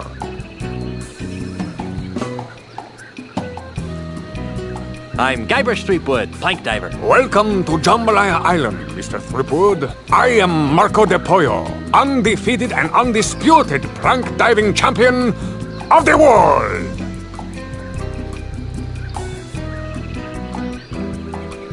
Are you really the greatest diver in the world? Yes. I have spent years searching the planet for someone who could better me in the art of the plank dive, but to no avail. How sad. What are you doing on Jambalaya Island? Ah, that is an interesting story. Is it a short story? About a year ago, I despaired of ever finding my diving equal and was prepared to hang up my trunks forever. Ew. At this crucial moment, Senior Ozzy Mandrill approached me with an intriguing proposition. Am I old enough to hear this? He told me that he was building the tallest artificial plank diving platform in the world. and that he was willing to pay obscene amounts of money to have the world's greatest plank diver compete on it on a daily basis. Since I was ready to retire in any event, I figured, why not retire in the comfort of a luxury resort island? Makes sense to me. Besides, there's always the chance that someone will come along who can finally challenge my skills.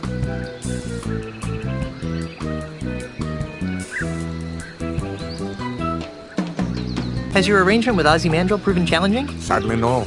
But at least I'm receiving a steady stream of income. I'm looking for the pieces of the ultimate insult. What would I know of such things? One of the pieces is a bronze hat. I never wear hats. They might screw up the shape of my naturally streamlined head.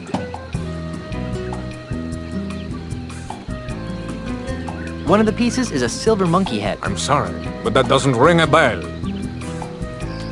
One of the pieces is a golden man of some sort. How peculiar. This solid gold all-world diving trophy looks like a golden man of some sort. It's over by the judge's table.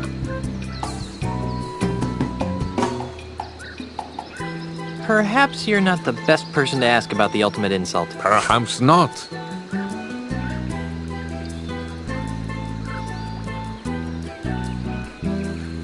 How did you get into plank diving anyway? Ah, that is a story rife with melancholy. Are you sure you wish to hear it? Are you kidding? I love stories ripe with melancholy. Very well. It begins with my father, Count Francisco Alvarez de Pollo. He was a man of peculiar moods and eccentricities. In one of his so-called lighter moments, he named his only son Marco, much to the consternation of his wife and extended family. Why the fuss? I take it you have never been in a public swimming pool. Pirates don't have much use for them. Ah, then allow me to elaborate. At the tender age of 6, I was sent my first swimming lesson. Oh, how I happily splashed about, taking to the water like a worm to dirt. Suddenly, someone shouted my name. Marco! I turned to see who it was. Before I could find who had called my name, everyone in the pool shouted in response, Pollo! I couldn't understand what was happening. Why were they shouting my name in such an annoying scene, sour manner? Why were they closing their eyes to my obvious torment? I tried to get them to stop, but they just kept chanting my name over and over again. Marco! Pollo! Unable to tolerate it any further, I climbed to the highest diving board in the pool and cannonballed into the center of the taunting masses as I hit the water with a resounding splash. The haunting chants of my classmates finally gave way to comforting screams of terror. What a horrible story. Yes, but at least I gained a lucrative career out of my childhood trauma.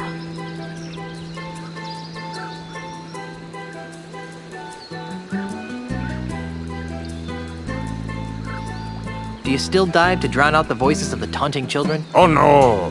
Now I'm in it for the thrill of victory and the lure of a fat paycheck. The fact that it provides a temporary balm to my permanent psychological damage is purely a side benefit. That's good. I hate to think there was something weird going on here.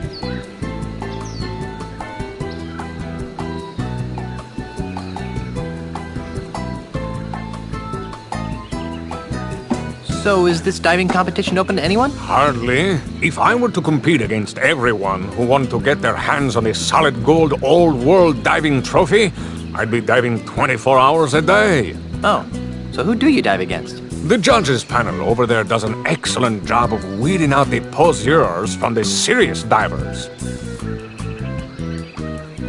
I'd like to dive against you. You want to dive against me? Ah, thank you, little friend, for bringing laughter back into my life. What's so funny? Don't tell me you're serious. As serious as scurvy, diver boy. It's not wise to trifle with me, Mr. Threepwood. I am the greatest diver in the world. Second greatest, you mean? Very well. The gauntlet has been thrown. I suppose you have been certified by the judging committee? Certified? Do you think I'm some sort of clown who accepts the challenges of every 2-shilling braggart that comes my way? Yes? If you want to dive, go to the judges committee and get certified. I just remembered a previous engagement. Bye.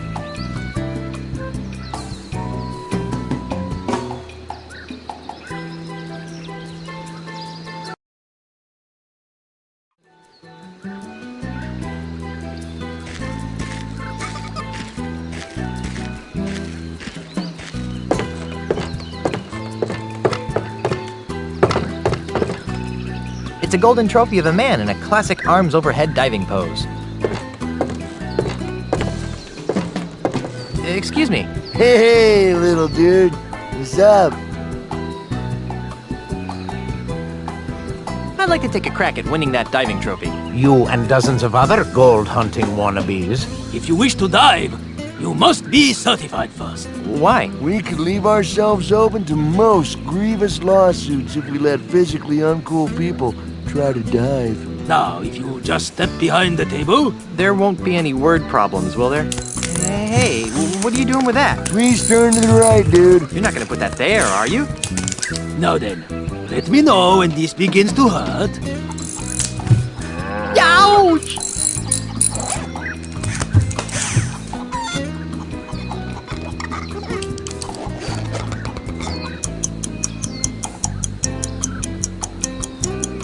And another thing, I think the staple gun was completely uncalled for. Be that as it may, you have passed the physical. Really? Don't act so shocked. You'd have to be a palsy-ridden grandmother to fail. Here's your certificate. Feel free to challenge our champion diver whenever you want to dive.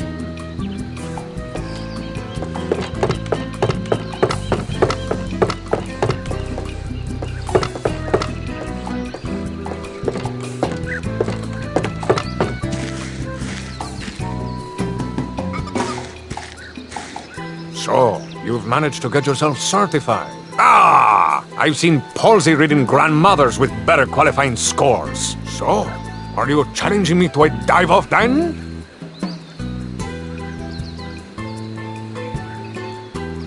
You better believe it. Then, prepare to be humiliated, Mr. Threepwood. Marco de Pollo is about to attempt a Alpha Monkey Keel Haul Rum Barrel combination. Let's give him complete silence for this dive.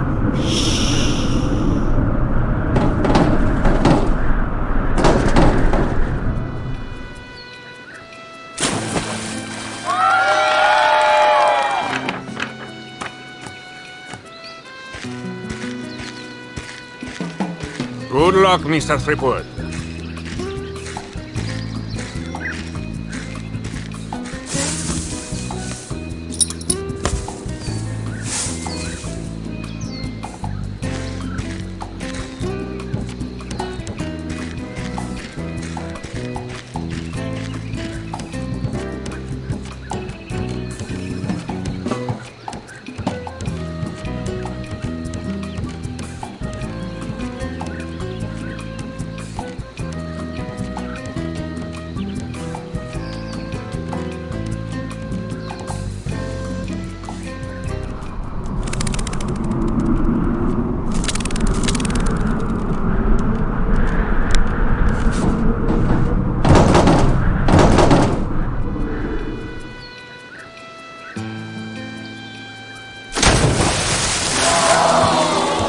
Darn. I wasn't that bad, was I? Rats. The winner and still all-world prank diving champion is Marco de Pollo.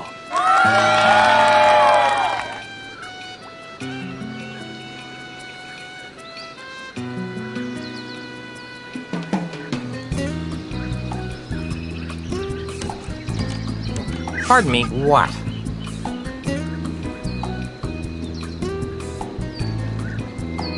What was wrong with my last dive? It sucked. Could you be more specific? Nope.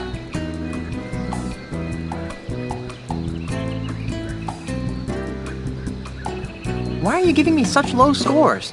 Look, kid, it's nothing personal. It's just that I've got an expensive red-headed wife, 2 expensive red-headed kids, and an expensive red-headed dog to feed, you follow? Not really. Then let me spell it out for you. Mr. Mandrill pays me a lot of money to make sure that Mr. DePollo always wins.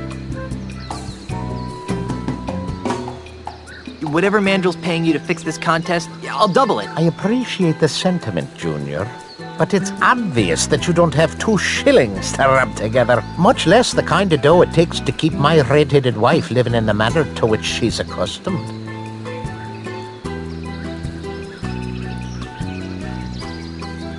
I think I'll leave you to your grouchiness. Whatever.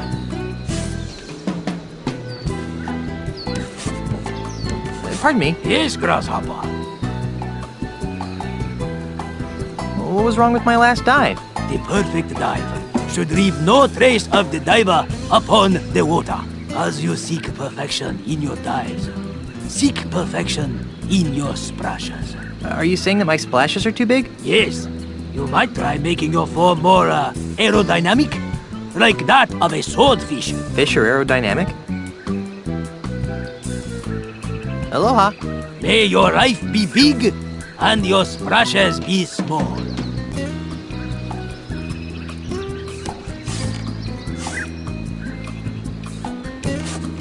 Excuse me. Oh, what is it, little diver dude?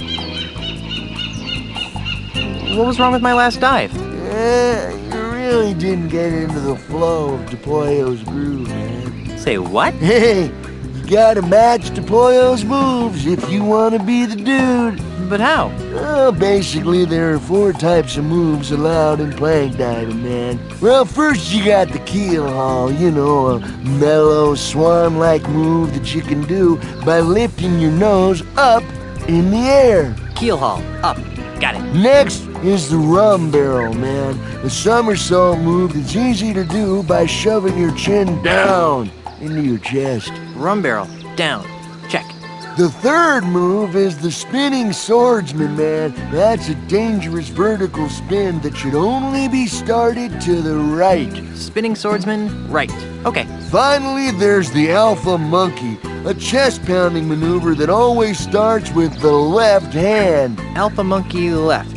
Good. Okay, bro. Pay attention to the moves that DePollo makes, you know, and try and match them. For example, on his last dive, he did a alpha monkey, keel haul, rum barrel, combination.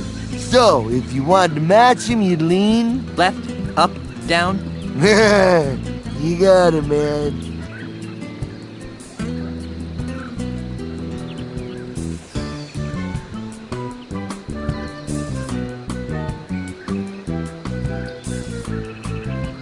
See you later. You got it, dude. Woo!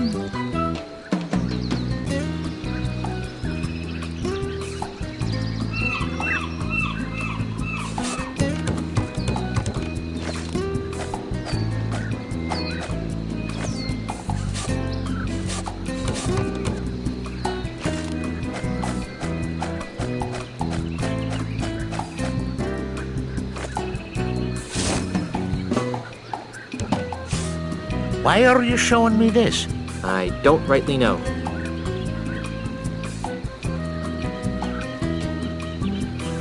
Hey, there's a picture of that grouchy diving judge in here, but that blonde he's with is definitely not his lovely red-headed wife. What's this? It's a brochure for Stan's Jambalaya Timeshare Emporium. Yeah?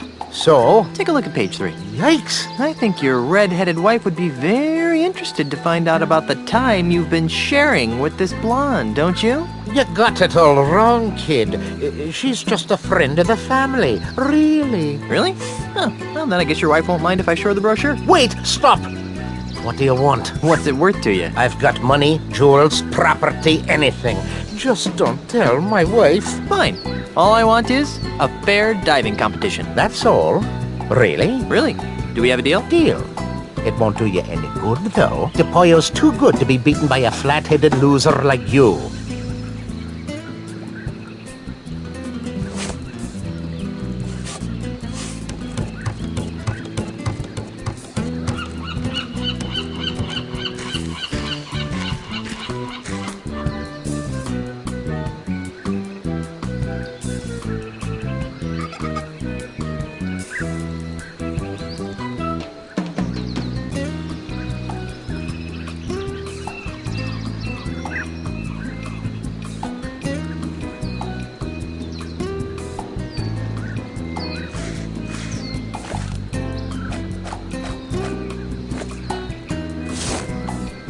Hey, look! Over there!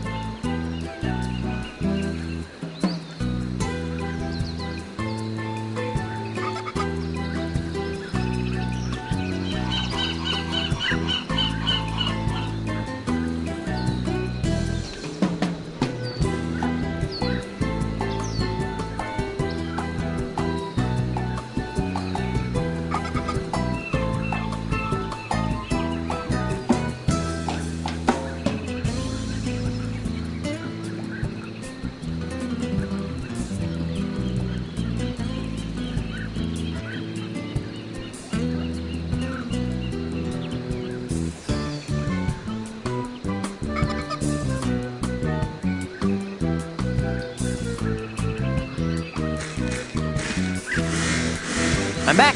So I see. What can I do for you, Mr. Threepwood? I'm ready to dive against you now. Then, prepare to be humiliated, Mr. Threepwood. Marco de Pollo is about to attempt a rum barrel alpha monkey rum barrel combination. Let's give him complete silence for this dive.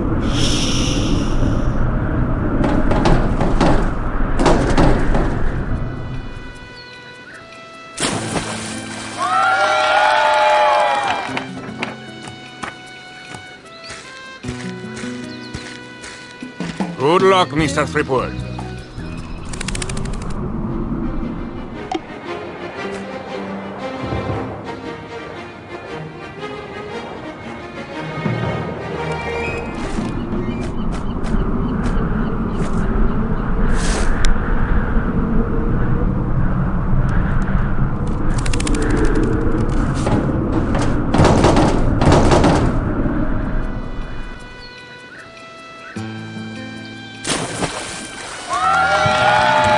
Cool.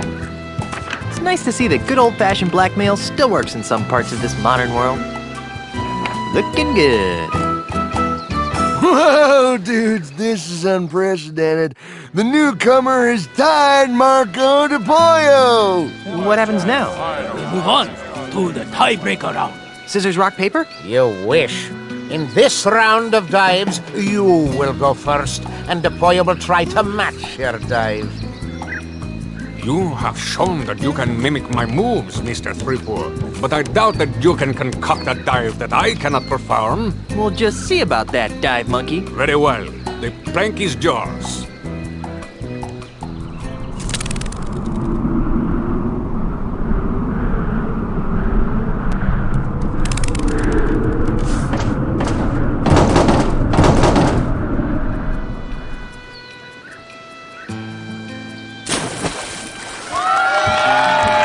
Cool.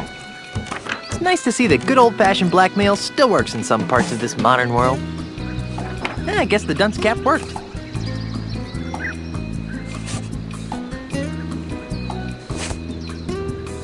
Not bad, Mr. Threepwood. Please wait here for a moment while I turn off the stove. What Marco doesn't know is that we've replaced his regular baby seal oil with Star Buccaneer Schmear Whiz. Let's watch. Now, my friend, prepare to watch a master in action. Now, Marco de Pollo will attempt to beat Guybrush Threepwood's dive. Let's give him complete silence for this time. What? Shoot! Go away!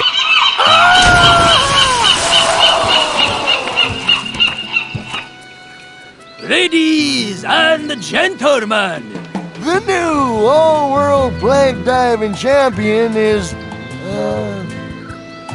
Guybrush Threepwood! I protest! That was not a fair dive! I want a rematch right now! I am Marco de Pollo, the greatest plank diver in the world! Marco.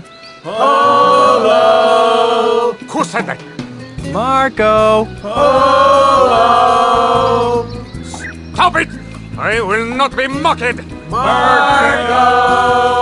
Stop it! Stop it! Stop it! Polo!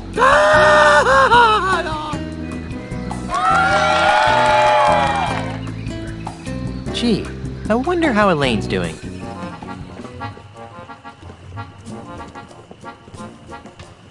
Hi, hey, thanks for coming out to vote. Remember, a vote for me is a vote against demon-spawned hell pirates. Thanks for your support, citizen. Good times and free grog are just around the corner. Don't vote for Charles. He's really LeChuck, the demon zombie ghost pirate from hell. Oh, give it up, Mrs. Threepwood. Everybody knows that LeChuck is dead and that your husband killed him. You'll have to excuse her, Mr. Charles. Think nothing of it, my good man.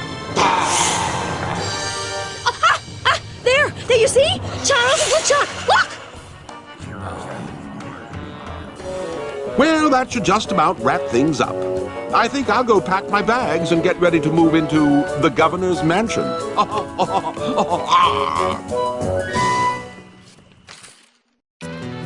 Mr. Cheese. Aye, Captain. Raise the anchor, hoist the sails, and ready the warp drive. Aye, Captain. Otis. What? Go find Carla and sober her up. Oh, yeah, that'll be easy. Now that the pieces of the ultimate insult are mine, it's back to Melee Island.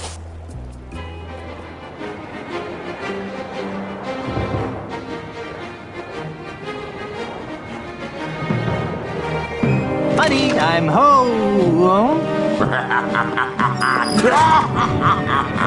LeChuck! That's Governor LeChuck to you, Seepgood. No way! Yes way. Ozzy, I had a feeling you were working for LeChuck. I'm afraid you got it backwards, pirate boy. LeChuck's working for me. Well, that makes me feel better. Governor LeChuck, would you be kind enough to relieve Mr. Threepwood of the pieces to the ultimate insult? It'd be a pleasure, Mr. Mandrill. Don't do it, LeChuck. He wants to use the ultimate insult to humiliate every pirate on the face of the earth. And? You know? Oh, of course he knows, you sloth-brained pile of kookaburra droppings. But why, LeChuck? Why would a swashbuckling, albeit demonically evil, pirate like yourself willingly aid in the mass emasculation of your fellow buccaneers? Well, that's a long story, Sheepgood. Oh, no. But it basically boils down to two reasons. First of all, this mandrill scalawag pulled me out from under that mountain of ice that you left me under. And LeChuck always repays his debts. Fine, you owe the guy, but why go along with this plan to irreversibly insult all the pirates? Because, you seafaring scumweasel, when we succeed in breaking the fighting spirit of all the pirates, LeChuck will finally have the one thing he's always wanted in life. Or death, as the case may be. You don't mean... Yes, Elaine Marley's hand in marriage. Excuse me. See the ring on this finger? You're a little late, bucko. Well, I think I can fix that. LeChuck, no! We may need him as a hostage. Yeah, a hostage.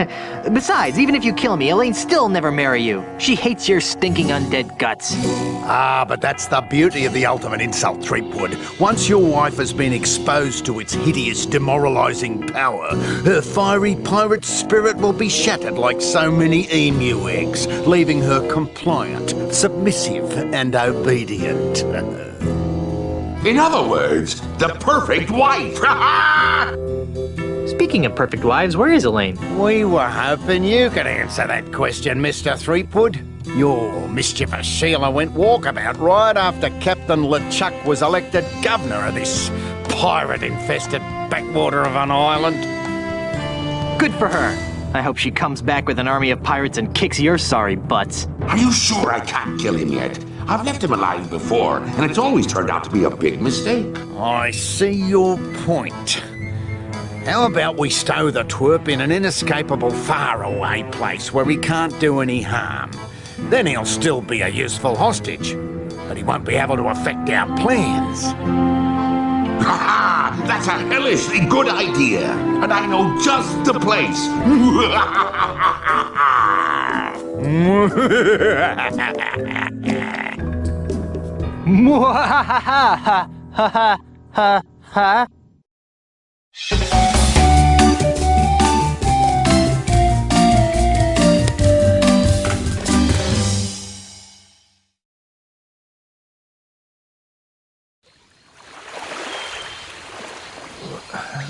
Where am I? This island smells kind of familiar. Ugh. Only one island smells as bad as... Oh no! Those two maladjusted greed monsters left me marooned on Monkey Island! Well, that's it. I give up. I'll never overcome these incessant obstacles. It's like my whole life is a never-ending series of puzzles. Oh, hey, Timmy. Don't try to cheer me up. Just give up. I know I am.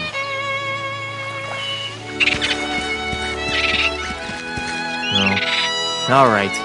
I'll do it for the kids. First order of business, get off this stupid island. Second order of business, stop Ozzy and LeChuck from using the ultimate insult on Elaine and assorted others. Third order of business, buy some new shoes. How'd he get here anyway?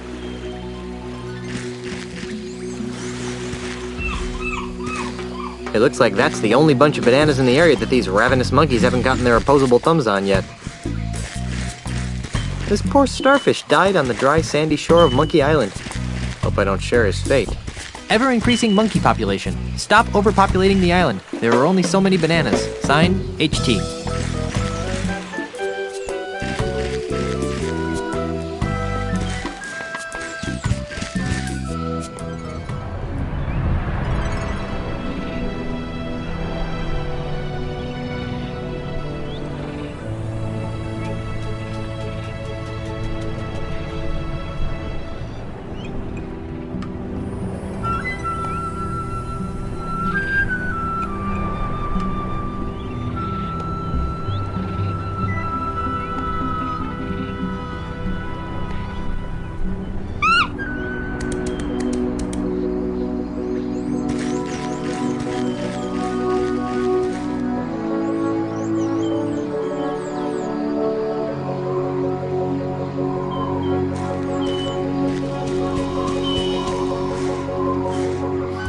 No human would stack rocks like this. There's an unusual canal cut into the side of the cliff here.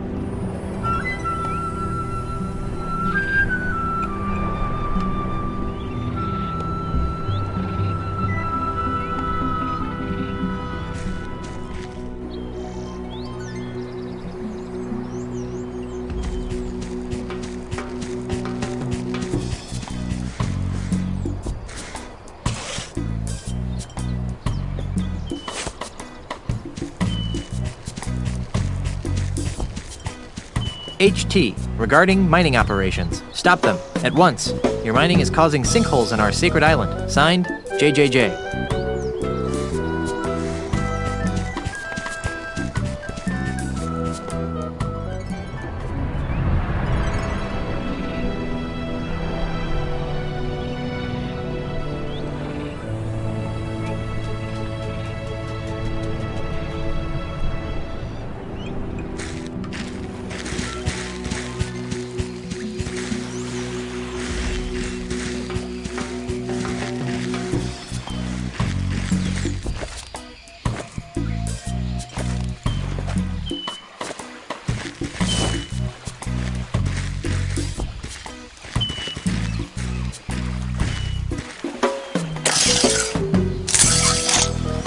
Got one.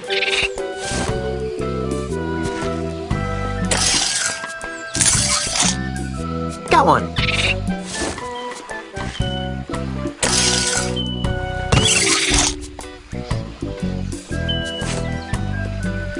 Hey, stop that.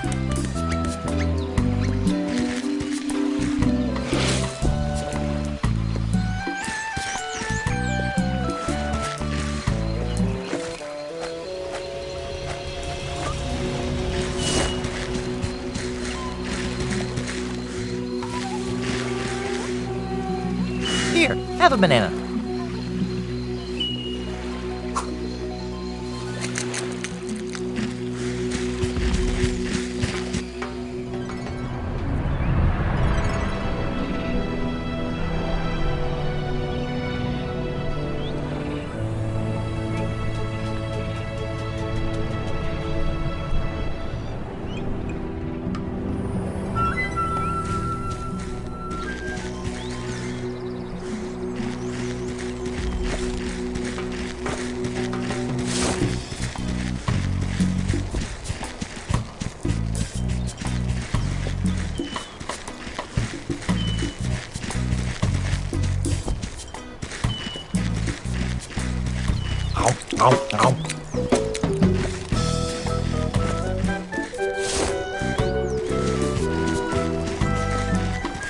Here, have a banana.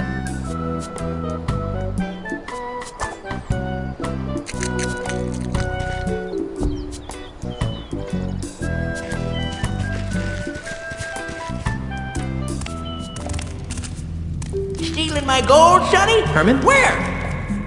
Well, see you around, miner boy.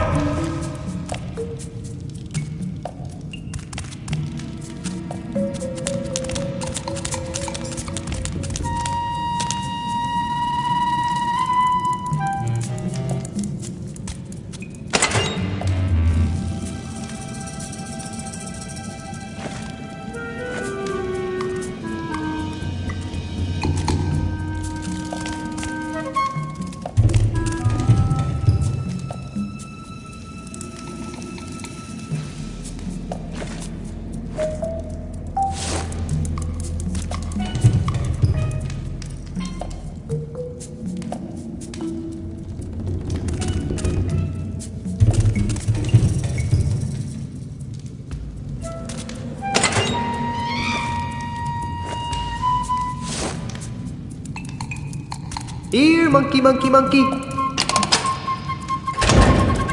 That worked like a charm. Here, have a banana.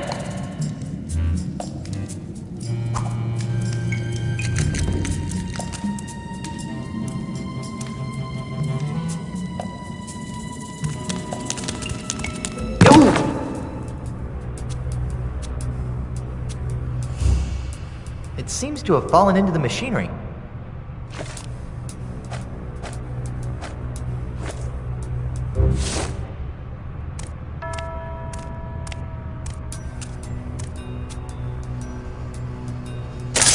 Got it.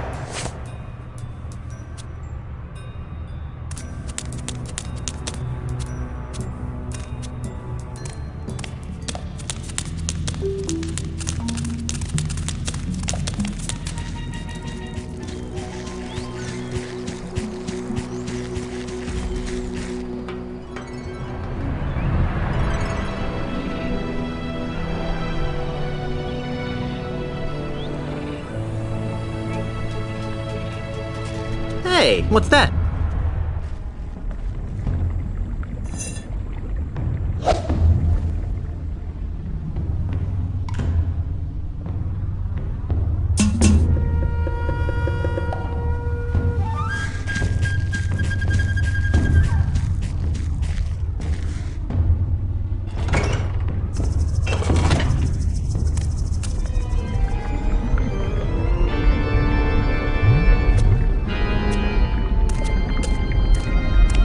Tiny shields. They must have been used in really tiny battles.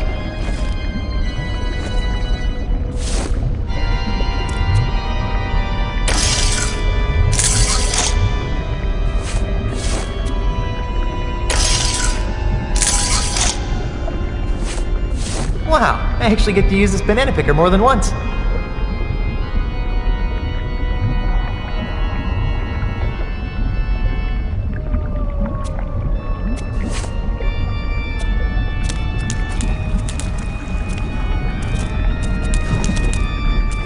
Greetings, my child. Welcome to the First Church of LeChuck, Orthodox. I am Father Allegro Rasputin. How may I help you? The First Church of LeChuck? You're kidding, right? Not at all. This temple is dedicated to worshipping the awe-inspiring perfection that is LeChuck.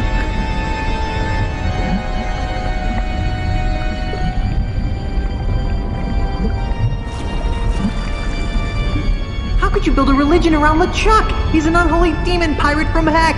I kindly suggest that you mind your tongue, heretic. Such blasphemies will not be tolerated in the house of LeChuck. Well, how does the Church of LeChuck compare to other major religions? They're remarkably alike. Only ours is a lot more screaming flames and pointy snakes. That's kind of what I imagined.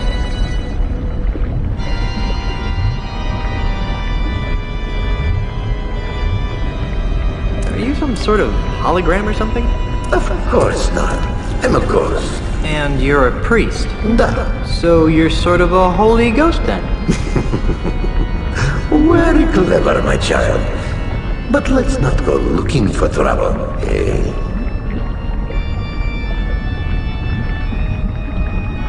Don't look now, but there's a river of lava flowing through the middle of your church. Yes, I know. They use it for church ceremonies. Funerals? Weddings. Well, I guess that's one way to cure cold feet. How does this stream of lava fit into the church's wedding ceremonies? Good question, Tovarsh. Here at the Church of LeChuck, they see marriage as a plunge into the unknown. As a symbol of that plunge, we send our newlyweds on a harrowing ride down a river of molten lava. Doesn't that kill them? Only if the restless spirit of LeChuck doesn't approve of you. Besides, our honeymoon boats are lined with Stantec voodoo and asbestos to keep fatalities to an acceptable minimum. I'd like to try your lava plunge. Wonderful. That is your brother.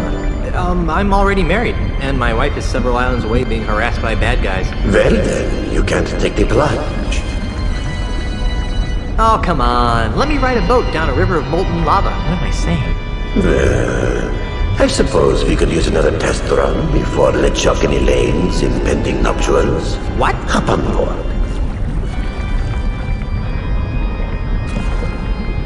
It's pink.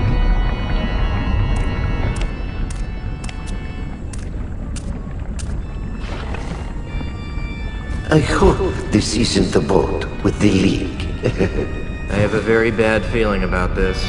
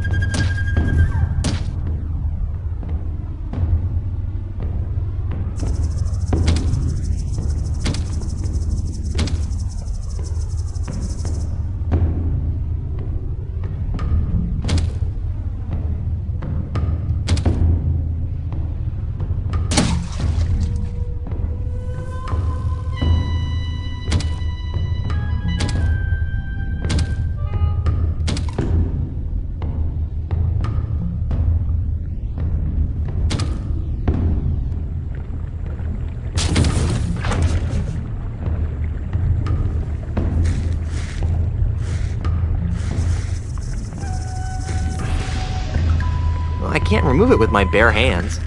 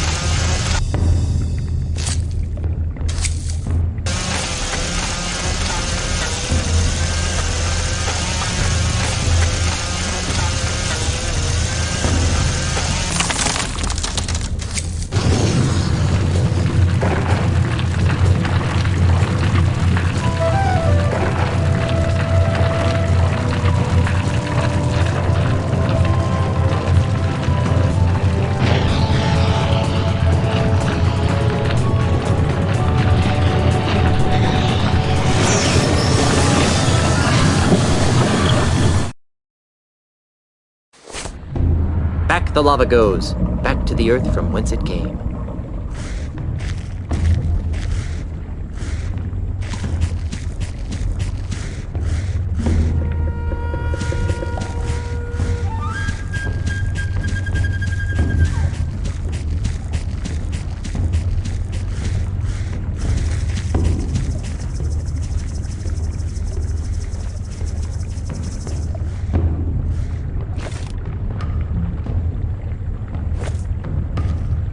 You know, this tree doesn't look very stable.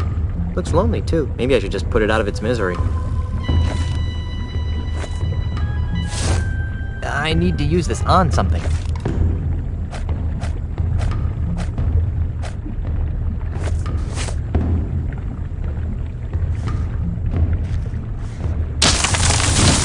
Wow! That tree just fell right over.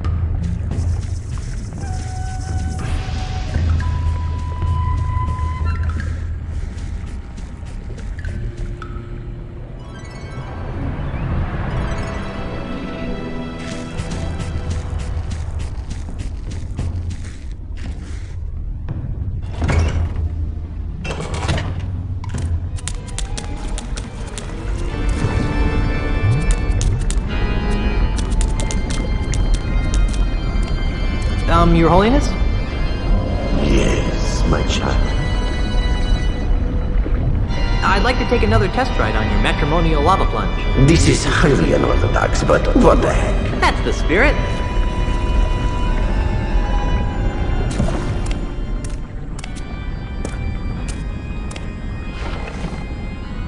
If the boat gets stuck, just give it a good kick. I don't think Elaine and I will be renewing our vows this way.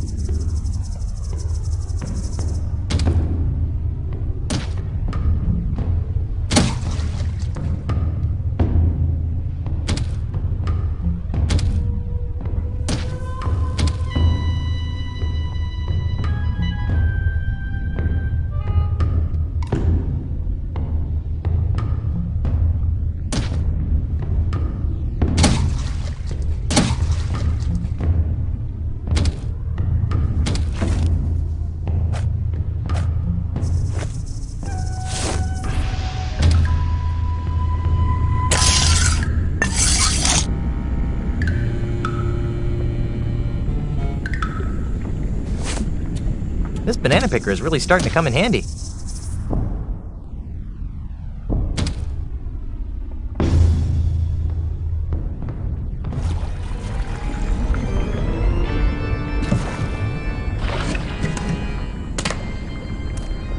Please step up to the boat to your right and enjoy your visit to the First Church of LeChuck Orthodox.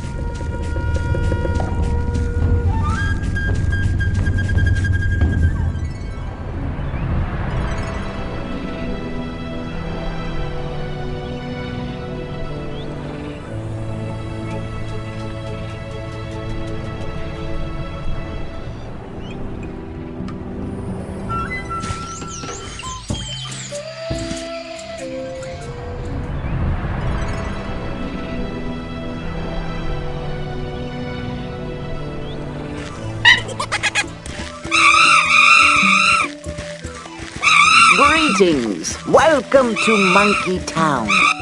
I am Jojo Jr., Monkey Prince. Hey, you can talk!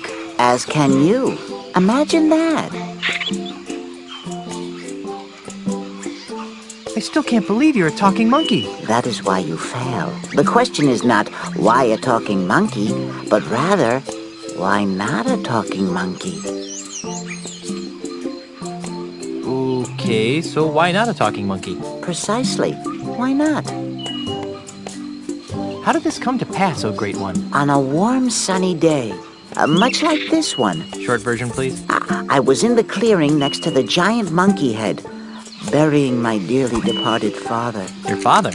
You mean... Jojo Sr. Apparently, someone had trained the poor, loyal fool to grab the switch that controlled the gate to the giant monkey head. Why does that sound familiar? But that same stupid someone forgot to train my father to let go of the switch. Oh, no. Eventually, my father starved to death, swinging on a switch, waiting for a simple command that never came. Gee, that's, horrible. Yes, well, I was just completing the grim task, and I heard a low humming coming from the giant monkey head. Well, being a curious monkey by nature, I cautiously approached the humming head and reached out my hand towards its massive mouth. As I touched it, a tremendous bolt shot through my body, knocking me unconscious. When I came to, I discovered that I had an enormous understanding of the world around me. You mean you could talk? Oh, that too.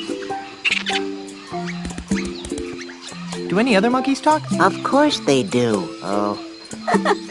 You mean, do they talk in your language? No, I am the only one. As interesting as this may be to you, I feel we might be straying from what is important. Hey, neat hat. Thank you. It is a hat of honor. Is it bronze? From here it looks bronze. Why, yes. Yes, it is. It's darn heavy, too.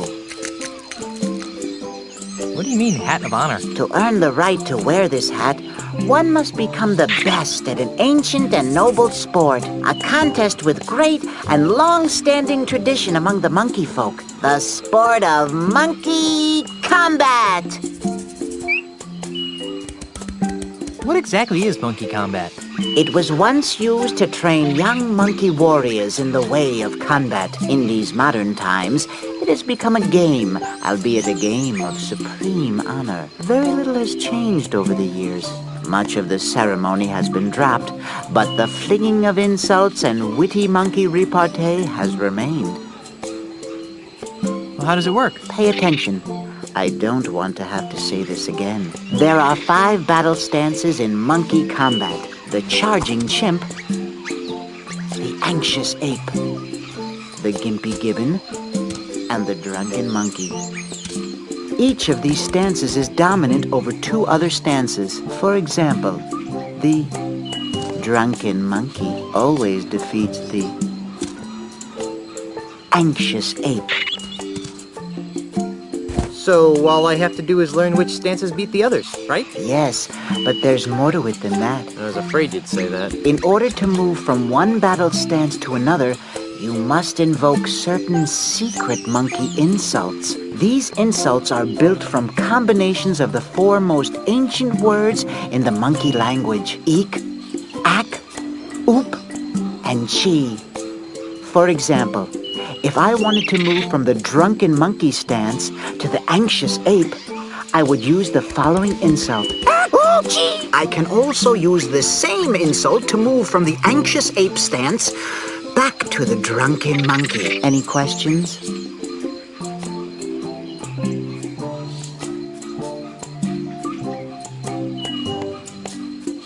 Could you teach me some of the other monkey combat insults? I'm afraid not. Each monkey combatant must earn the knowledge of the sacred monkey insults through actual monkey combat. But you already told me one of the insults. Yes, well, the first one's free.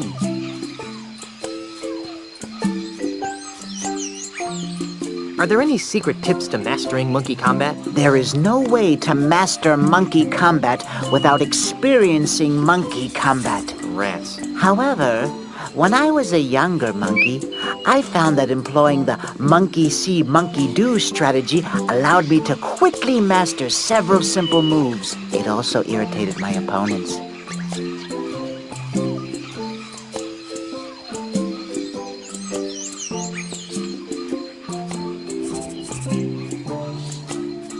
This is giving me a headache. Then we shall take a break. I want off this crazy island. The want of things is the core of the human experience. That's very profound, but I have no idea what you just said. It's good to want things.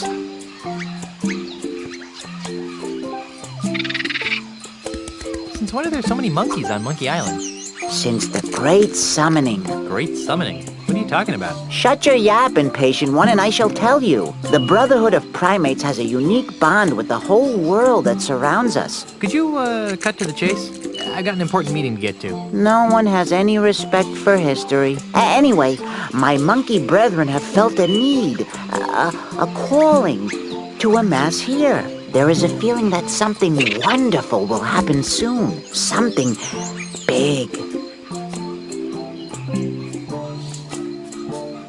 Something big? That is all we know. And even that is nothing more than a hunch. But it is the only explanation for this impromptu monkey reunion.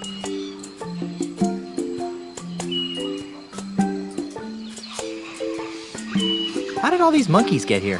Various ways. Each monkey has found their own path. Are any of those paths reversible? I'd sure like to get off this island. Your path is yours to find. Gee, thanks. But how did they know to come here? How did you know to come here? I didn't. I had no choice. And so it is for my monkey brethren. Ozymandial and LeChuck brought them all here? No, they came of their own accord. But they don't know why.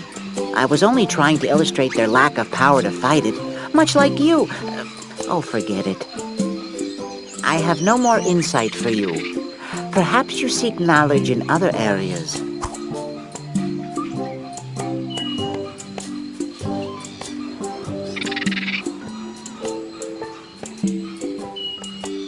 I really should be going. I wish you luck and health on your journey.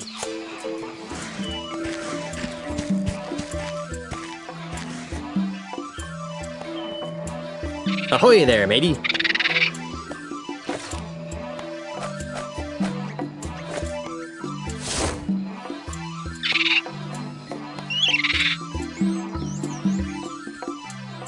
Nah.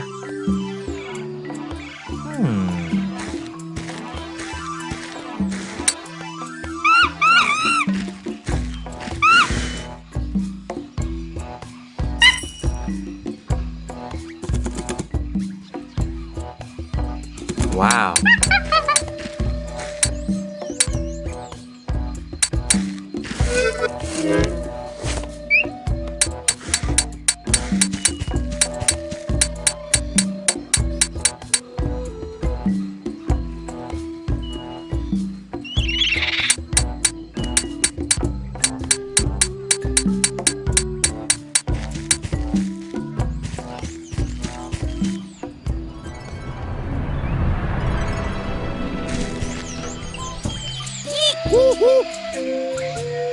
So, I see you are trained in the arts of monkey combat. Let's rumble.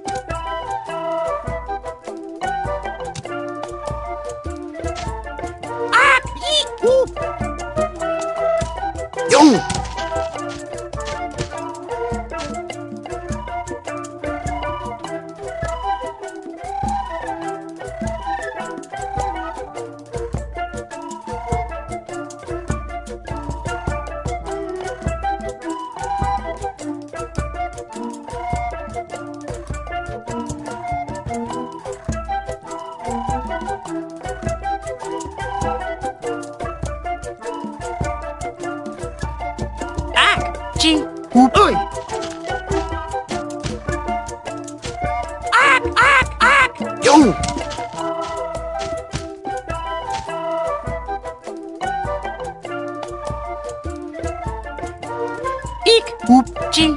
Ow! Ack! Ack! Ack! Yo!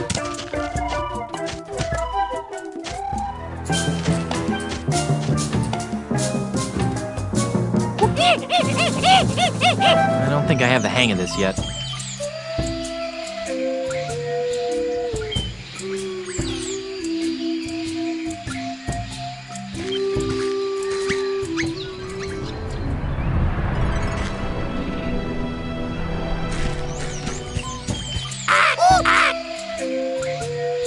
So, I see you are trained in the arts of monkey combat.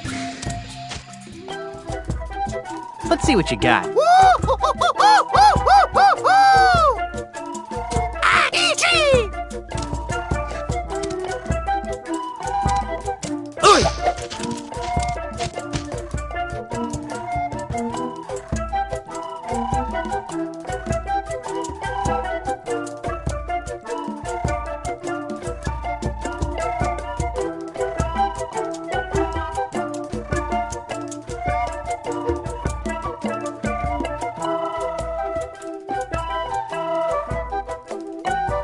Oop! Gee! Ow!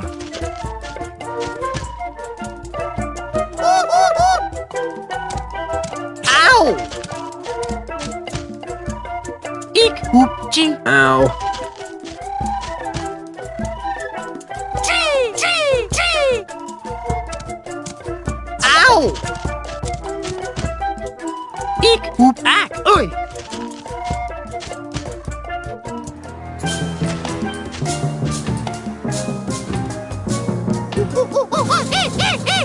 Rats.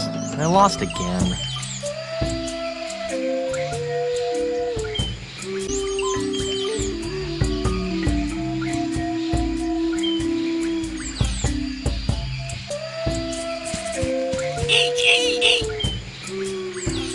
So, I see you are trained in the arts of monkey combat.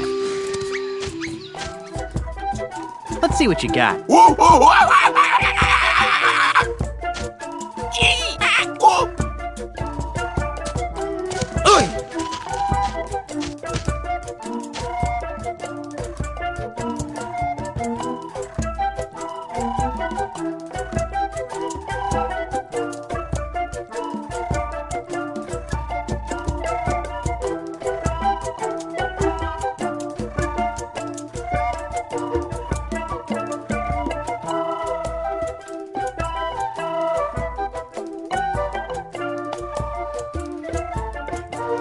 Gee! Eek! Oop!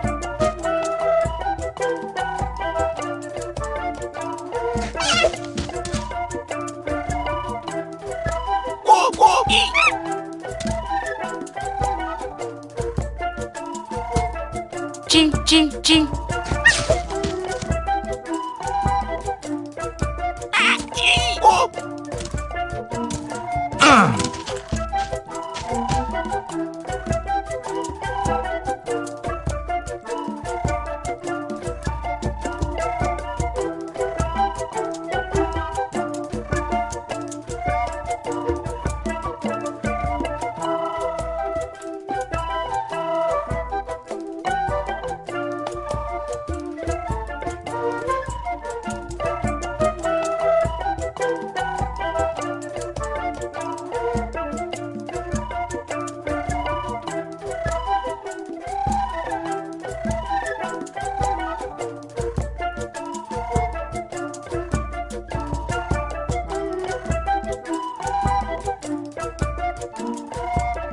Eek! Gee!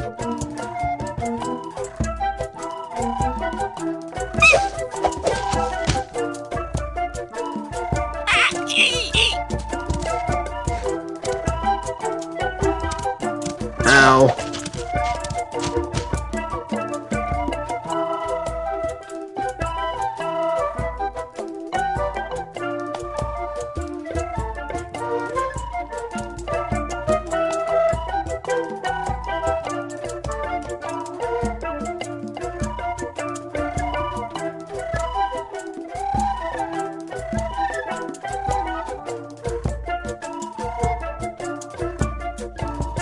Gee! Oop!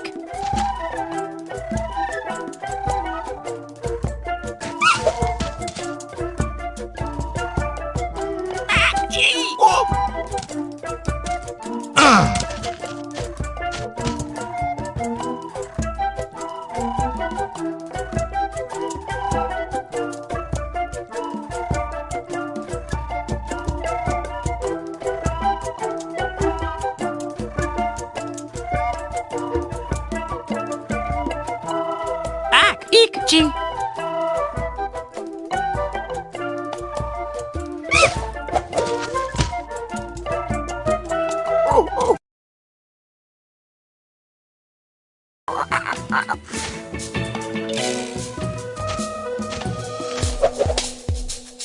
Hey, I'm getting pretty good.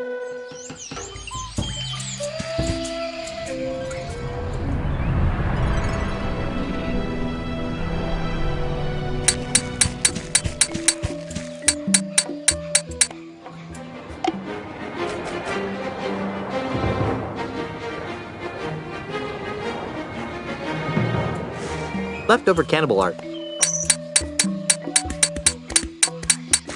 Hello again, Monkey Prince. Greetings, unenlightened one.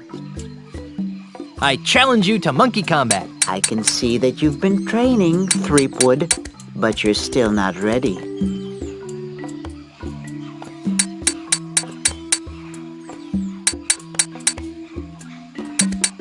I really should be going. I wish you luck and health on your journey.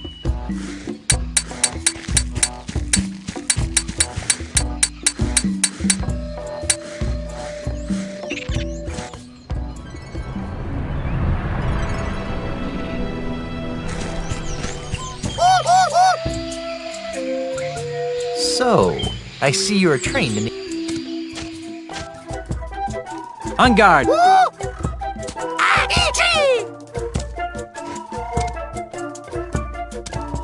Ow!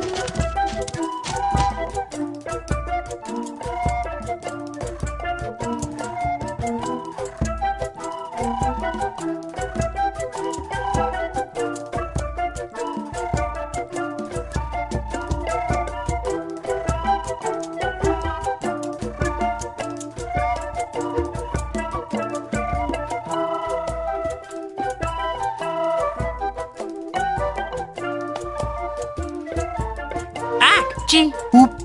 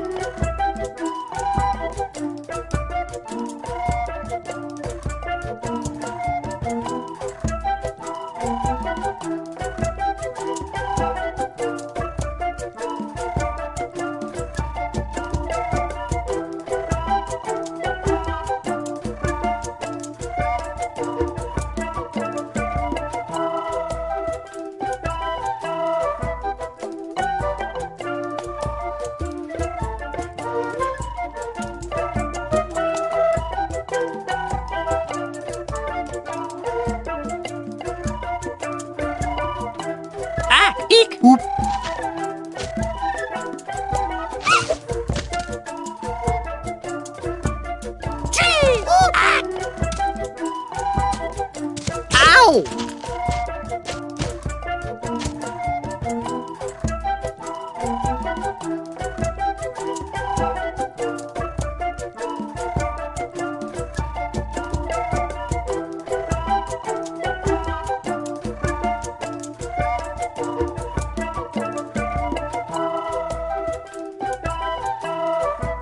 Chi! Eek!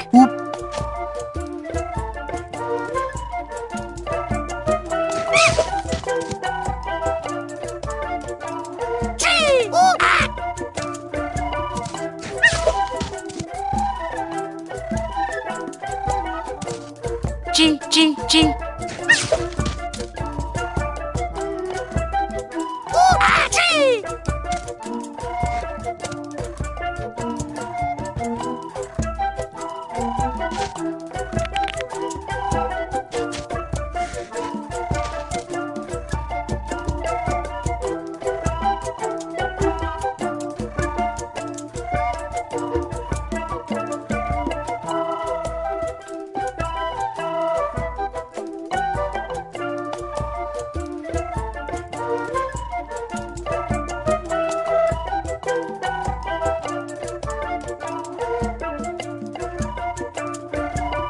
Chi.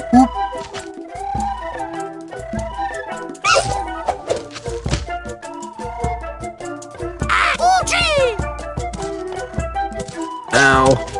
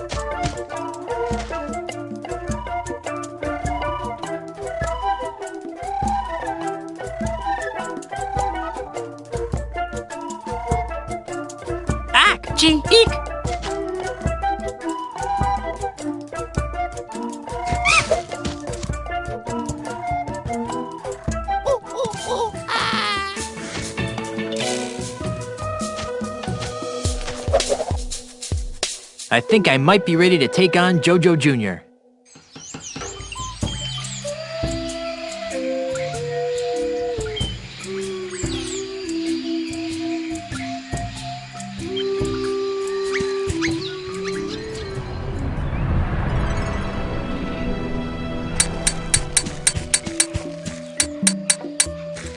Hello again, Monkey Prince. Greetings, unenlightened one. I challenge you to monkey combat. I can see you've been training. Perhaps you are ready to fulfill the prophecies. Prophecies, schmophecies. Are we gonna fight or what? Very well. Monkey combat! Let's. You are in.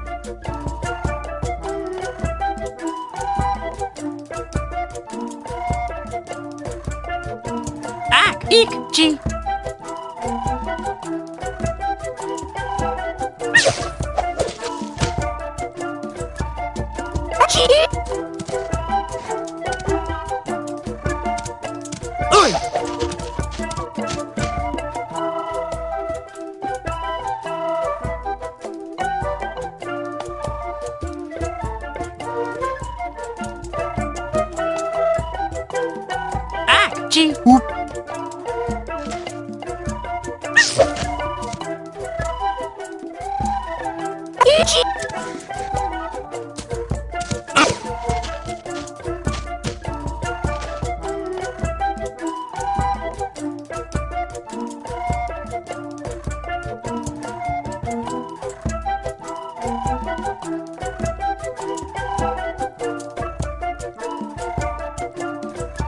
Hoopchie.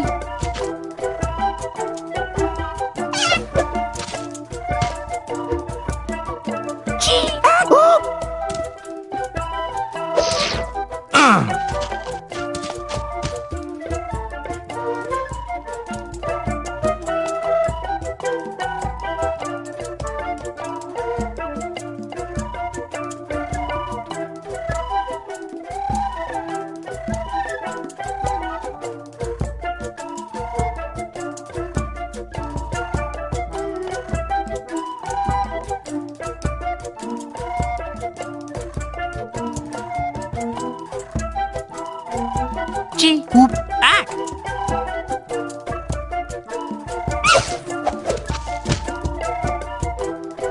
Gee whoop. Oi.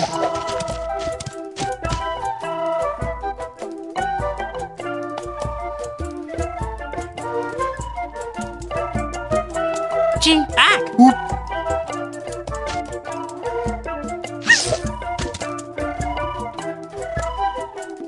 Itchy.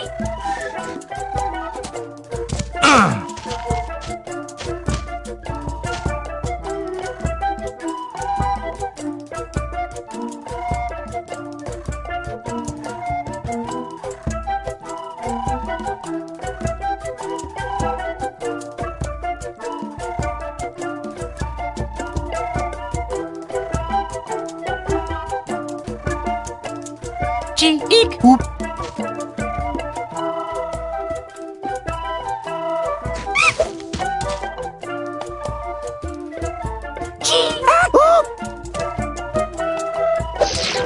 Ow.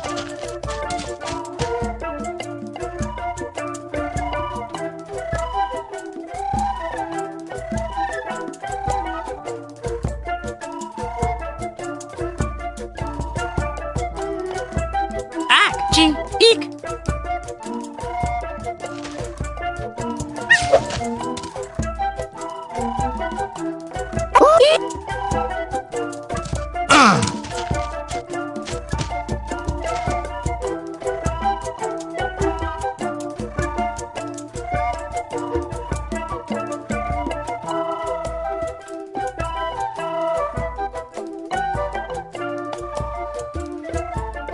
Ack, gee, eek.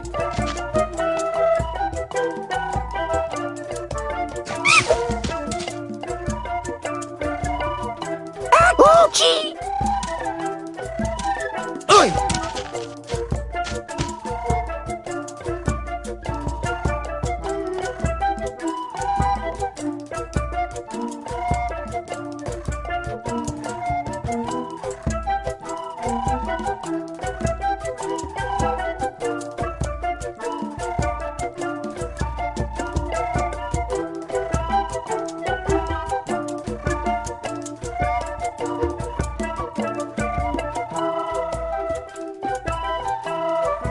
Whoop, ack, gee.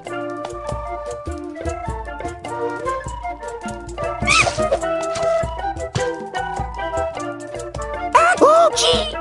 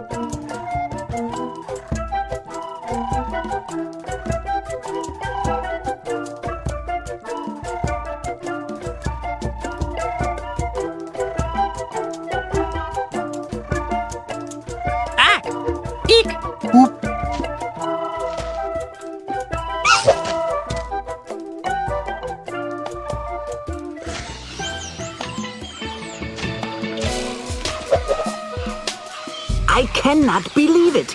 I had foreseen losing my crown eventually, but not to such an unlikely opponent. The honor of victory is yours, Guybrush, as well as the ceremonial bronze hat. Please take good care of it. It is very special.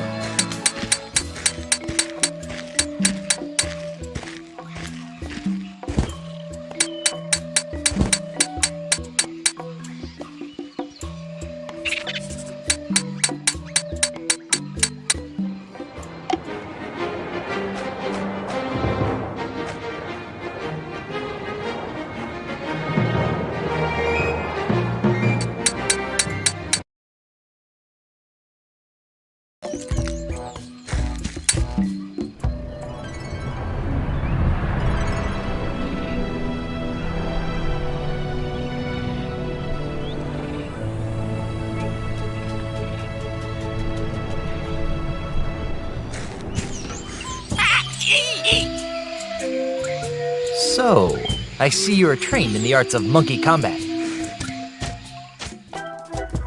On guard, monkey!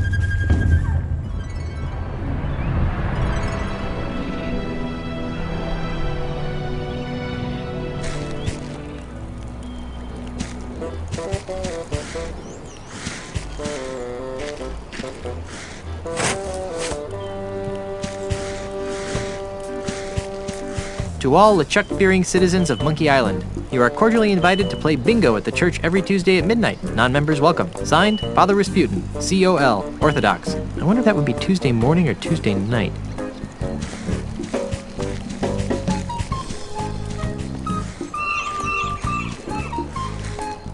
Herman! Where? Here! You're Herman Toothrot, the Hermit of Monkey Island!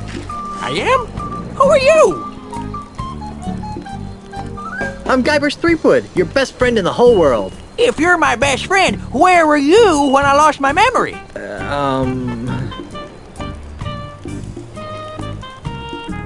Your memory seems to be slipping. Is it? I can't remember. What do you remember? Mostly a lot of staggering around. Then a weird kid named Sheepgood showed up and told me my name was Herman. Well, it's nice to see that whatever scrambled your brain hasn't affected your sense of humor at all. What's the earliest thing you remember? This isn't some sort of regression therapy, is it? I don't think so. Because I don't want to wake up thinking that I've been kidnapped by aliens or something. Just try to remember as far back as you can. Let's see, ow.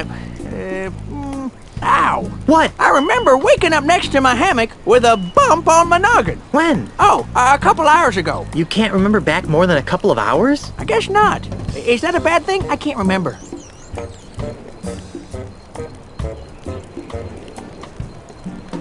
I think I'll plumb the murky depths of your memory later. Whatever.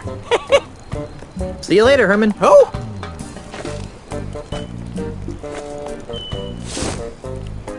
Herman? Where? Ow! What the heck you trying to... Hey, I'm Herman Toothrot. Herman, you got your memory back. Some of it.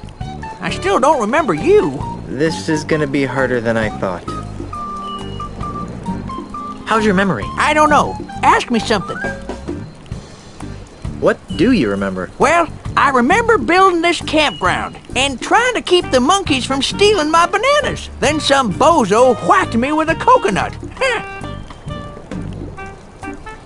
What's the earliest thing you remember? Let me think. I remember waking up in the middle of a clearing next to a milk bottle. A milk bottle? Yep. Probably had something to do with all the explosions going on at the amusement park. Explosions? Yep. Some sort of demon zombie ghost pirate blew up the place real good. then sailed off on his ghost ship. All the explosions activated the island's dormant volcano. When did all this happen? A few months ago. I think I'll plumb the murky depths of your memory later. Whatever. See you later, Herman. See you, stranger.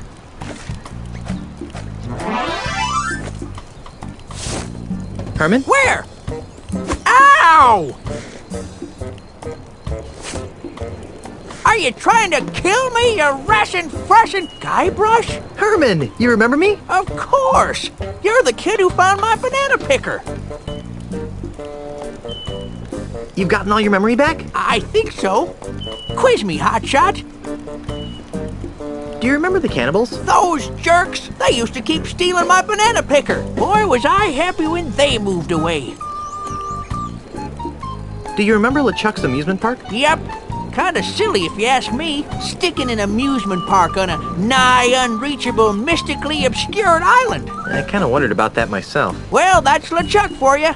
A nasty piece of work, but not too bright. Do you remember Dinky Island? I wish I could forget. I'm still not sure how I ended up there. LeChuck told me there was a tunnel between Dinky and Monkey Island. Really? Well, don't that beat all? Do you remember the caverns to heck under the giant monkey head? Oh yeah, the caverns of meat. Those caves mysteriously sealed up after you left. It's a good thing too. We were losing a lot of monkeys down there. Do you remember anything else? I remember lots of stuff. I especially remember a snot-nosed kid who wouldn't let a hermit have a little peace and quiet. What's the earliest thing you remember? That's a long time ago, Skippy. Try. I remember. It's 20 years ago. I'm washing ashore on Monkey Island. My head hurts. There's an accordion next to me on the beach. An accordion? Yep. I tried to play the thing for a few years, but I wasn't any good. So I threw it into a field of weeds. Let's pour over your mental state later. Whatever. See you later, Herman. Oh?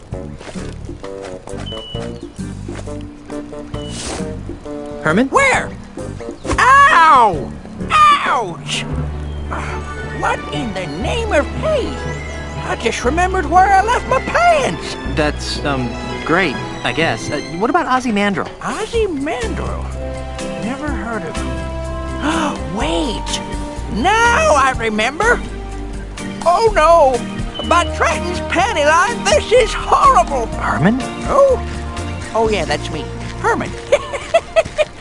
Listen, Junior, you better take a seat because I got some whale staggering news to lay on you. I didn't know whales could stagger, but go ahead.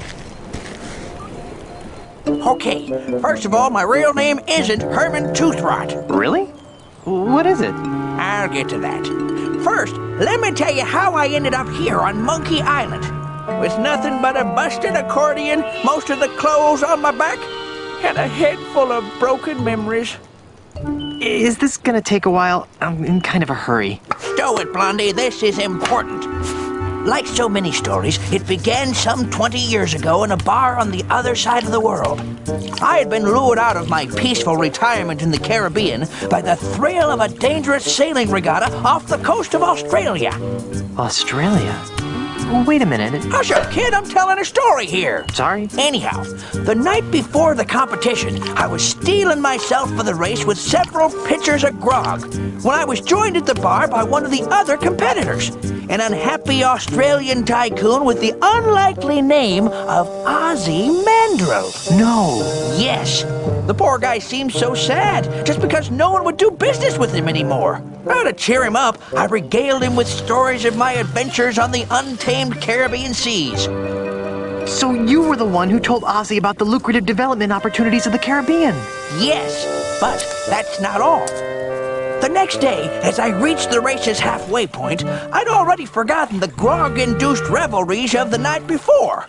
Suddenly, I found myself being rammed by another boat, pushed into a freakish whirlpool. It was none other than Ozzy. I hate it when that happens. It gets worse. Yipes. I hadn't just told Ozzy about the wonders of the Caribbean. I'd also told him about all of its terrible voodoo secrets. Secrets that men would kill to possess. I told him about the gate to heck known as Big Whoop. I told him about the unbelievable lineage of the three-headed monkey. Worst of all, I told him about the ultimate insult, the voodoo talisman that could make mice out of men. Remind me to never tell you a secret. Strangely, the whirlpool didn't kill me. Instead, it dropped me and my shattered ship on the other side of the world. By the time I had righted myself, I had no idea who I was or where I came from. I took the name Herman Toothrot after the remaining letters on my accordion, H.T. H.T.? Wait a minute, you're not telling me that you're really... That's right. My real name is Horatio Torquemada Marley. But you can't be Governor Marley. I mean, everyone knows that H.T. Marley died over 20 years ago, off the coast of Australia, in a boat race. Grandpa! Get your stinking hands off of me, you blamed octopus! But sir, we're family. See? I married your granddaughter, Elaine. Oh, that's just wonderful. I finally rid myself of 20 years of amnesia, and the first thing I learned is that my granddaughter has married the sorriest excuse for a pirate in the 7 seas. Somebody get me a coconut so I can go back to being blissfully ignorant.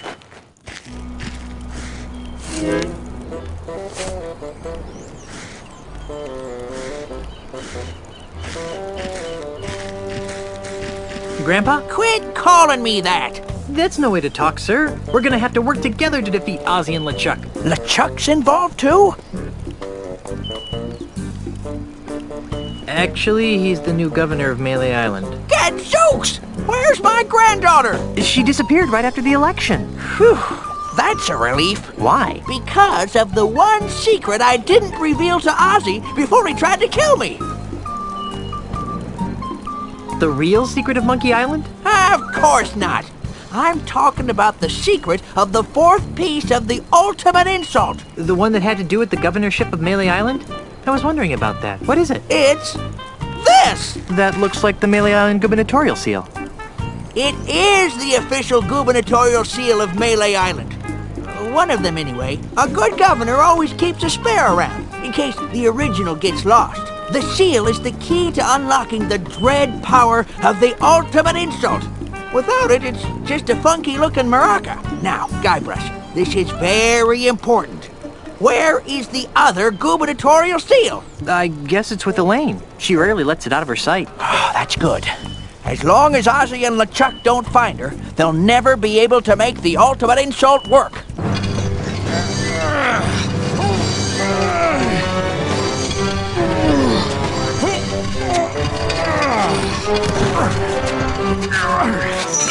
Ah, good times, free grog, my pockmarked fanny. You should all be ashamed of yourselves. Don't be looking at me, you mangy mongrel.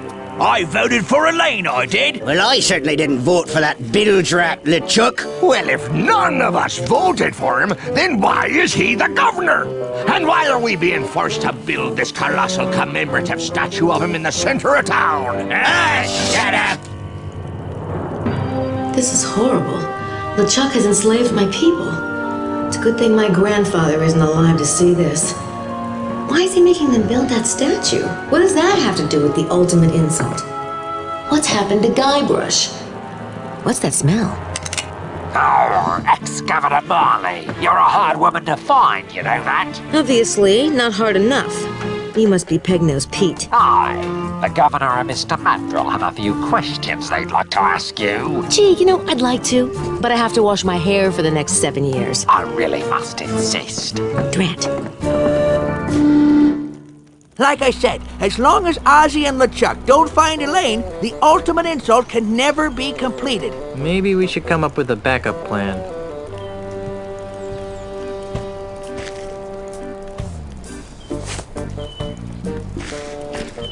Horatio? Yep. How am I supposed to get off this island? Splinky, I have no idea. Right now, I'd trade all the gold in my mine to bring back my creaky old ship. How am I supposed to defeat the ultimate insult? You shouldn't have to. As long as my granddaughter keeps the gubernatorial symbol away from those goons. Well, let's just suppose that something goes wrong. How would I stop an ultimate insult talisman? That's tricky. I suppose you could just build a bigger ultimate insult talisman. That might work. But what? If you wanted it to generate ultimate comebacks, you'd have to master the ancient tongue of the ultimate insult. How hard could that be? Pretty dang hard. It's really ancient. How ancient? It's monkey jabber. The language of the ultimate insult is monkey jabber? Yep. Pretty ancient, huh? Well, it's a good thing we're on Monkey Island, then.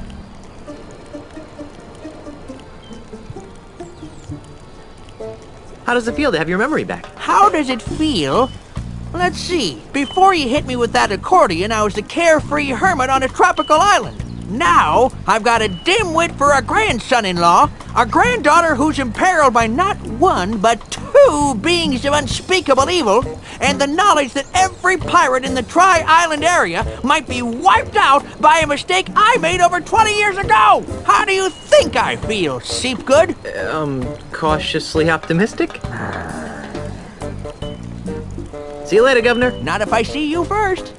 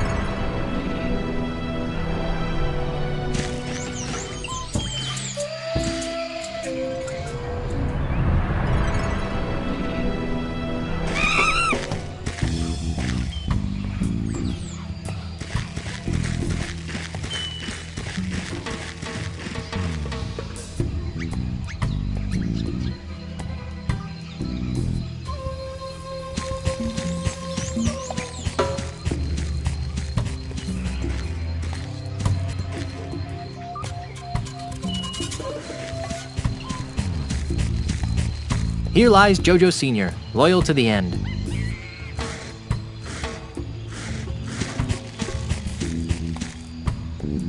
That's the second biggest monkey head I've ever seen.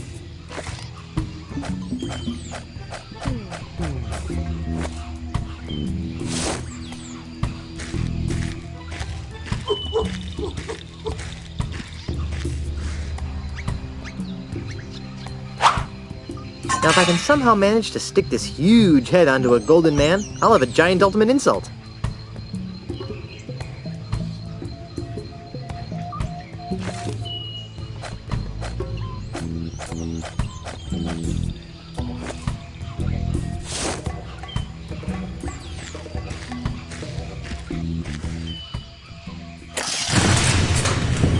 I guess there's more than one way to skin a monkey. I sure am glad I've got this banana picker.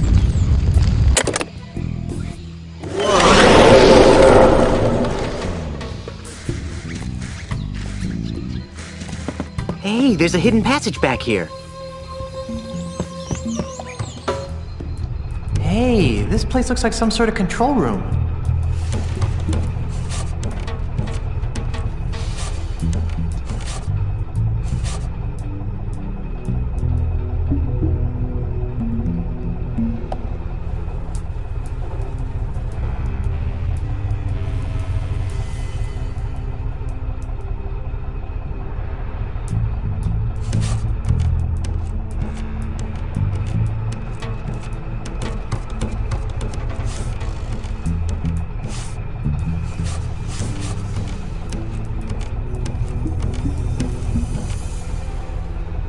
It looks like something important is supposed to go in there.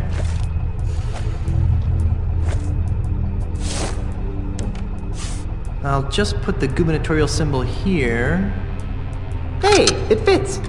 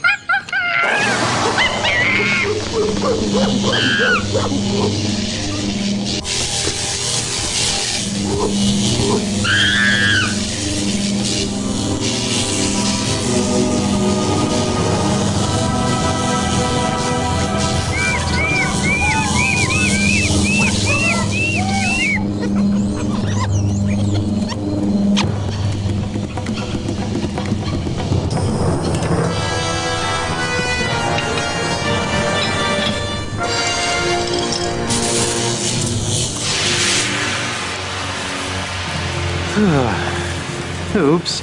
I better get out of here before someone finds out what I did. Relax there, son. We're going for a little ride. Sure. Pull that lever there, would you? Ride? What do you mean by that? We're taking this giant monkey robot to Melee Island to rescue my granddaughter. Giant monkey robot. Are you sure you have all of your memory back? Maybe I should hit you again.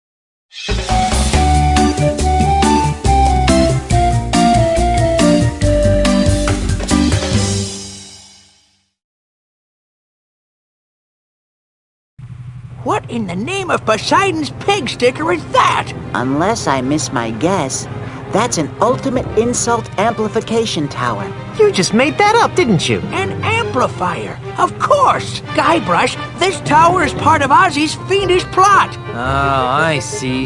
He plans to build really ugly towers all over the Caribbean, driving down property values to the point where he can scoop up all the land for a fraction of its real value. How ingenious. What the flimdy-flam are you talking about? Ozzy's gonna use that tower to amplify the effects of an ultimate insult a millionfold, so he can simultaneously expose every pirate in the Tri-Island area to the devastating effects of the ultimate insult.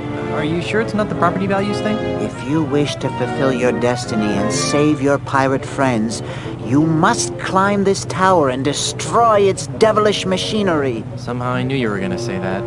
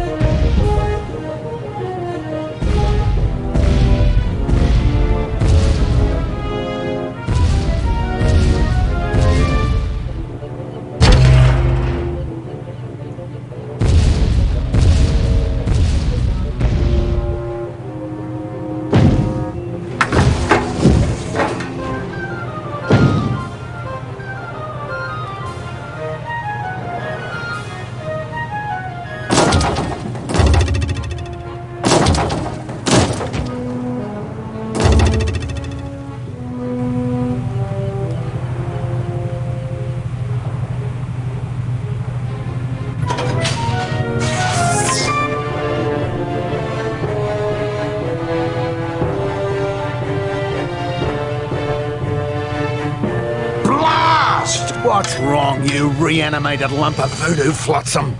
I'll tell you what's wrong. This so-called ultimate insult doesn't work. I've tried whacking it against every piece of junk in this accursed hovel, but nothing happens. Ha! Well, I guess Grandpa was too smart for you diabolical dodos after all. Quiet, you. Grrr.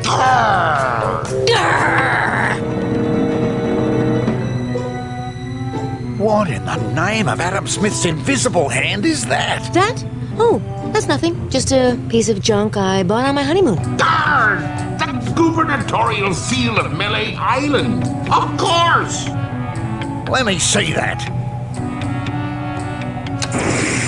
Well, that seems to have shaved the proverbial dingo. Let's test this bugger out. Peg nose. What? Would you be so good as to stand over there? Look, Mr. High and Mighty Mandrill, I'm getting awfully tired of following orders. I think it's about time we renegotiated the terms of my employment. Or what? Or I'll fill your belly full of lead, you sissified fossil! No one messes with Pegnose the pirate and lives to tell the tale! Why, I'll rip off your arms and I'll beat you! You were saying? Please don't hurt me, Mr. Mandrill! I'll do whatever you say from now on, I promise! Take a long walk off a short pier, you craven wretch. Righto, sir! Well, Mrs. Threepwood, it seems as though the power of the ultimate insult is finally mine. Oh, let me use it on Elaine. All in due time, Captain. But first, let's give her a taste of things to come. Aye, you're a sadist after my own blackened lump of a heart, Mandrill. For years, the Caribbean has been buffeted by the unpredictable winds of runaway piracy. Now, by the power of the ultimate insult, I hereby banish those chaotic tempests and usher in a new age of orderly consumerism. I am Ozymandias. Look upon my works, ye mighty pirates, and despair. No!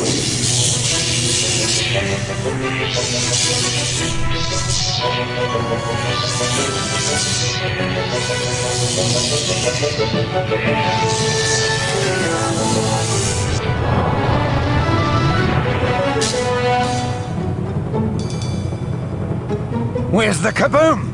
There's supposed to be a Caribbean-shattering kaboom! Work, damn your eyes! Work! I knew this ridiculous plan would never succeed. I guess this just goes to show that you should never send an Australian girly man to do the work of a real pirate. LeChuck, get back here and help me fix this thing. Oh, Ozzy!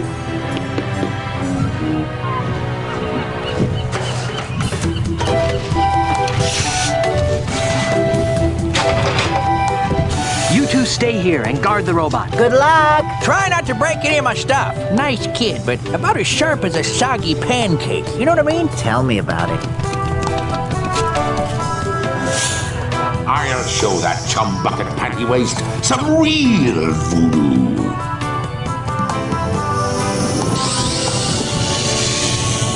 Honey, I'm home. Guybrush, look out for the ultimate insult. I don't know how you dimwits managed to sabotage my magnificent insult amplification apparatus, but I'll at least have the satisfaction of annihilating your arrogant pirate souls. Somehow, I always knew it would end like this. Really? Prepare to meet your doom, Threepwoods.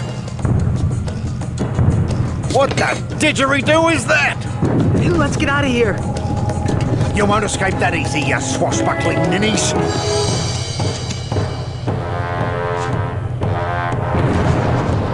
Great Barrier Reef! Arr, ye be looking like ants from up here. Guybrush? Yes? Am I the only one seeing a giant walking statue of LeChuck on our front lawn? No.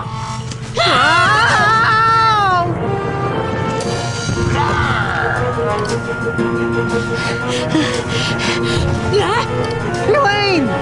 Guybrush! Guybrush! Help! Hang on, I'll be right back. Guybrush! Don't you dare leave me! Don't worry, my beloved. Guybrush isn't going anywhere.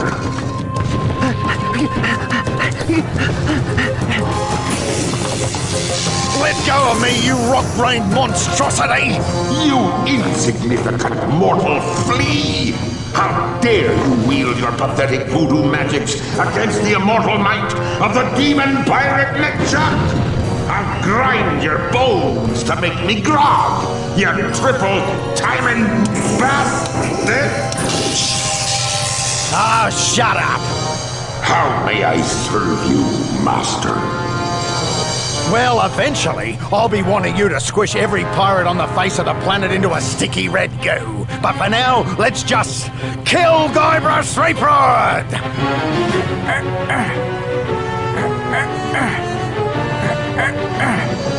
Oh. Come on, guys! We've got to get this giant monkey robot moving now! Where's my granddaughter? Actually, that's kind of a funny story. Threepwood! Where did you find that ridiculous-looking contraption? It was a present from H.T. Marley. Grandpa? I'm in here, dear! Well, what an unexpected family reunion! Too bad I have to ruin it by savaging your puny minds with the power of the ultimate insult!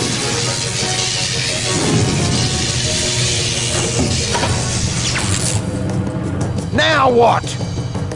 Now is your undoing, evil one. Now is the time foretold in the ancient prophecies of Monkey Island.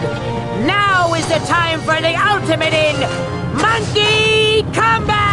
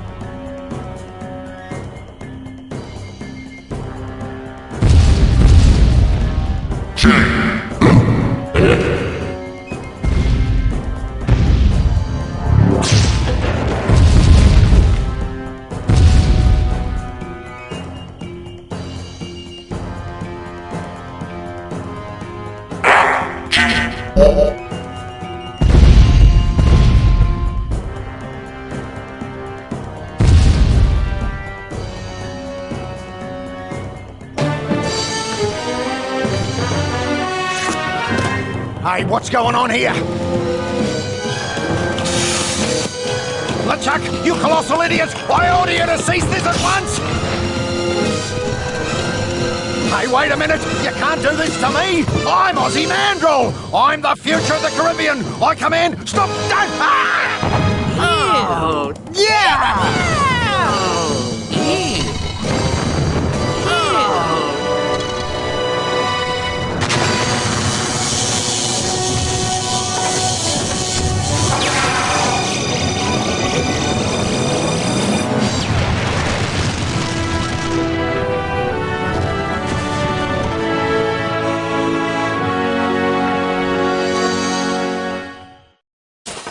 Elaine! Grandpa! Jojo!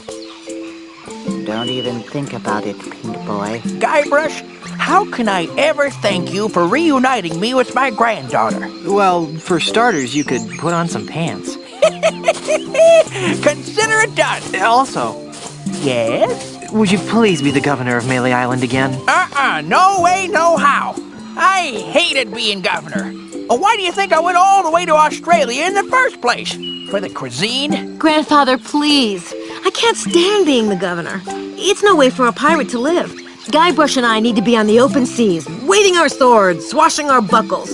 We're too young to become career bureaucrats. Well, all right. But you better come by to visit. Every month. And I want to start seeing some pirate great-grandchildren. We'll see what we can do. And so the circle of life continues. Hey, you're a talking monkey. Oh, Elaine, I'd like you to meet Jojo Jr., the Monkey Prince of Monkey Island. Well, thank you, noble Jojo, for helping to make the seas once again safe for pirates everywhere. It was my pleasure, Mrs. Threepwood. But now I must be going. Somewhere out there, my monkey brothers and I have a destiny to fulfill. Where will you go? I don't really know.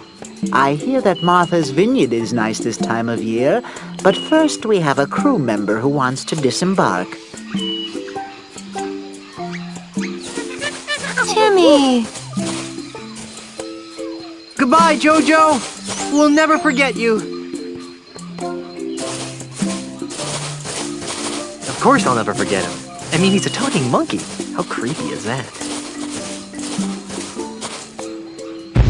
Well, that's it. We've saved the mansion, found your grandfather, and once again made the Caribbean safe for bloodthirsty, grog-swilling reprobates. Phew, who knew married life would be so much fun? Guybrush, now that Grandpa's governor again, we're free. We can go wherever and do whatever we want.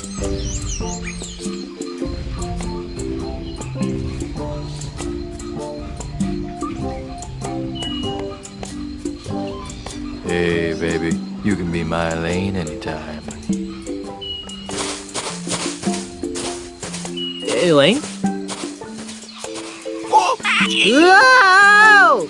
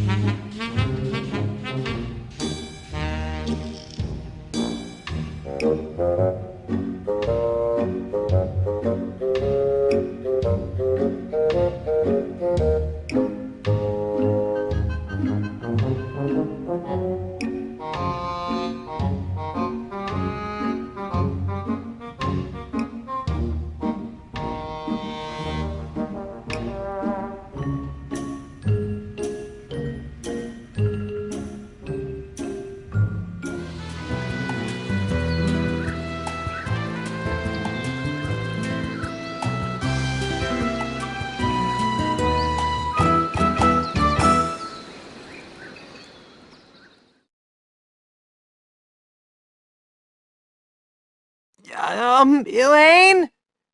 Timmy? Herman? Mommy? George? Hey guys! I'm stuck down here! Wally? Lindy? Oh, it's a long way down! Murray? Sean? Mike? Oh, Jar Jar?